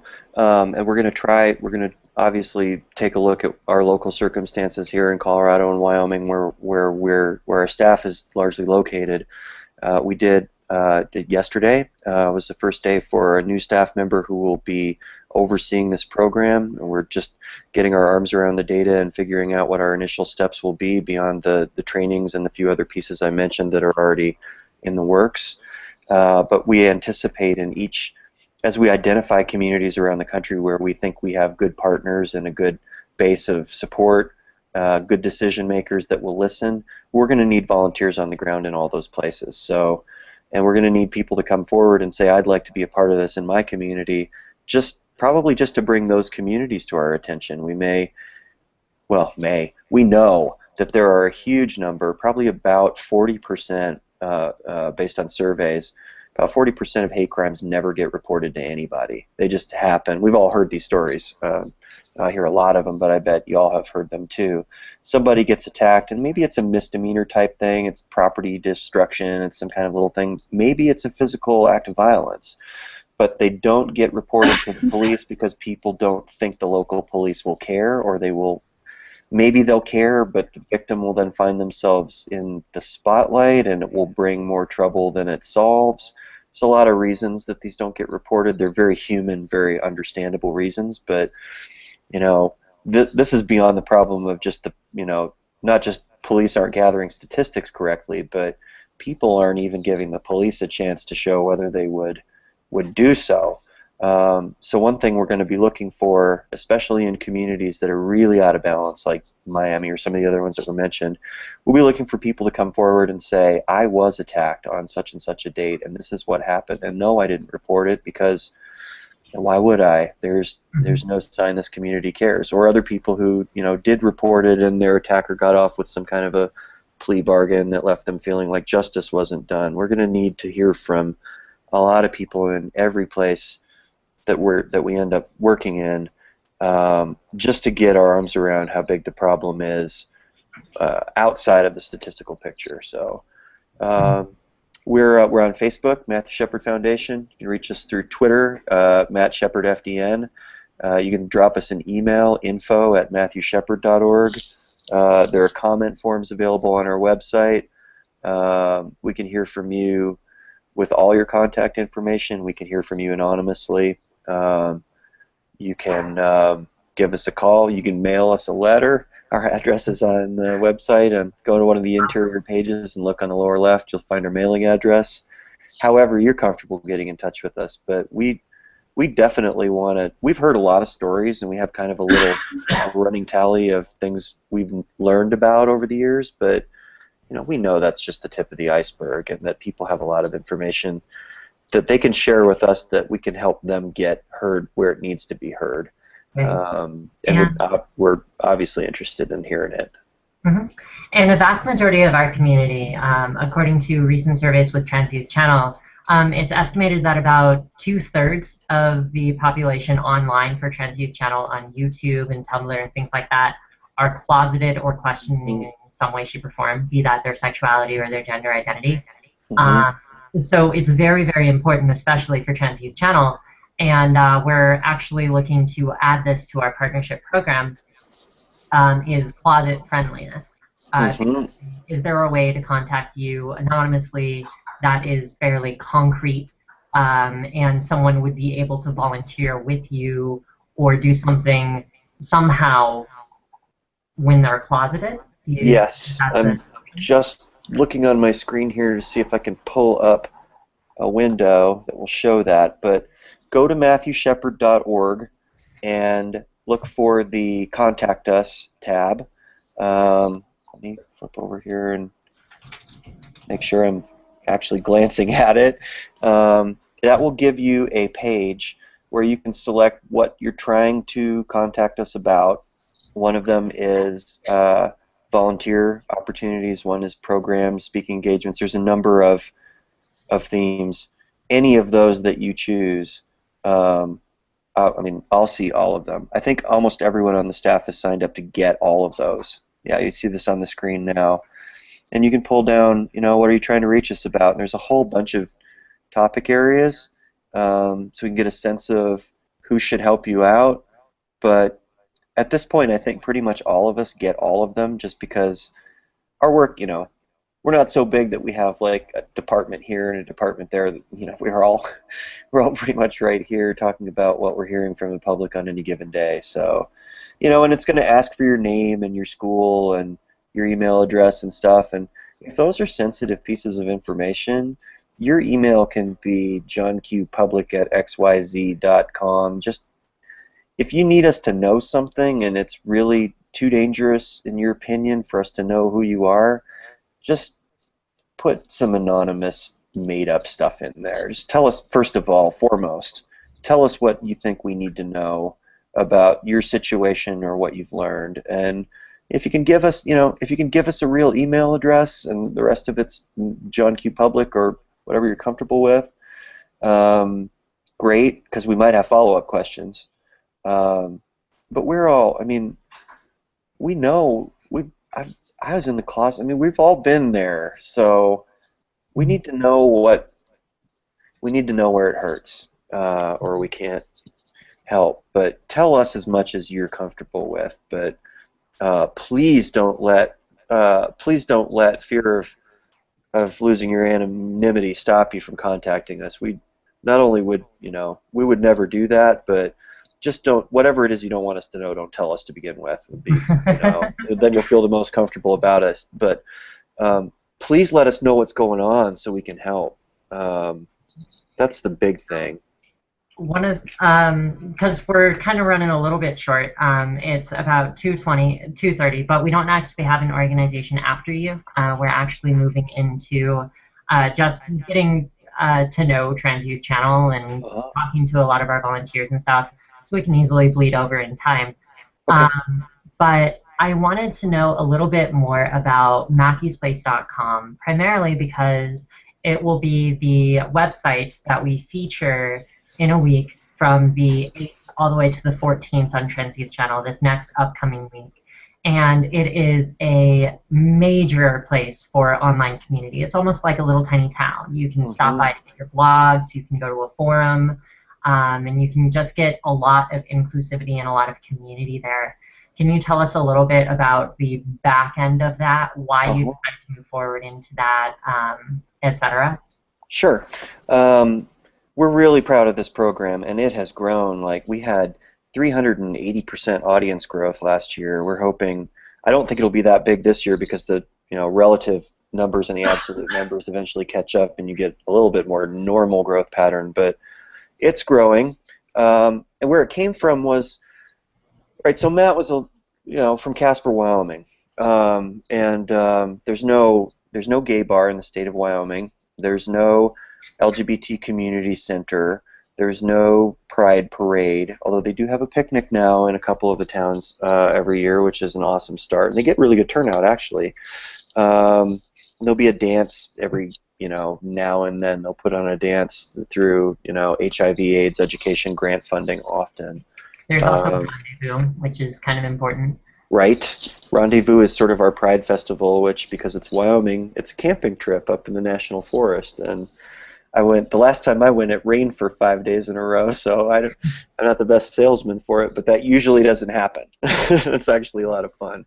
There's actually right in the middle of Vedavoo. Yeah, Vedavoo near Laramie, gorgeous place. And there's hiking, there's outdoors, recreation, there's sports, there's entertainment, there's drag show, there's comedians, there's music. People have a ball, and it's in a lot of ways that's a lot more constructive and fun than standing in the sun for a parade. But those are the resources, right? So there's a lot missing there that somebody who lives in Cleveland or even Houston or Miami or other cities that we've been a little critical of today have got a lot more stuff, especially for young people to feel like they can plug into their communities. What we thought we wanted to do was get some version of that to people who live in Casper, Wyoming, or Boise, Idaho, or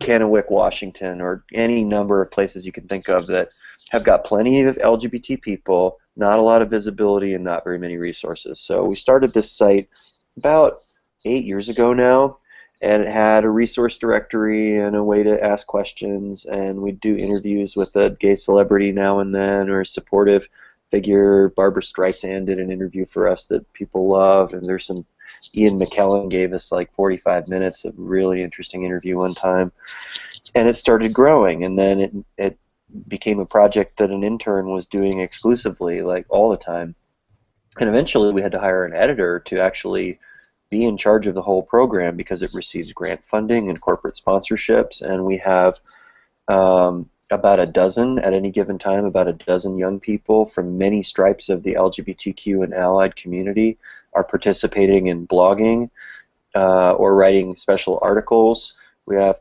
Christine Romero, the editor, who's my team member that Samantha mentioned earlier, writing her own stuff, and not only helping get people to tell their own stories, people 13 to 24-ish in our community that have stories to share, but also people who want to become freelance journalists who want to write about interesting topics like the intersection between faith and sexuality, or all the things we don't understand about asexuality and those who identify as asexual. We're looking for new voices that will help even us in this movement understand a little bit more about the rich diversity just within the sexual minority community.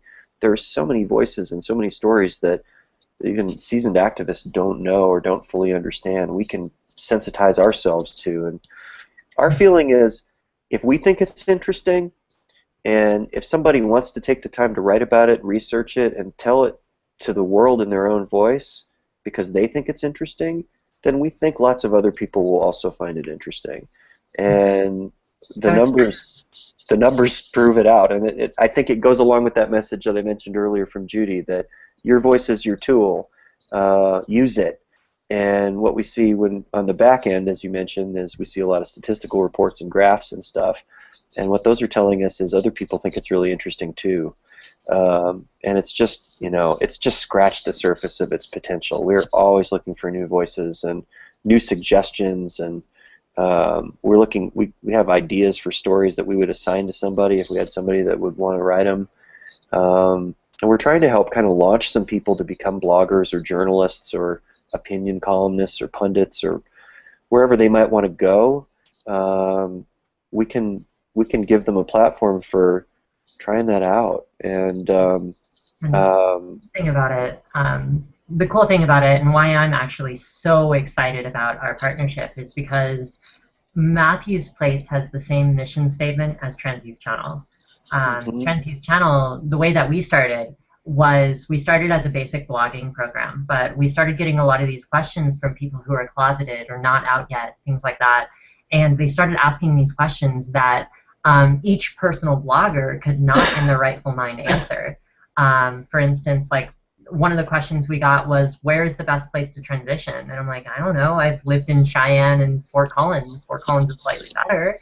And we get a lot of these questions, and it became apparent to us that a lot of these people who were asking questions did not have local communities that they could actually ask these questions at. Is this city actually a safe place? And one of the biggest things that Trans Youth Channel found was when we went to a lot of other organizations like the HRC, and we went to GLAAD and a few things like that, nonprofits, especially in the LGBT community, can't necessarily spend much overhead trying to get to those closeted individuals, trying to get to those communities that just do not have the resources capable.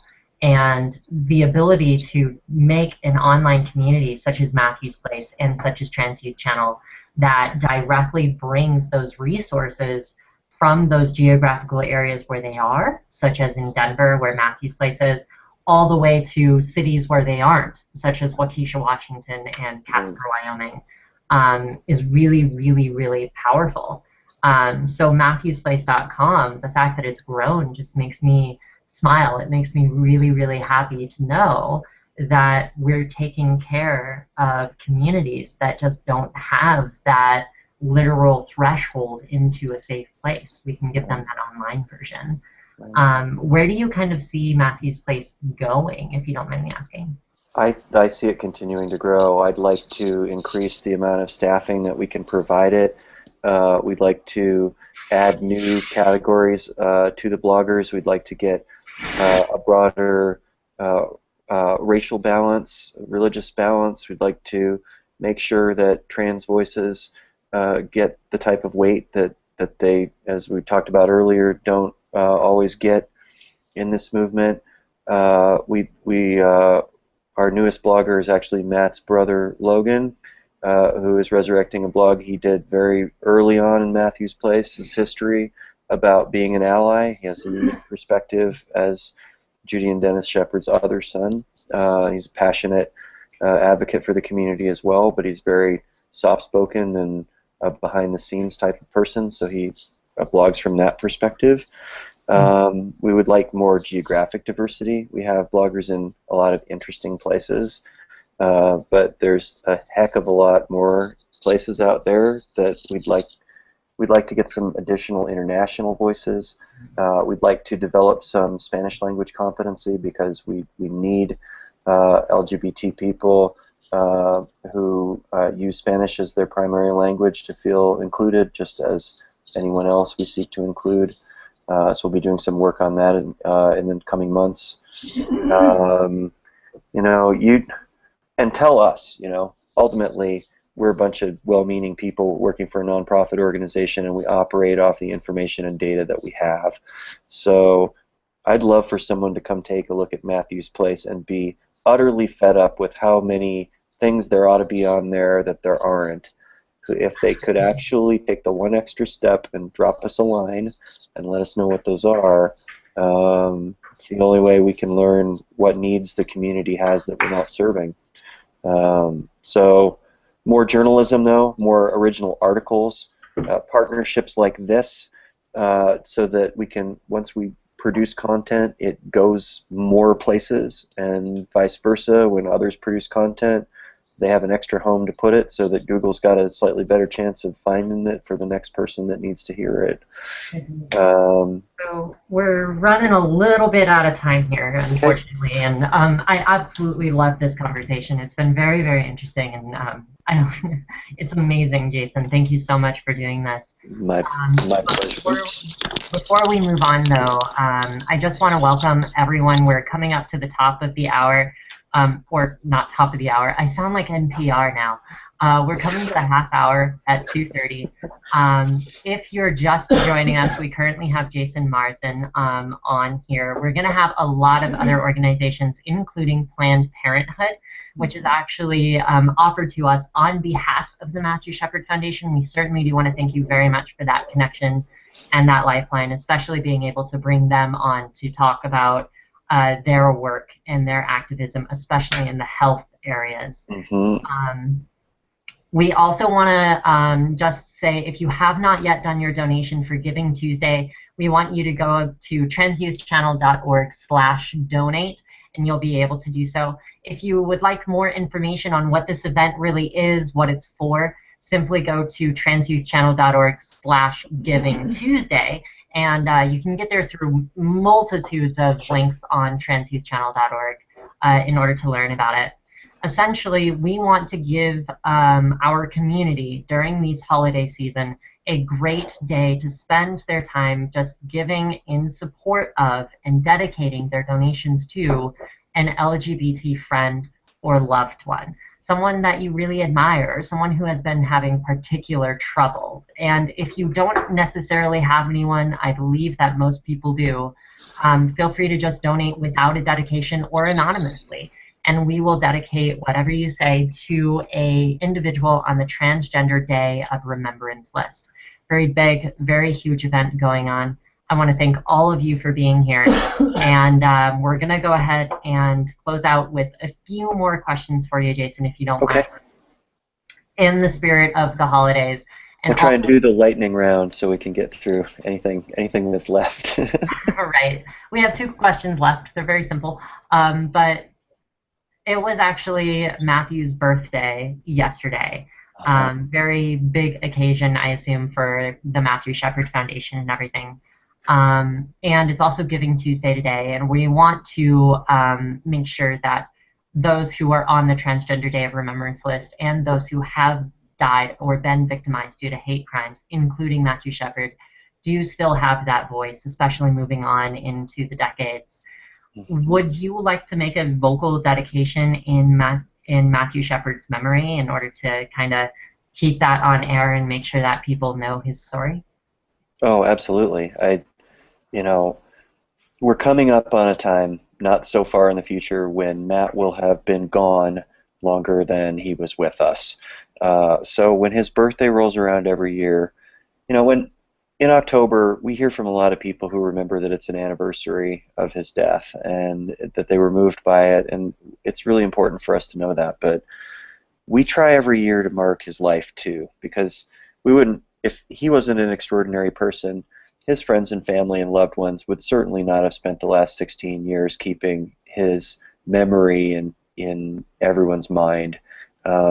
It was his unique personality that gave all of us who cared about him that extra impetus that it takes to do this kind of work on behalf of somebody who's gone. Most of the time when something like this gets created in someone's memory, it comes and goes in 5 or 10 years and people move on. And this story still means a lot to a lot of people, and it is a rallying point for a lot of great energy to get unleashed in positive ways. So without Matt, the person, Matthew Shepard Foundation, the organization, would never have existed. And the fact that his birthday happened to have been December 1st, which is World AIDS Day, which is the day that many of us stop and reflect on the journey this community has taken politically, just to get its human rights to medical treatment and care, and so much of the discrimination and dignity work that had to go on in the 1980s and early 90s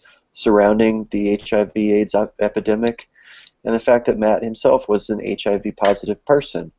It's especially poignant for us to mark his life every year on that day, that we remember so many others who were similarly situated and whom we have lost. So I would dedicate our Giving Tuesday here at the Matthew Shepard Foundation, where we're receiving support from people who want to give on this particular special occasion, in memory of Matt's 38th yesterday, and all the many more birthdays of his that will yet come while we're still doing this work. Absolutely. Thank you so much for the wonderful dedication, especially coming from the Matthew Shepard Foundation, who has done so much work in Matt's memory. And we really do appreciate the work that you'll be doing in the coming years as well, with the hate crime reduction as well as Matthew's Place. We're very excited to be partnered with you, and we are really happy about that. Likewise, we are really excited too. You bring a fresh perspective to all of this, and it's really exciting to see it getting up and running, and especially, we just talked about what a poignant time it is. This is a fantastic time for this partnership to be launched and to tie these efforts closer together. Absolutely. Before we do let you go, there's one other thing. You yourself are a person as well, as opposed to just a representative. Would you like to dedicate a donation personally? Sure. Maybe it would be appropriate for me to go to transyouth.network.com/donate and look into this whole business of donating to your effort.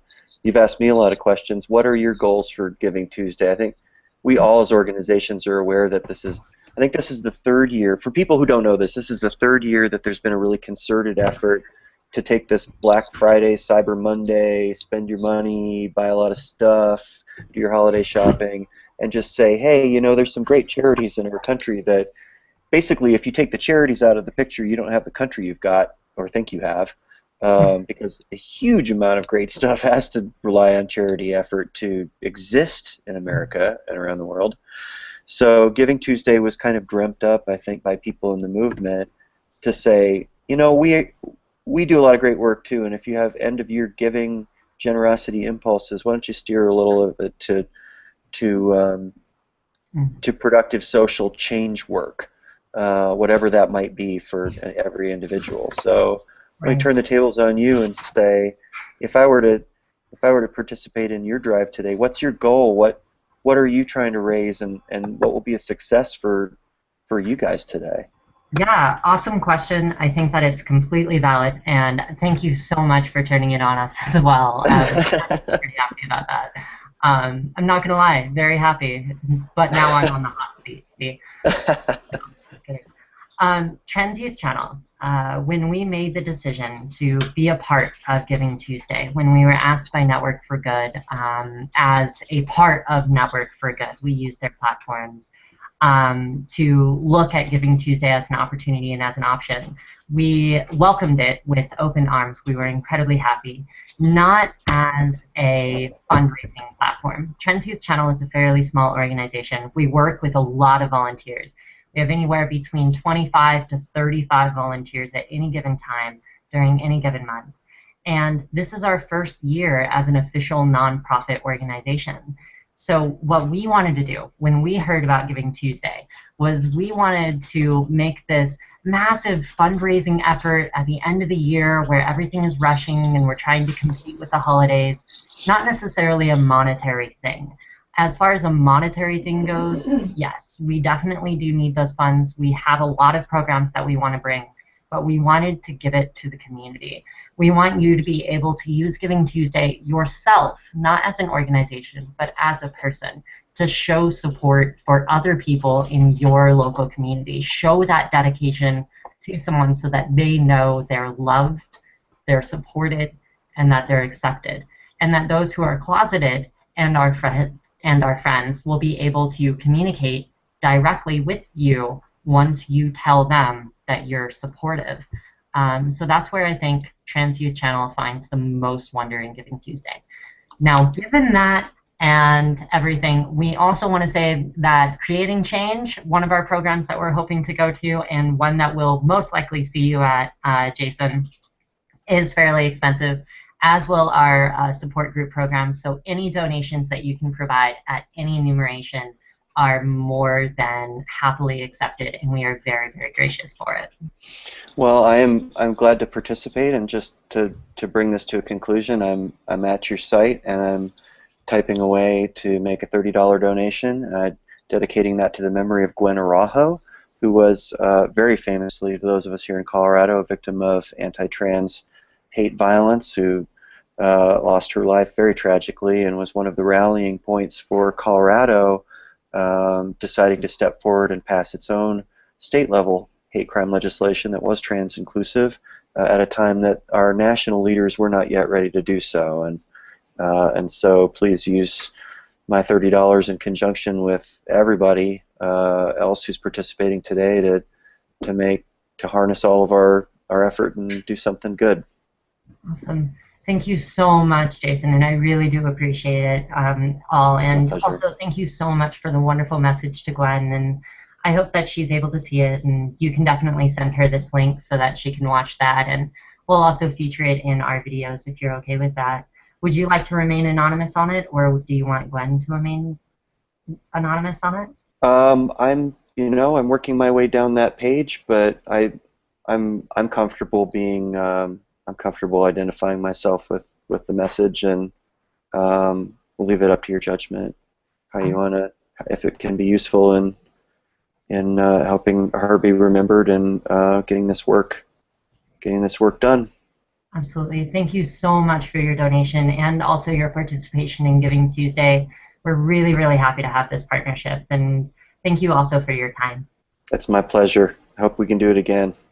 You too, Jason. Thank you so much, and we'll probably see you in 2015, and we'll definitely see Matthew Shepard Foundation next week. We'll be featuring Matthew's Place, so be on the lookout for that. We'll have one of their bloggers, and they'll have one of ours, so look forward to Jamie Cruz this upcoming Monday on the 8th Trans Youth Channel.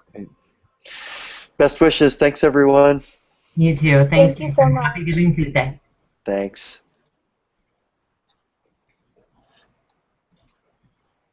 Great. So awesome. What does everyone else have to say, if you don't mind me asking? Catherine, I know that it was very quiet as far as you watching. I'm very sorry that I wasn't able to kind of gear things toward you to give you the chance to ask questions, but how have things been going for you? That was awesome. I'm flabbergasted, astounded, and very happy that he mentioned Gwen. That was a shock, and a pleasant shock. I've worked a little bit with Matthew's parents over the years, so that's just basically hard to not smile nonstop throughout his entire talk. Yeah, I definitely agree. Do you actually have a personal connection to Gwen? Not directly, friend of a friend, but just close enough that the mutual friend that we do have, who also came out as transgender about 12 years ago, just the trials that she went through, and it was in the same area where Gwen had lived, and it hit me so strongly that people don't realize when they hear stories on the news, when they see things online, they read news stories, they just think, okay, this happened to that person or those people. they don't realize that person or those people could be your brother, your sister, yourself. Until it hits within, feet of your heart, you don't know. So that did really, really strongly hit me. Yeah, I can definitely agree with that. I know that especially in Colorado and especially in coastal areas around, there's a lot of people who are personally impacted by a lot of these hate crimes, such as what Matthew Shepard went through, what Gwen went through, and what everyone on the TDOR list has gone through. We hope that it won't happen, and we work in reality to reduce it as much as possible. And I just want to thank Jason and the rest of Matthew Shepard Foundation so much for all of that work. And also thank everyone who has donated so far. We actually just topped over a good $200 as far as our donation goes for Giving Tuesday. That's absolutely amazing, and that is for our community to say thank you very much to. All of these funds will be going to our 2 major programs, and any leftover will be going to basic upkeep costs just to make sure that our website doesn't end up going down or that we can still keep on blogging. The 2 programs that we're actually looking to run, the first one will be a trip to Creating Change, which is a massive organization happening in the US, has almost 4,000 people going, a good 400 organizations, and 350 plenary sessions and workshops and things like that. Very, very big. And your donation is going to help us bring transgender youth such as JJ, who's actually here. Say hi. Hi. Totally caught him off guard. But we're planning to go to Creating Change primarily because it's a networking opportunity as well as a learning opportunity for Trans Youth Channel to bring all of the resources from brick and mortar organizations such as the Matthew Shepard Foundation, Creative Insights, Faces for Equality, and Colorado State University's GLBT group right here online for all of you. So thank you guys so much for that. The second program that we're running is going to be very, very exciting. We're looking to take it to the board officially on the 7th next week, and it's going to be a support group program. And this program is intended to give you, as a closeted individual, stealth individual, or someone that does not have a physical resource, time to have support in groups and ask the questions that you need to ask. And your funds are going to help us kickstart that and hopefully grow it into an amazing feature that, honestly, the rest of the web just has not had the opportunity to have. So please go to transyouthchannel.org/donate, make your donation, and it will be matched by Network for Good, $1 for every $25. And keep in mind, $1 for every $25 can grow quite a lot with a simple amount of donations from our community. Thank you guys so much for watching. We're very, very happy to hear this. It's now coming up to 3 o'clock roundabouts, so it's almost time for us to kind of have lunch, get ready for a few things. We will be back with Planned Parenthood and a few other items going on, as well as beauty, image, creative insights. So just stay tuned, and we will come back at, take a look here. We will come back at 2:30, it looks like. So, oh, 2:30. Yeah, it is. Never mind. We'll come back at, oh, I was reading it wrong. That explains a few things. We will come back at 3:30 in order for us to have that meeting with Planned Parenthood. Might be back about, I don't know, maybe 10, 15 minutes earlier, around 2:15 to kind of chat. So feel free to come onto the Google Hangout as you'd like, and watch the first week of videos that Trans Youth Channel gave out exactly 1 year ago, as today is Trans Youth Channel Day. Anyone else have anything else they want to add? I want to say something. I just looked at the donation page and look at our donation bar. Just look at it for 1 second, please. Oh, I'm going to be very excited for this one.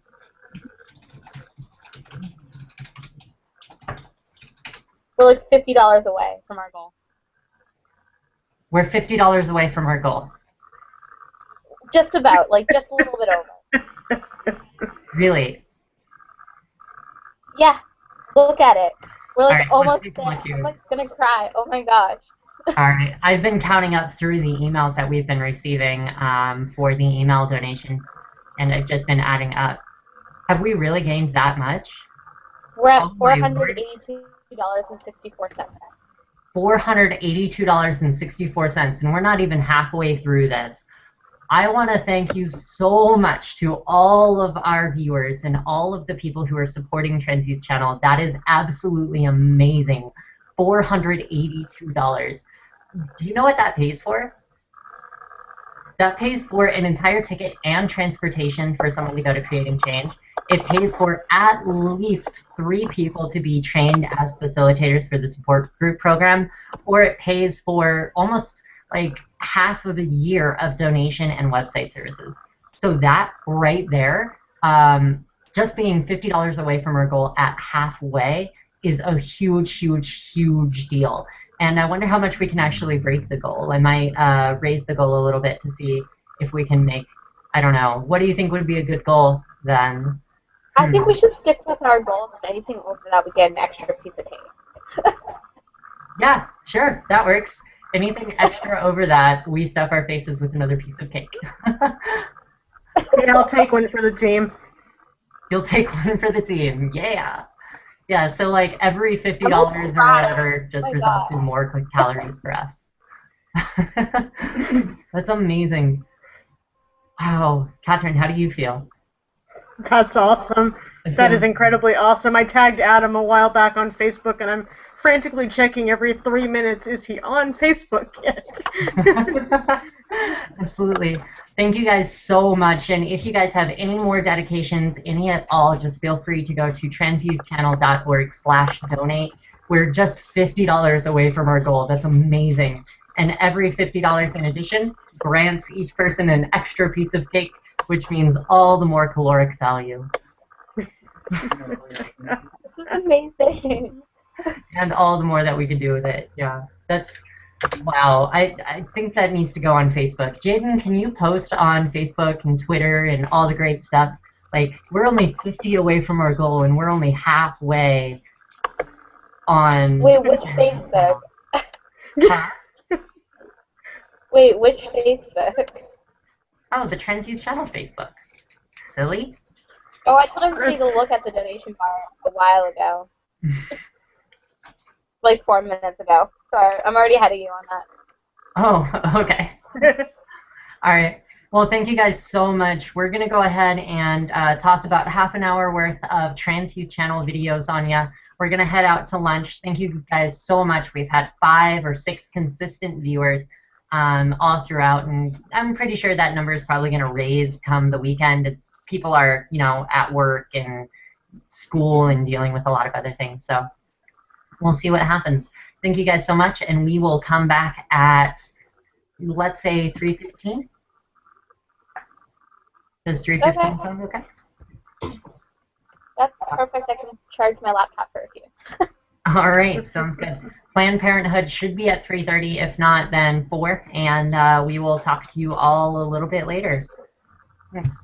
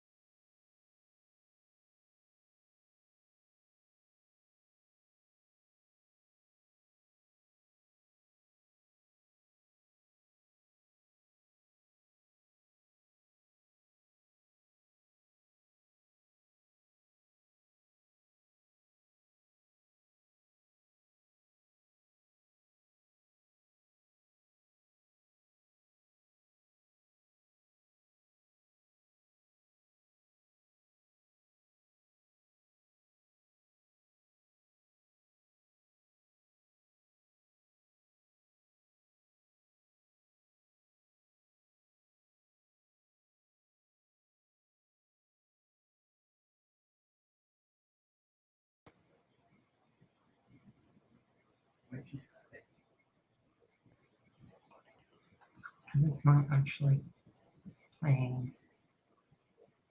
Why is it not actually playing? Is your video feed on YouTube?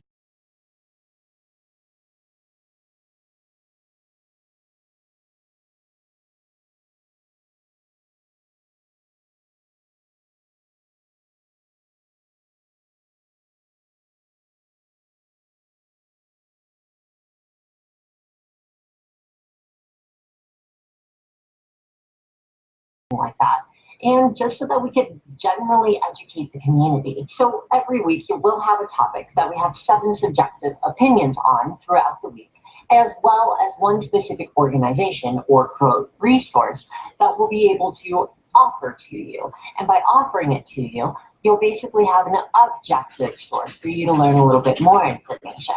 Now, my role at Trans Youth Channel is to be the president, so you're not going to see this face very often. I work a little bit behind the scenes, and if you want to know a little bit more, I'll toss my introduction down here. Now, the rest of our panelists will be led by Zara. She'll actually be our Monday individual. So if you do have any questions or topics, definitely look toward hers to see if your topic that you suggest is one specific organization or resource down here in the description on comments or anything along those lines. We also have a Tumblr, Facebook page, several other things that I'll also link in the description and chat. Now, my role at Trans Youth Channel, or you can also email us at transyouthchannel@gmail.com. That is really obnoxious. Stop that. You can also do it via email. We certainly welcome you to Trans Youth Channel. I'm very happy to see you. If you have any questions,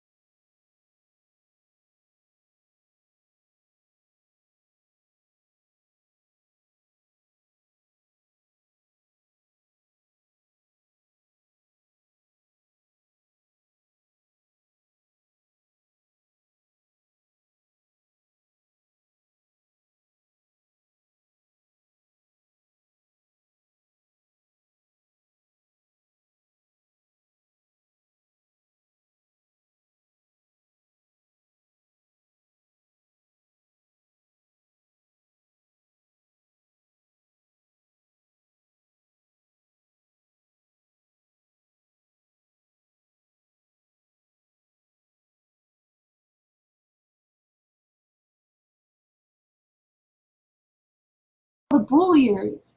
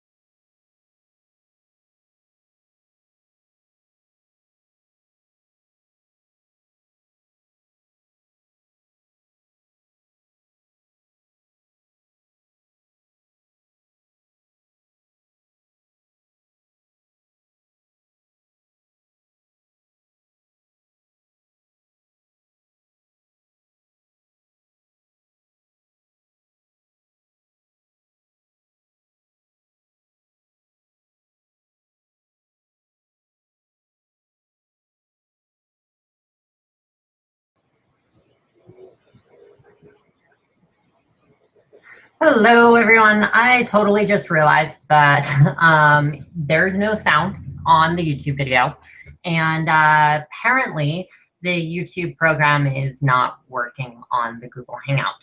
I attempted to screen share it in order to make sure that it worked, but unfortunately that's not the case. So instead, what we're going to do is we're just going to make sure that you guys are fully aware we are in the middle of an interim. I'm just going to come back and I'm going to remind everyone we actually will be coming back in a short 10 minutes time, and we should have another organization with you shortly after we do come back. That having been said, though, I also have some absolutely amazing and wonderful news, which you probably saw me type due to the screen sharing issue. We have hit our goal, and more than that, we've exceeded it. We hit $512 before lunchtime for Giving Tuesday. That is amazing, and I have you guys, the community, to thank for it. 450 people on Facebook, 4,000 people on YouTube. I have this community who cares and finds Trans Youth Channel to be a valuable part in their lives. So much, though, that you are willing to donate and dedicate your donations to this community. Thank you so much for that. That having been said, it's not about us. Yes, we do need those funds, and it takes $2,500 per year for us to run Trans Youth Channel at minimum. That's not even counting the work that many of the volunteers are doing at 30 volunteers, and especially when it comes to the full-time work of our OM, our CEO, our video editor, our social media design person, our website design person. More money would be beneficial. However, I don't want you at any point in time to consider this a matter of donation. I don't want you to consider it keeping Trans Youth Channel set, because this year, our first year ever being a nonprofit organization for Giving Tuesday, we want you to think more about the community, more about your loved friends and family members, the LGBT people in your life. Make a donation, either big or small, to an LGBT friend or family member. Dedicate that donation to them and let them know. Share that to them. Share that to the world so that those who are closeted around you, those who don't know are LGBT, can feel safe coming to you and saying, hey, there's something I need to tell you. That's the important part of this. And at $25 to the dollar, Network for Good is planning to match those funds going through our transyouthchannel.org/donate portal. They're planning to match those funds $1 for every 25. And even further, at the $25 level and greater, we are actually planning to have a blogger state your dedication vocally at the end of a video, so that you can give an entire video to that person. That's a great gift, especially during the holidays, and especially in the midst of Black Friday, Cyber Monday, Small Business Saturday, all of these things that are just in the middle of the giving year. You can give the gift of public support and of a statement to that individual that would be ever more powerful than an iPod or an iPhone or anything along those lines. Thank you guys so much for supporting us. Thank you guys so much for the amount of time that you've done, and thank you for allowing us to hit our goal. And now let's see if we can do more to support our local communities. Thanks, guys, and we will be back here in the next 7 minutes or so after our lunch is finished, and we should have an organization by that point in time. Until then, thank you guys so much, and we're just going to have the logo on since the YouTube videos aren't working, but I really appreciate it.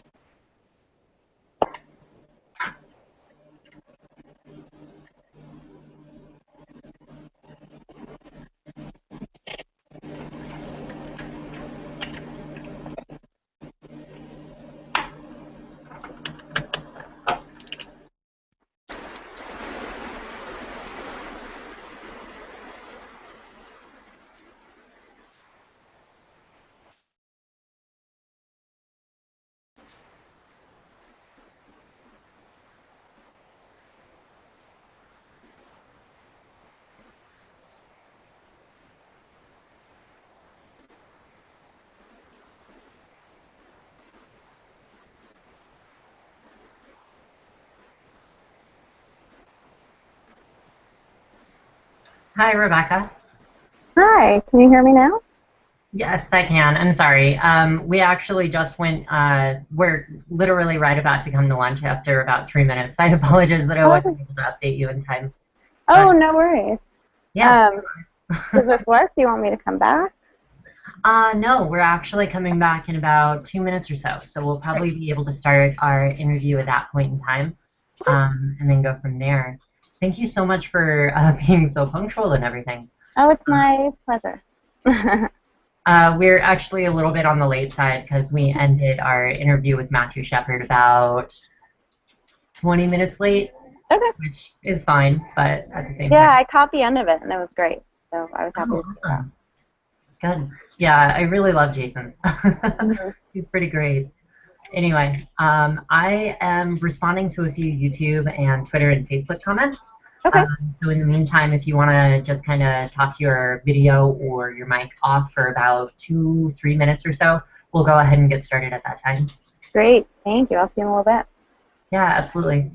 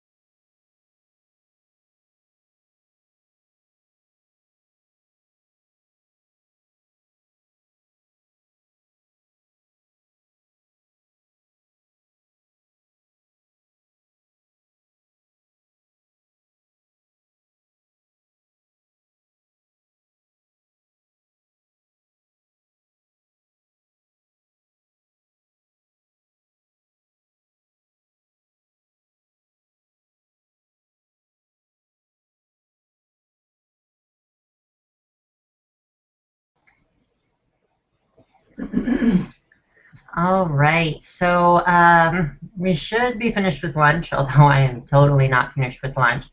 So we should be able to go ahead and get started brand new here. I'll still give a few minutes for a lot of our people to go ahead and trickle in, and we'll go from there.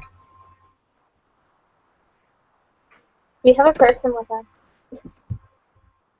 We do. This is Rebecca. She's actually from Planned Parenthood, and she'll be our next organization that we get to interview. So, I'm sorry, Giving Tuesday is actually pretty fun. I rather enjoy this. I like this. Rebecca has Planned Parenthood. So after looking at that donation page, I'm now like in such hyped up picture. What? No, I'm totally not finished with lunch. So we should be able to go ahead and what is going on there? Brand new here. I'll still give a few minutes for found it. I found it. We're okay. I found it. No echo. We're good. So I was responding. I'm still like freaking out about that donation page. I'm like freaking out. Huh? I said I'm still freaking out over the donation page. Yeah, I know, right? We hit our goal and everything, and it wasn't even lunch. Like, That's amazing, just to be part of a community that we know cares so much about it. And I don't know, I'm pretty amazed. I didn't think that was gonna happen until maybe like 6 or 7 o'clock tonight, but nope, we hit our goal. That happened. Congratulations, that's amazing. Yeah, thank you. Is Planned Parenthood doing anything regarding Giving Tuesday at all, or? Yeah, we have a campaign going, mostly through social media, to ask people to donate. So yeah, we rely a lot on our supporters, so everything's appreciated. Yeah, this is like our first year as a nonprofit organization. Like we just started being allowed to take donations in July. So congratulations, that's really incredible. Yeah, thank you. It's pretty exciting, and honestly, it's all about the volunteers. Like, if the volunteers hadn't pulled it off, I don't think I would have been able to, in my wildest dreams, pull off 501c3 paperwork and the whole gamut. Yeah, it's a lot. I'm sure they'd say the same about you. I'm not sure. A lot of people are just like, she nags me all over Facebook. I get like 20 messages. I don't know, but I love my volunteers. But you love me the most. Aww. Jaden is actually our operator. I'm kidding. So we should have another set of volunteers coming up. So we are waiting for Dustin. We're waiting for Celine. And I think we are waiting for Kat to come back. Right there. What do you need? Whoa. Are you sitting like right next to Celine? Say that again? Are you sitting like right next to Celine?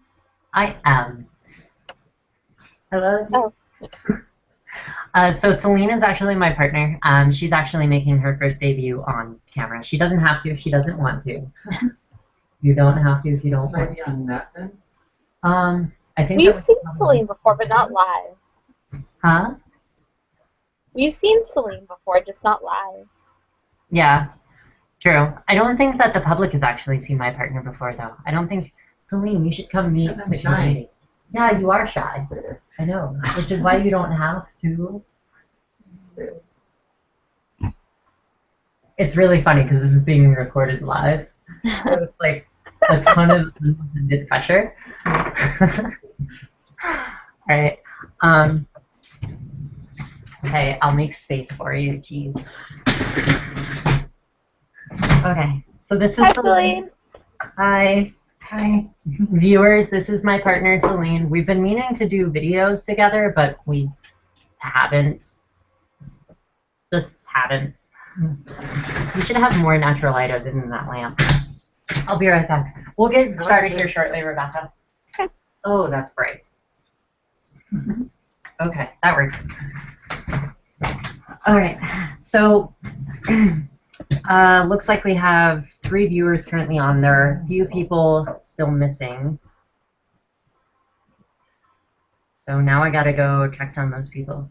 Hey JJ, do you have the Facebook open right now? On my phone, I do. All right. Do you want me to message people? Yes, please. Message Dustin and Kat.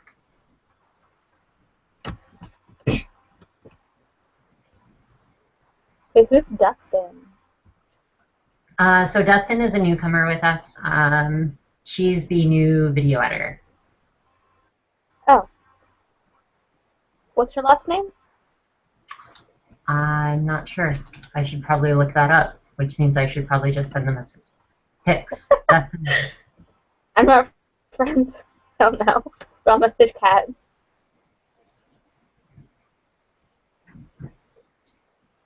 It's loading.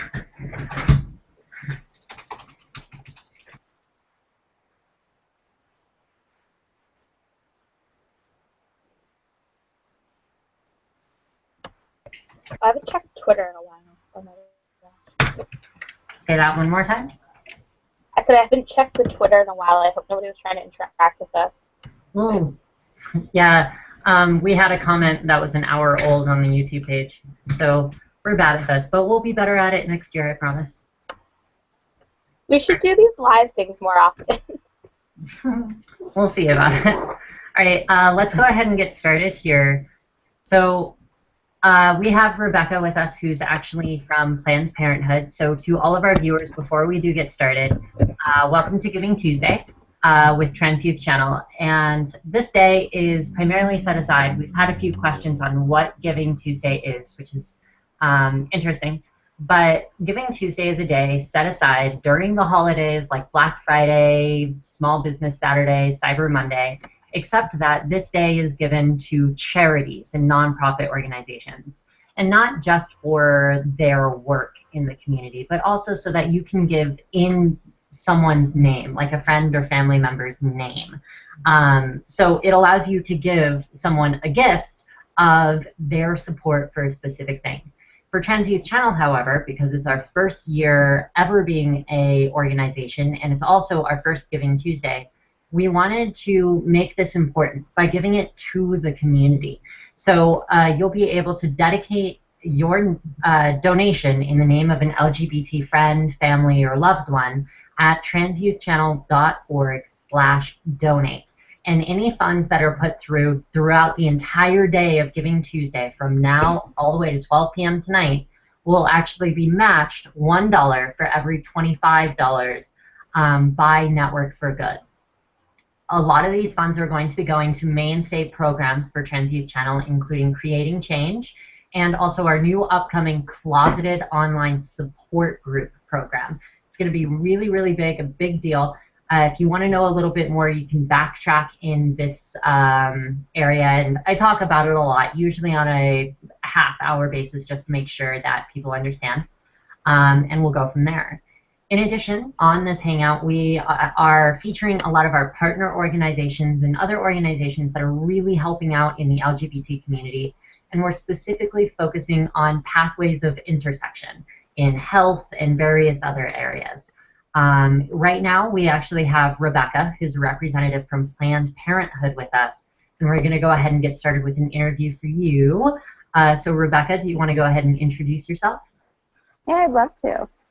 Thank you so much for having me. This is a very cool idea, and I'm so glad you're doing this, especially for Giving Tuesday. I think it's such a great thing for communities in general to be aware of.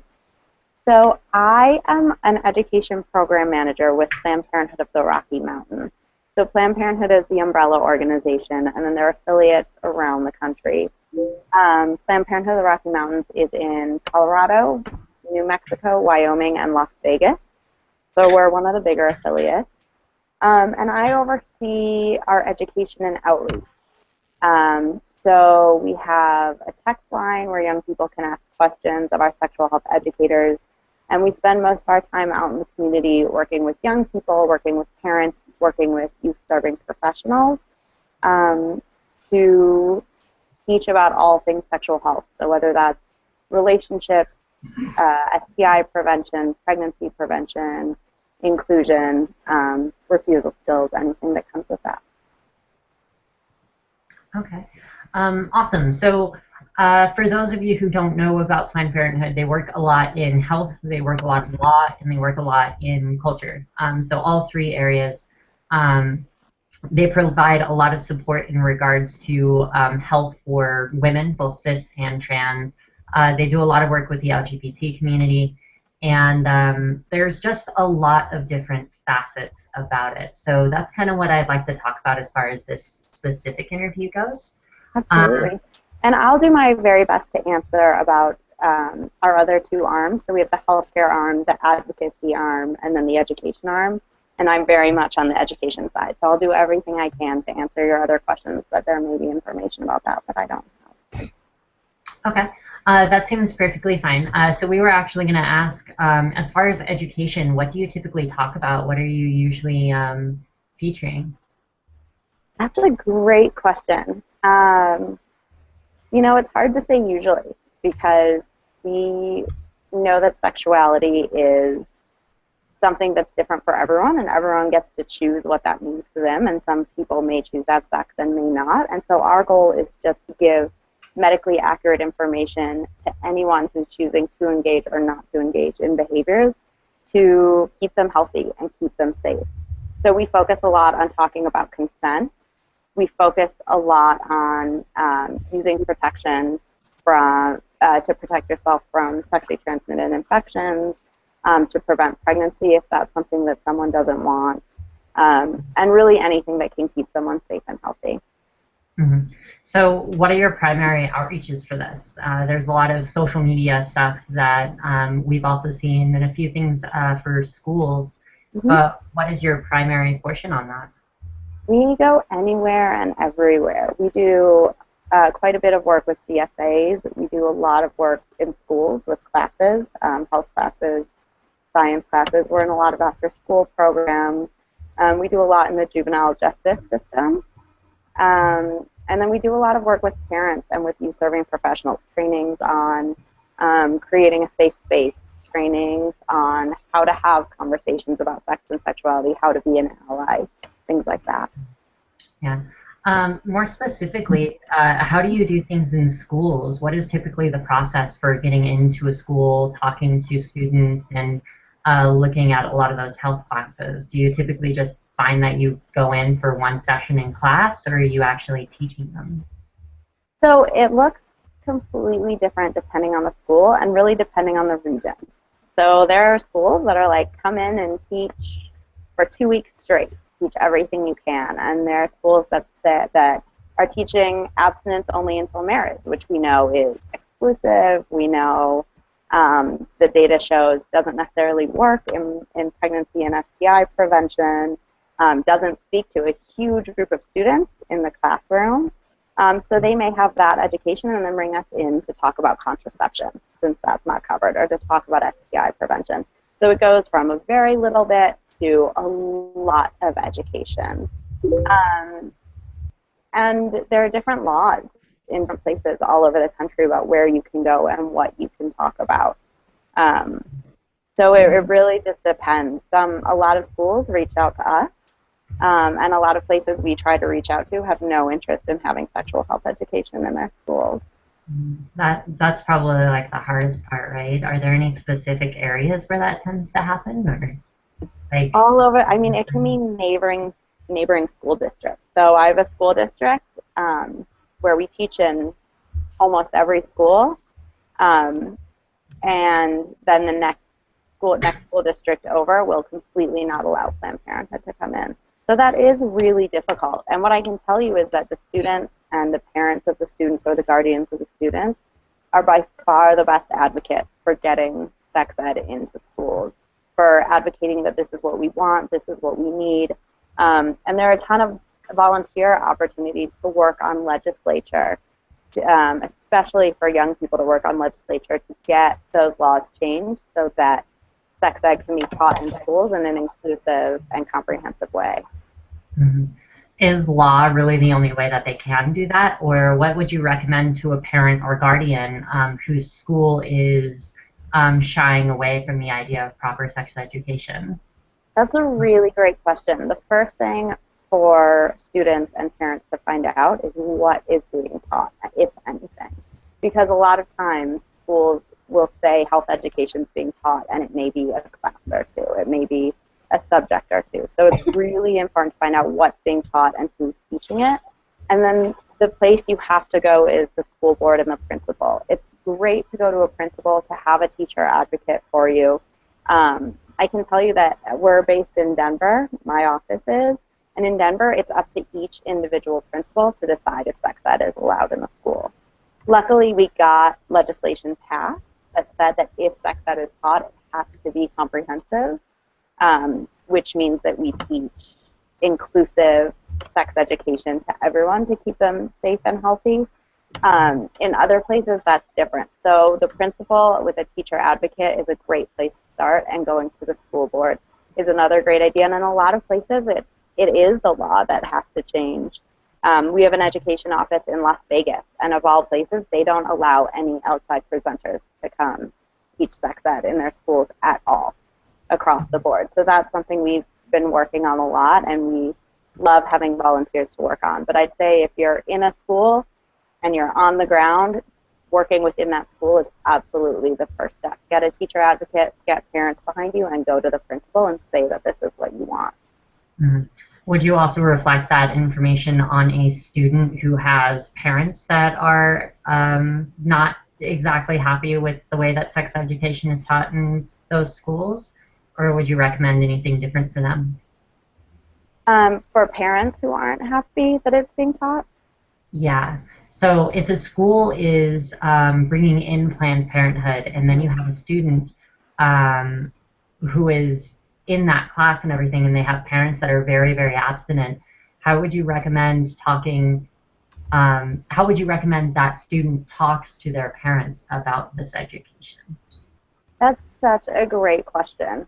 And I think for young people, having conversations with their parents can be one of the hardest things, whether it's about sex and sexuality or whether it's about just wanting to participate in sex ed and what they're learning.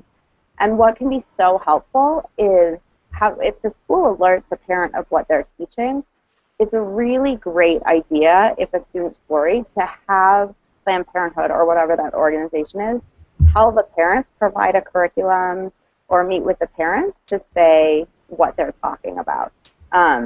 Because we are trained and it's our job to be able to talk to those parents. So it's really great to say, Mom and Dad, let's talk to this organization so that you know what they're teaching. It's also really, really important to have that open and honest conversation with any adult in your life. So for some people, the parents may not be the trusted adult in their life that they can have those conversations with. And we always suggest finding a teacher, finding a counselor, finding a friend, and another adult in their life to involve in healthcare decisions, involved in just conversations about relationships, and be able to go to. And you've created this amazing online community that can be that conversation. So unfortunately, it won't always be the parents, but you have this community that you can have those conversations with. And it may not be the parents. We always want parents to be involved, but not everyone has parents. Not everyone has parents who are willing to have those conversations. Yeah, I would definitely reflect that coming from an online community. And this would be a question that I would want to put toward viewers as well as things like that. What would you, like, can you tell us a story from someone who has had a particularly difficult time as far as getting the proper education that they need and how they can get that from Planned Parenthood? For instance, if a person is closeted in some way, shape, or form, a lot of people have difficulties getting the education that they need, especially going to YouTube and a lot of online sources. Can you tell us a story about someone who has had difficulty coming to you? That's a really great question, and there are so many stories that come to mind. I can tell you that we get a number. So one of the programs I run is an online texting program. So anyone can text us any questions they have about sex and sexuality, and our trained educators answer it. And that line is confidential, so we can't see your phone number. We do have security. If someone discloses rape, abuse, incest, or neglect, we do report that, but our educators never see the phone numbers. So we're trying to also create those online safe spaces where people can ask questions and get that information that they need. And I think about the questions we get there and how creating a space online or creating a confidential space is so important, because we get questions about, how do I tell my parents I'm gay? Or I'm pregnant and I'm terrified to tell my parents, what do I do? And things that are really hard times in people's lives that they just want support and want someone to talk to and want either someone to hear them or to give some advice or give some information that can be helpful. And to know that all of our health centers are entirely confidential, even if someone's under 18. So if someone's in a situation and they just want someone to talk to, they can always come into our health center anywhere, and we won't tell anyone why you're there, what you're doing there, even that we've heard your name. I keep thinking about a student in one of my classes who came in, who was in 8th grade wearing a shirt that said abstinence and had a Bible verse. And he sat in the front and just really made it hard. And when we created the safe zone, he wouldn't agree to follow our group guidelines and to make it an inclusive space, and kept saying his parents just wanted him to be abstinent. Why did they have to learn this? And by the end of the one day of class, I learned that he had no idea what abstinence meant, and that he needed someone who was there to tell him it's okay to find your own beliefs. This is what it means. This is other things that people believe. And I think that that one day really changed his perspective and opened him up to say, I can come up, I can believe what I want to believe. And I was able to go back to that class for 3 weeks, and he was amazing and supportive of all the other students. And if anyone said anything offensive or disagreed, he was the first one to jump up and remind everyone it was a safe space. So I think having a trusted adult, whatever that looks like, and having someone non-judgmental who will just listen to you and try to understand where you're coming from can really change someone's mind, change someone's attitude, and create a safe space for everyone around them that may not have been there before. Yeah, absolutely. That's actually a really, really powerful story. And I'd actually kind of like to hear a few other responses kind of reflecting the same question. We actually have 2 new individuals, both of them volunteers with us. Destin, who's actually relatively new with us, just getting thrown right on to Giving Tuesday. I apologize for that. And then we also have Ari, also relatively new, and they actually manage the social media pages and things like that. Dustin does our video editing and stuff like that. Do you guys have any comments or any questions that you would like to make, or would you like to tell a story about coming out and having those issues and trying to find a safe adult to talk to, especially when it comes to getting educated on a specific issue? I would actually like to say something that, well, I got like a message on Facebook from one of my friends who is watching this. So, hi, but they want to stay anonymous. I'll respect that. But, so a while ago, she was like struggling and stuff, and she is probably, I would say, like the stereotypical popular girl in the school, I would say. And she eventually got pregnant once, and the Planned Parenthood actually helped her through that. And as far as telling her mom, she just turned 17 this year, and her child is now 1 year old, and she still has it today. So I just want to say thank you for that. I'm saying thank you on behalf of her too, and she wants to stay anonymous, so I'll say that. But yeah. Thank you for sharing that. It's always great to hear when we're able to help, because I know too often people don't have someone to turn to in those situations. Do you end up with that happening fairly often? Like when you go to schools and things, do people hang out around after your lessons or sessions or anything like that for that type of thing?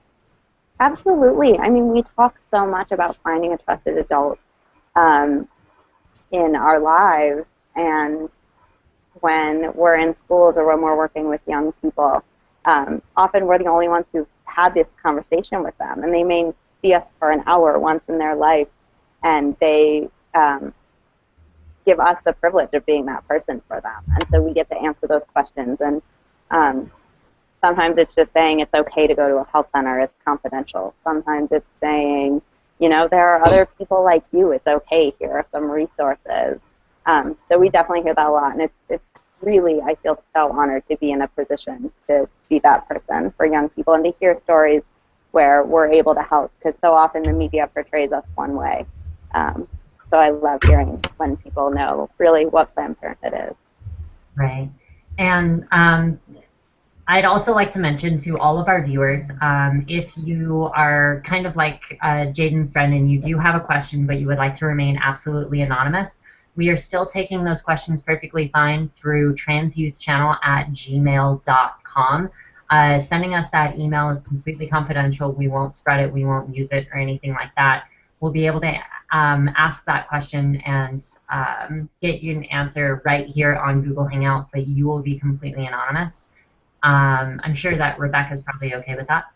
And then we're also going to have a lot of other outreach items as well. So you can leave a comment down here in YouTube that we'll be able to respond to, or you can also use the Twitter hashtag TYCGivingTuesday, and we'll be able to take a look at that. I have all 3 currently up on my screen right now. So if you have any questions at all, this is a great time to ask. It's very safe, especially with 2/3 of our community, I'm most likely talking to you as a viewer, and you're either not out yet, or questioning, or stealth, or some form of not out. And I want to be able to give you that safe space and that access to Rebecca as a resource. So I just want to stress that. That having been said, does anyone else have any questions before we kind of switch gears over to GLBT specific stuff? I don't have any questions specifically, but I did have a story about my interaction with Planned Parenthood. When a few years ago, actually, I'm a trans person, and I became pregnant when it wasn't a good time for me to be pregnant. Pregnancies would be dangerous for me, and my healthcare insurance, even though I was insured, wouldn't help me at all in the decision that I wanted to make. And overall, I spent hours on the phone arguing with them, and no one would help me at all, and everybody was very awful. And I just, was like, oh, well, I guess I should try Planned Parenthood. And I went there, and everybody was just really nice, non-judgmental. I went in, and I got everything taken care of within a week. I just had to make an appointment and then set up a follow-up appointment. And it was just really nice going somewhere where I wasn't judged, and that was interested in helping me. So, thanks, Planned Parenthood, for sharing that. Dustin, do you have anything you want to say? I don't have any Planned Parenthood stories. Okay, that's perfectly fine. So one of the other things, before we do kind of move on to the other question, like you said, the media likes to color you in specific lights, and the primary reason is because Planned Parenthood has one small portion of all of the work that it does kind of constantly in the media spotlight, and it's typically viewed as a very black and white issue, but it is in all reality very complicated in regards to a lot of abortion practices. And Trans Youth Channel doesn't necessarily want to bring one opinion one way or the other, because we still feel it's very important that people maintain those personal opinions. I was wondering how Planned Parenthood typically takes this as a perspective in a neutral manner, as opposed to kind of being thrown into the media with this idea. What is Planned Parenthood's stance on other people's objections? So I can't necessarily speak to Planned Parenthood's stance on other people's objectives. What I can tell you is Planned Parenthood is an organization of choice. So we believe that everyone gets to make every choice for themselves that they want, and that no one else should make choices for them. So whether that's to believe that abortion practices are wrong, that's a choice someone can make, or to support abortion practices and help people through it, or donate, or work for the organization, or volunteer for the organization. All of those choices are valid, as is the choice to do whatever with a pregnancy is best for you when you're in that situation. We believe that every person gets to make a choice about what to do in that situation, whether it's to parent, to have an abortion, to make an adoption plan. So when we're thrown into the media, it is construed as very black and white, but Planned Parenthood's stance is that everyone has the right to make whatever choice is best for them in any situation. Okay. Yeah, thank you so much for speaking on that topic. That's one of the most controversial topics Planned Parenthood tends to come across. Do you actually have any other topics that typically make it in the media fairly common? You know, comprehensive sex education. We keep hearing in the media with people trying to ban teaching comprehensive sex ed in different school districts in different states.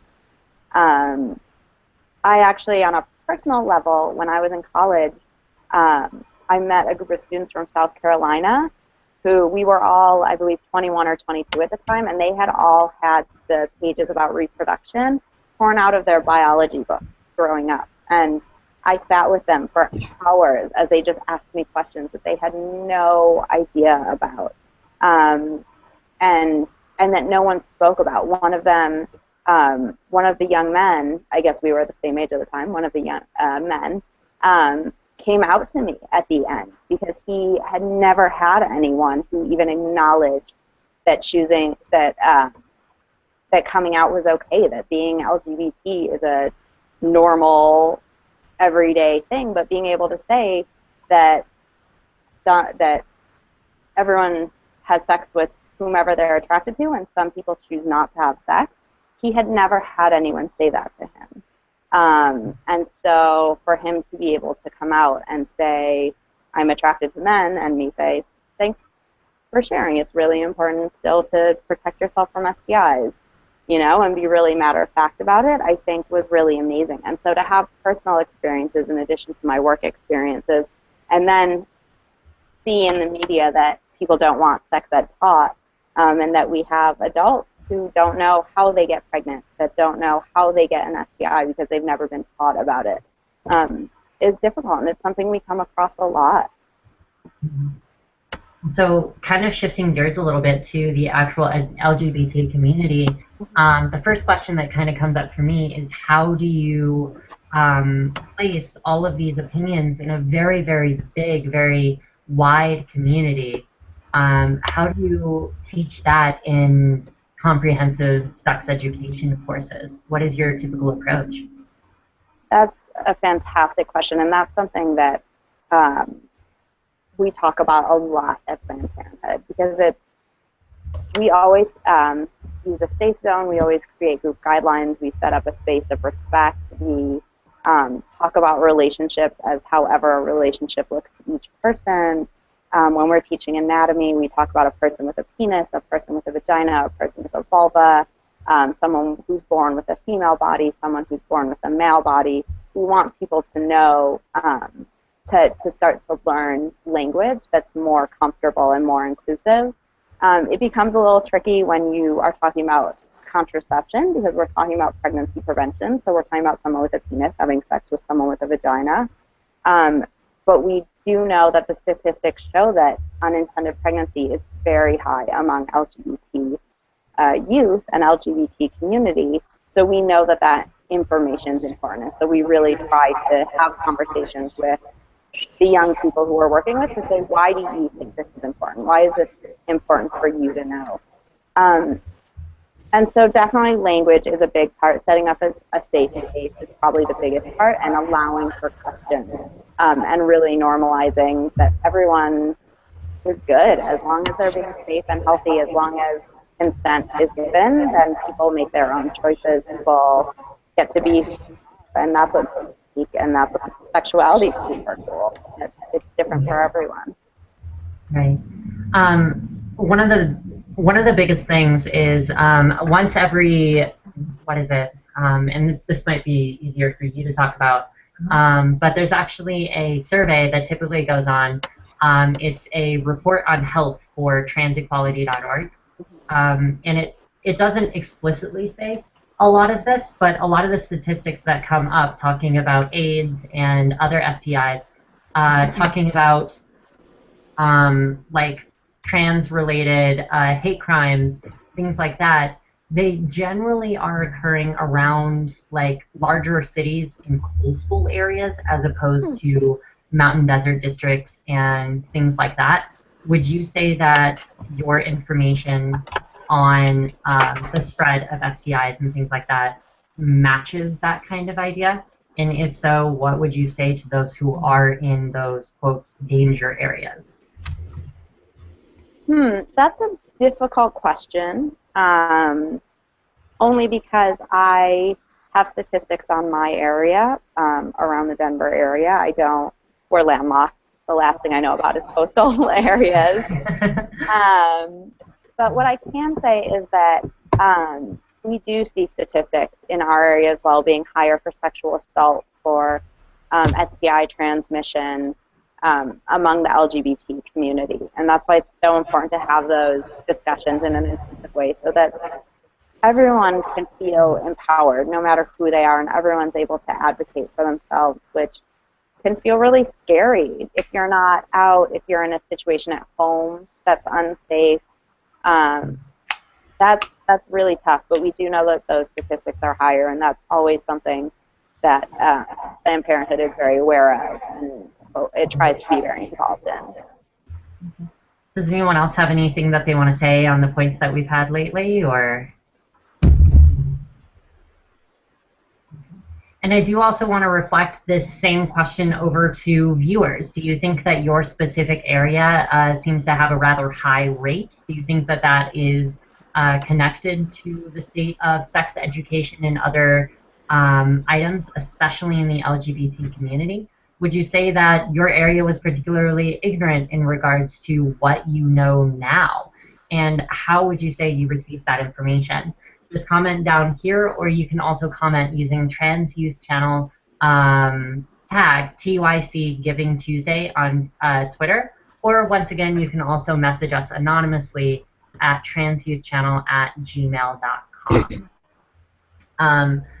In addition to all of those questions, I kind of want to know, what would you say to why the LGBT community seems to have higher rates? Do you think that it is directly linked to that education, or do you think that it might be related to anything else? Do you mean me, like my personal opinion? Yeah. You know, I think it's a culmination of a lot of things. I think that a lot of it is a lack of education, and not necessarily for the LGBT community, but for the communities, the larger communities that they're in, whether that's a school community, a city, a town, a family. I think when there aren't healthcare providers that people feel safe and comfortable going to, it's really hard to take care of your body and really hard to ask those questions and have a safe place to get help. I think that I'm trying to think of, I think that it's really hard to feel empowered and to be an advocate for yourself when you don't feel support from other people. And so I think any situation someone can be in, and especially being young in general, whether you're part of the LGBT community, whether you're going through puberty and everything feels so difficult and so intense, I think that if you don't feel support from a community, it's just really difficult to advocate for yourself and to know when you have rights and when is okay to say yes and to say no and when to protect yourself. I also wonder, sorry, I just saw the notes on the side and they distracted me. I was going to say one other thing about that. I think that if someone feels like they identify one way and then chooses to have sex with someone that they don't normally have sex with, it's not, protection might not be the first thing that comes to mind. And so, you know, if someone's hearing condoms for pregnancy prevention, and then chooses to have sex with someone that they can't create a pregnancy with, they might not think to use condoms. And so I think that's that lack of education piece. So I think it's a culmination of a number of things, and I think it's definitely statistics that can be lowered. I really have faith that that's true. JJ, I'm very sorry I didn't necessarily give you guys enough time to respond last time. You said that you had a response? Yeah, to the last question, it was like, how do you feel, what was your last question? It was like... How do you feel about... Sorry, I can restate it if you like. I think it was, how do you feel about the statistics? Was it not? About the higher rates of HIV and sexual assault? And how do you feel about why? Do you think that it is directly connected to education? Do you think that it's connected to something else in the LGBT movement? And if so, why do you think it's like that in your area? Okay, well, I remember you said that you had no idea about anything on the Seacoast, and I happen to be on the Seacoast, so I can just share a little bit on that. But last year, my health teacher did like a pretty good job at teaching us, but it was kind of like there was something she said in class that made me feel a little bit uncomfortable. It was she was like separating the class via boy and girl, and it's kind of relates to like the LGBT inclusion in sex education. But she was like saying, okay, so right now the girls are going to study the guy parts and the guys are going to study the girl parts. and she never once taught us about how our own reproductive system works. So that was kind of like weird. And when we did this like group study thing, she's literally separated the class via boy and girl, and she quizzed the opposite sex about the opposite sex. So it was just weird. And then she basically made like it was just weird. Like, I don't even know how to describe it, but like, yeah. So, I mean, we still never learned about our own reproductive system, which was kind of weird. But, yeah. So that's what's happening on the seacoast, but... How would you respond to that? How would I respond to it? Yeah. A few different ways. One, I think as far as keeping ourselves safe and healthy, the first thing you need to know is your own body, whatever that looks like. So our value as an education department is to teach everyone about everyone's bodies and recognize that everyone's bodies look differently, but a big part of keeping yourself safe and healthy is knowing about your own body. I would also say that it's really important, and one of the things that's most difficult about teaching sexual health is being values neutral, but it's so important for that reason, because it sounds like your teacher was really putting what their value was forward as opposed to letting you discover your own values about the body and about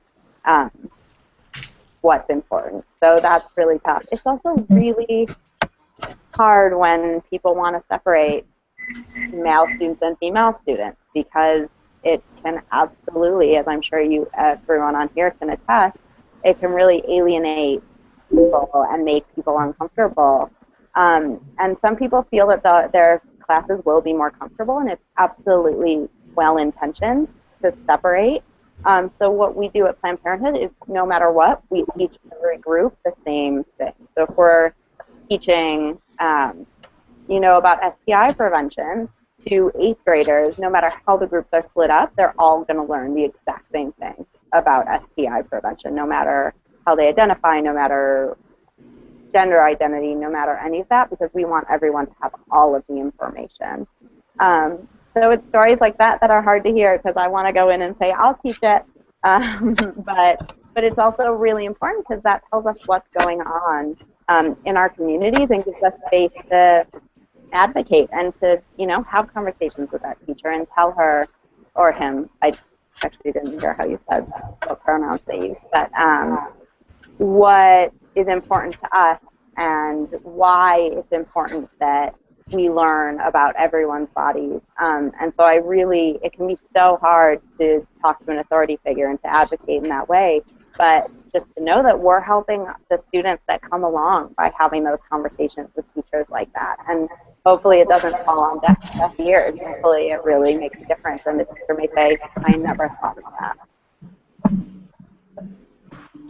Yeah, so there's actually a question from a intersex individual that I know. When we were talking about Giving Tuesday, she just made a donation, and she heard that Planned Parenthood was being a part of it. So she actually has a question as to whether or not you plan to or have taught intersex conditions at all, and if not, why not? It was kind of interestingly phrased, but do you teach intersex conditions? Why or why not?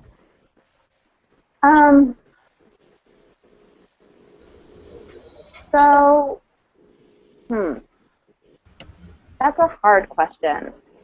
I can teach specifically about what we teach at my Planned Parenthood in my office, and we definitely teach about everyone's bodies looking differently, and we very much answer questions about being intersex, about being trans, about anything that we have the knowledge about, and we try to get that information to everyone. We don't explicitly talk or teach about intersex for no good reason, to be honest. If it comes up, we definitely talk about it, and it's something that is very important to talk about, and we don't shy away from, but it's It's not included in a lesson. Okay. Do you think that at any point in time in the future that it might be included? I would hope so. We're actually currently doing a major revamp on everything that we do, and so feedback like that is really valuable to say that this is what young people should hear. So I would say hopefully. Okay. So to my friend, then, I would say definitely get in touch with and make sure that Planned Parenthood is aware that you want that covered. Rebecca, where would be the best place for us to suggest such things like that? That's a great question. So you can get in touch with your local Planned Parenthood no matter where you are. We're everywhere. So what you'd want to do in that case is contact the education department.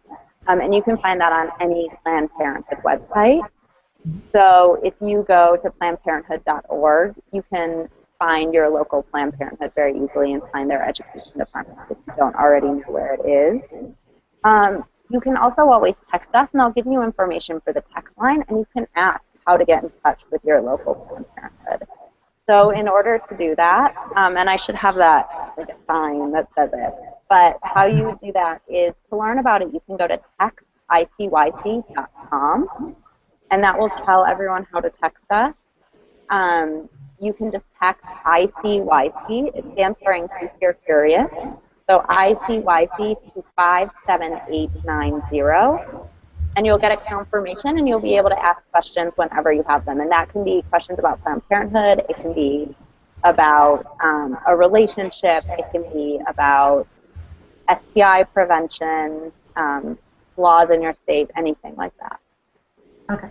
One other thing, could you actually email me that information so that we can get it in the description down at the bottom of the video?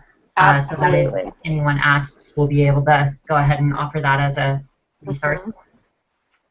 And kind of springboarding on that, we were kind of wondering how someone might be able to get involved in Planned Parenthood, like be it a volunteer in any one of the branches, anything like that. Could you tell us a little bit about that? Yep, absolutely. We love our volunteers, and we couldn't exist without our volunteers. So thank you to anyone who's interested in getting involved. Again, on any website, you can go to plannedparenthood.org, and you can click to volunteer, and you just fill out a volunteer it's like a little one-pager to say what you're interested in doing, and they'll be in touch with you. So we use volunteers for absolutely everything. That can be outreach at events. It can be help with things in the office. It can be, being an escort at the health centers, so that if we have protesters and patients are coming, you're there to help walk them into the building and make them feel safe. So our volunteers are absolutely invaluable. Awesome, thank you. Does anyone else have any questions for her before we kind of move on to our last set of questions? I was wondering something about intersex conditions. It's actually fairly common, depending on the definition, anywhere between 1 in 60 to 1 in 100 people have an intersex condition. But most people aren't aware that they have this. So if you do add intersex education, it might be worth going over some of the more common conditions and how to tell if you are affected, if that applies to you. Yeah, I appreciate that information. And actually, if you don't mind getting my email and sending me any information that you think that we should have, I would love that. I would really appreciate that, and that would help us out greatly.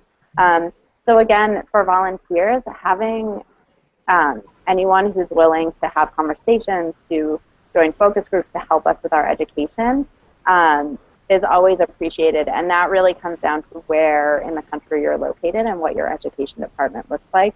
But all of those resources you can provide to help us better our education is very much appreciated. Wonderful. So as soon as you send us that information, just send it to transyouthchannel@gmail.com, and we should have your email address to make those recommendations. And I'll get in contact with my friend who asked me to ask you, and see if she might have any additional stuff that she wants to add. Thank you. Yeah. Does anyone else have any other questions for her? We have a viewer question. How old do you have to be to volunteer? Ooh, I have no idea. That's such a good question. I have absolutely no idea. I hope there's no age limit.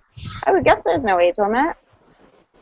To my understanding, as far as Colorado goes, there's no age limit, which is why we can have people as young as 13 volunteering. I wouldn't necessarily know about brick and mortar organizations, though. That's an interesting question. Yeah.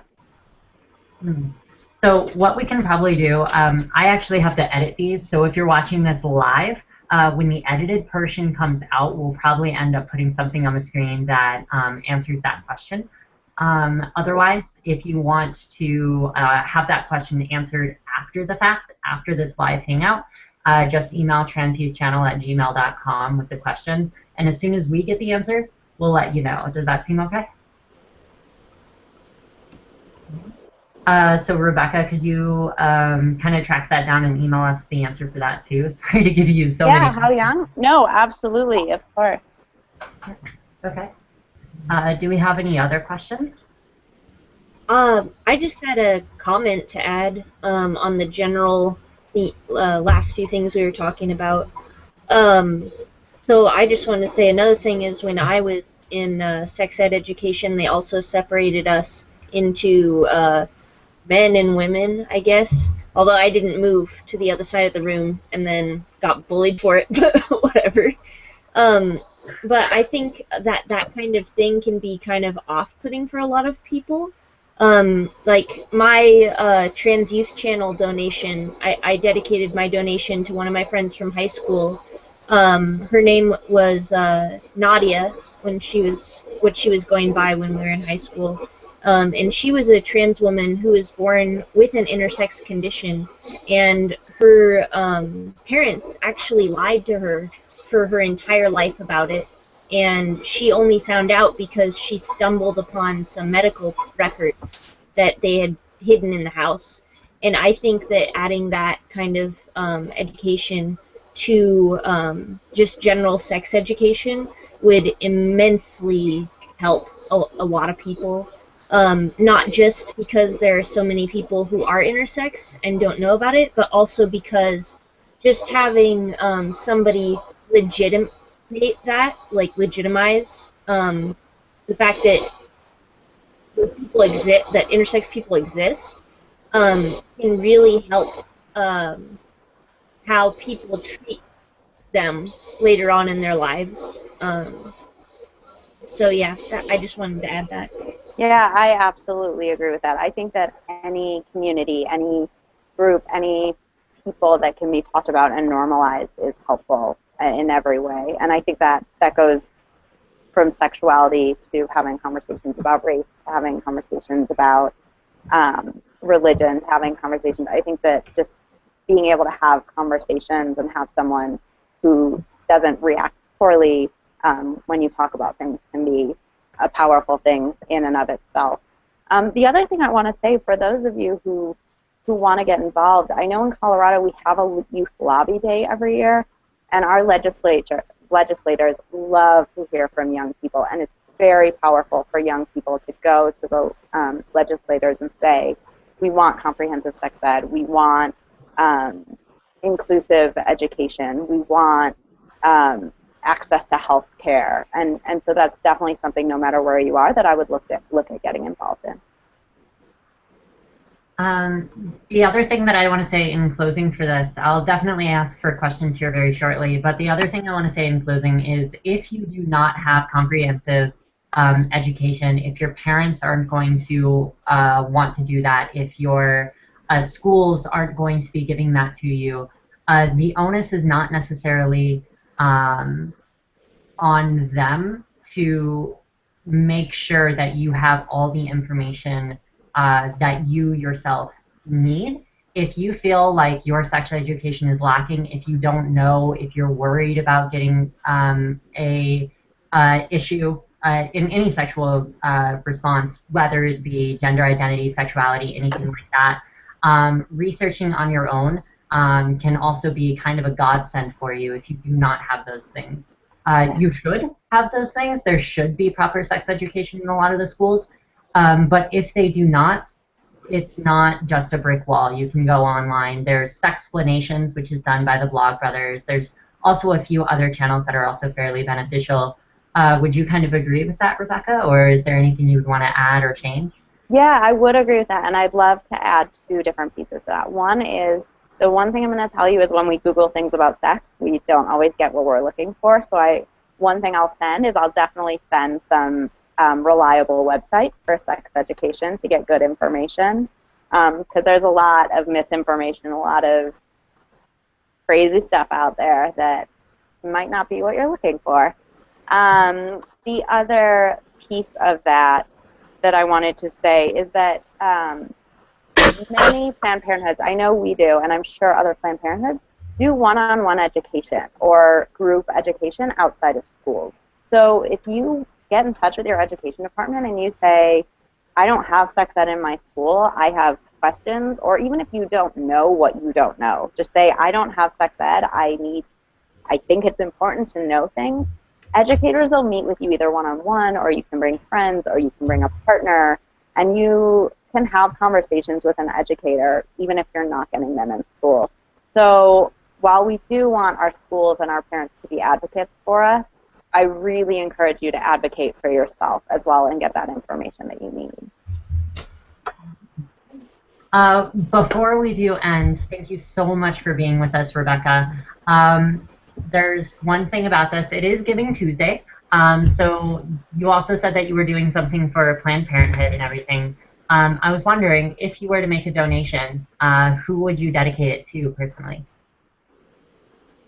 I think after this conversation, on a personal level, I would donate it to my cousin, who is wonderful and has gone through so much. And they are in the middle of figuring out what's going on. And I was so honored when they came out to me when they were 12, and to be able to just be really supportive. And I would definitely want to donate in their honor. All right, awesome. And if anyone else has any specific friends, family members, or loved ones that are LGBT, we want to make sure that they receive a gift of support.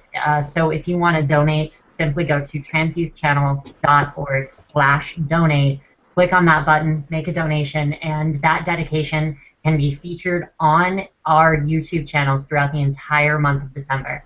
From the 8th of December, this upcoming week, all the way to the 25th, when our bloggers go on vacation, you will feature your dedications. You can be anonymous. The person that you donate to can be anonymous. We'll make sure that that is all set. But otherwise, you'll be able to give them the gift of a video that shows your public support for their transition or their sexuality or their coming out. And even then, if you don't have someone to donate to, that's perfectly fine and okay. Any donations that are not dedicated to anyone or are anonymous, we will automatically dedicate to one individual from the Transgender Day of Remembrance list. People who have lost their lives simply for being who they are, being trans individuals. And additionally, we also want to remember Matthew Shepard. So some of those donations may be going to Matthew Shepard's name, an individual who died in Laramie, Wyoming. We met with the Matthew Shepard Foundation earlier, and Matthew Shepard Foundation also connected us with Rebecca with Planned Parenthood. If you have any other questions for Planned Parenthood or anything, you can toss them down in the comments below. You can attach them to our Twitter page with hashtag TYC Giving Tuesday, and we'll make sure that we at least get a few of those answered, and if not, just contact your local Planned Parenthood chapter. Rebecca, do you have anything you want to add? I don't. Thank you so much for having me.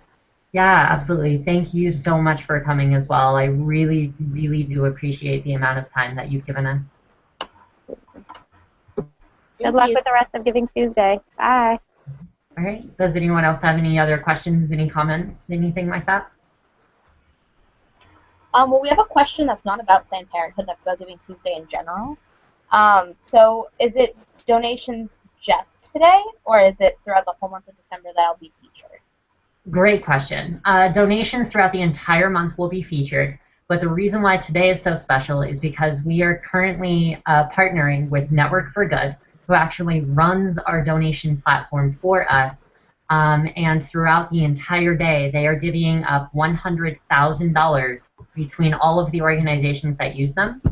So they will match your funds every $25 for $1. So they'll give you $1. And in addition, at the $25 level, you'll be able to have your dedication featured by a blogger vocally as a part of it. So at the end of any video, they'll actually say your dedication. If you do a recurring donation, which many people actually prefer when it comes to organizations they want to see succeed, and also for organizations because we have more stable monetary funds to work with, then we'll actually lower that gap to $15 and we'll actually feature it on a video. Are there any other questions? All right, I'm going to go ahead and check YouTube and Twitter just real quick in addition to our personal email. Doesn't look like we've received that. How are our donations going, Jaden? Can you check? I believe we're at like 522. 522. So yeah, 22. Say that again.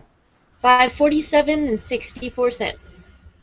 Wow. So that's $50 more. Thank you guys so much, all of you, for all of the donations that you've given, and we'll definitely make sure that these gifts are given to those who you have dedicated to.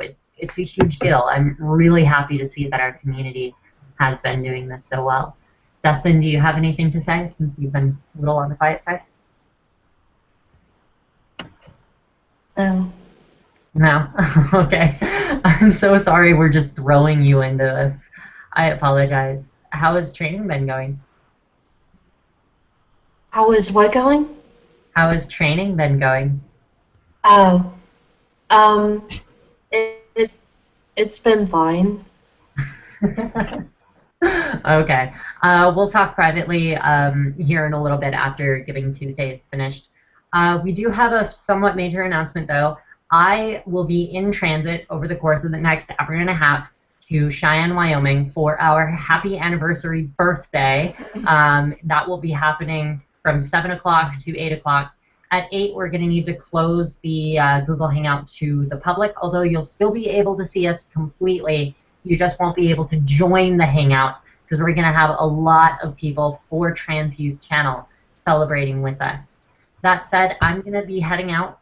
Anyone else who's going to be joining or coming into the channel, we highly invite viewers to come and join us for Google Hangouts. The next hour and a half or so is going to be talking about Trans Youth Channel specifically. So we'd love to hear about who you're dedicating to. Do it right here, and you'll be able to dedicate that on video, vocally, yourself. And in addition, you can also talk about what Trans Youth Channel means to you. We've been receiving a lot of these donations. We've hit our goal. We know that Trans Youth Channel is fairly important to the community. And we just want to hear from you. What would you like out of Trans Youth Channel? What do you think we've done really well? What do you think we haven't done very well? So feel free to just get on. We'll spread the link onto Twitter, Facebook, YouTube, all of our different social media sites so that you can join. And I personally will see you at 6 along with Celine in order to celebrate. Our next organization is going to be coming up at 6 o'clock p.m. along with us, and that will be Beauty Image. We'll be speaking with Elizabeth Walgren on that, and we'll be bringing all of our different talking sessions that we've had all day today all together into one nice, neat, intersectional package to talk about the differences between faith and intersectional areas such as feminism and connecting them to LGBT communities. Thank you guys so much for viewing. And does anyone else have anything they want to say before I take off? Yes, we do. So remember at the beginning of this, at the way beginning, you said that at the 8-hour mark we were going to have to switch over to another Google Hangout. Yes. Thank you so much for reminding me. So what we're going to need to do over the course of the next 2 hours, we're going to have one person on here, and we're going to have one person on a new Google Hangout that's going to take care of the rest of the work. Because YouTube has a maximum Google Hangout time of 8 hours, we have to switch our links.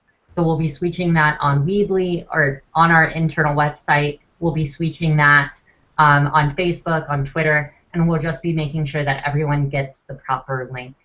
I will go ahead and do that before we have to head out. I might be a little bit late as a result.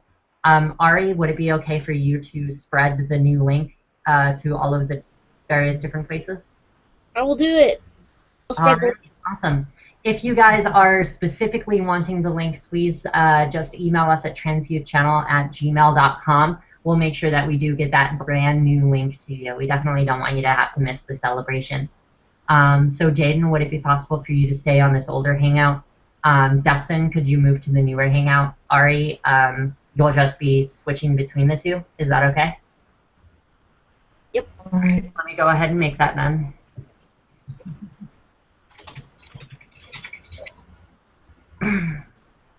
Oh, such a mess.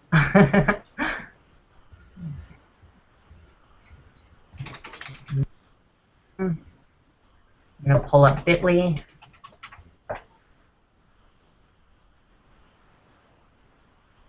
Thanks for reminding me about that, Jaden. That could have been a problem.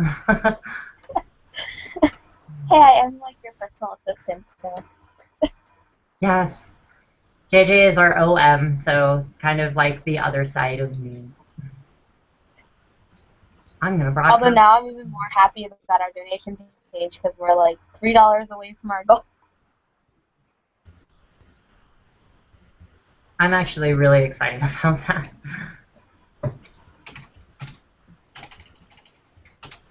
Giving Tuesday with TYC Part 2. And I'm just gonna, how am I gonna do that? I have a YouTube page here.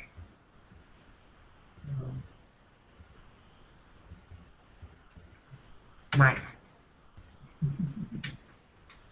I'm doing it. I'm pulling it off. So what time are you, what time is the celebration starting? The celebration will be starting from 7 to 8. We'll have, so from 6 to 7, we have beauty image. From 7 to 8, we have creative insights. And during creative insights, we'll be starting the celebration. And at 8 o'clock, we'll be cutting the cake. Okay. So what time is it in Colorado right now? It is 4:41. Okay. And I'm So starting. what are we doing for the next hour? So we'll be looking at just talking about Trans Youth Channel, what it means to us, what we're sharing YouTube videos from Trans Youth Channel, just kind of having some fun, making it a lax period. And we highly invite all viewers who are watching or anyone on Facebook or Twitter to run that link and join the Hangout. So Ari, I'm about to Facebook you the new link. All right. And will there'll be a new viewing link and a new participation link, right? Yes, there will. All right. So that will be the new participation link, and the new viewing link is going to be. I'm pulling up the second one here. Okay, so I have to end the other call in order to get that link, which is kind of lame, actually. All right, so I don't necessarily want to end the call, though, is the problem. Give me a few seconds. It's really weird how this has to happen. Samantha, I have a question. Sure. So I didn't have enough time to eat lunch because I was freaking out over the donation page. So are you guys like under control for a minute while I go eat something? Because I'm like so hungry. Sure. Yeah, I'm under control. I mean, if you guys need me, I'll stay, but I'm not technically scheduled to be on right now, but I am later. Yeah. Are you guys all set? Oh, we should be all set for the most part. Yeah. Okay. If you need me, all of a sudden just Facebook message me and I'll be there. Okay. Okay. I'll see you on the new line in like, I don't know, an hour. Goodbye. Okay. All right. So Ari, I'm sending you the YouTube link as well. Okay. And I'm also sending you the Google Events page link.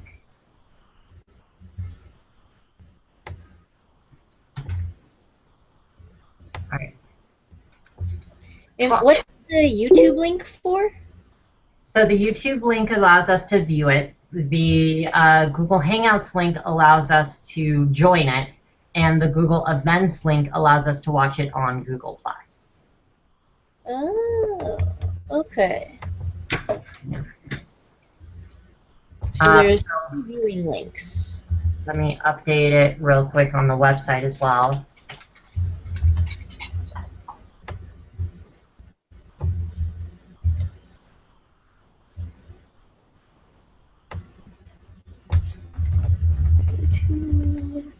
All right, and if you guys are watching this, we're going to go ahead and toss it into the YouTube description as well.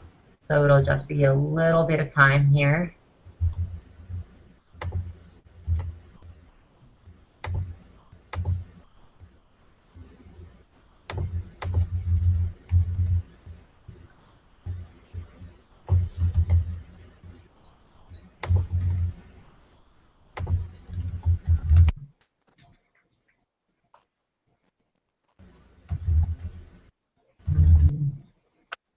Gotta grab the new YouTube link.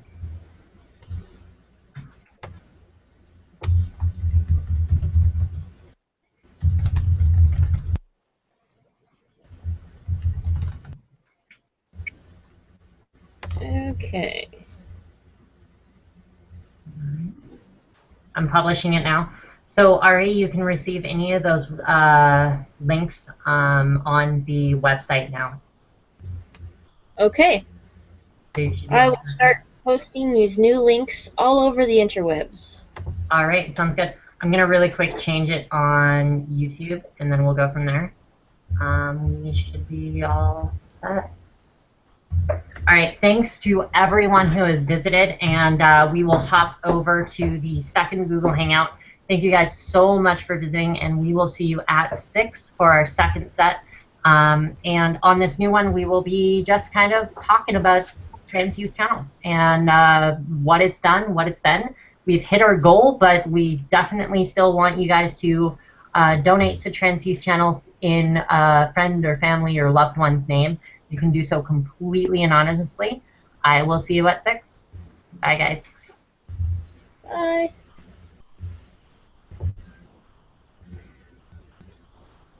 Okay. So, we've got 4 viewers now. All right. So, we are moving over to the new Google Hangout because we're recording all of this so we can edit it later and add in all the information people want to ask us about. So, we're spreading the new links to switch over to the new Google Hangout and all over on Twitter and Tumblr and Facebook and all those good places.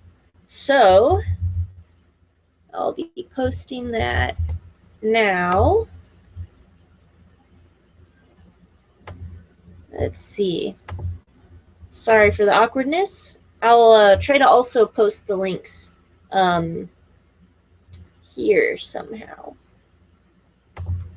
There we go. We got little texty things. Okay.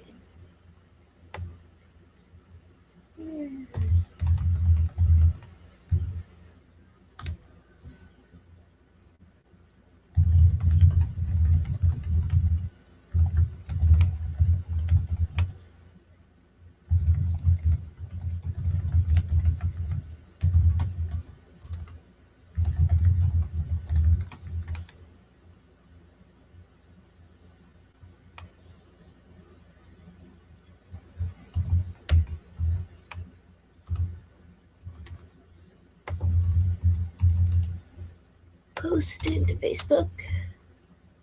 Excellent.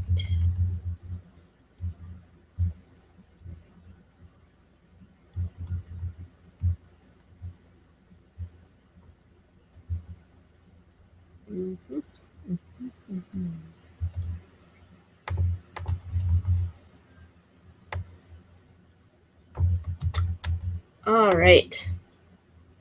Oh, just me. All right, so for our viewers, I have just added 3 different links in the chat. There's a link to the YouTube Hangout, a link to the Google Plus, watching us on YouTube, watching us on Google Plus, and a link to join us if you'd like. So I'm going to go ahead and hop on over to the new Hangout, which is in the, over there in the links in the comments that I just posted. And, okay, got it. Oh, okay. So I need to end this call in order to go over to the other one, since it looks like Destin has left. So if you guys wouldn't mind hopping on over with me, you can get those links either from the chat, which I just posted, or you can get the links from Facebook, Twitter, Tumblr, etc. I'll see you guys over there.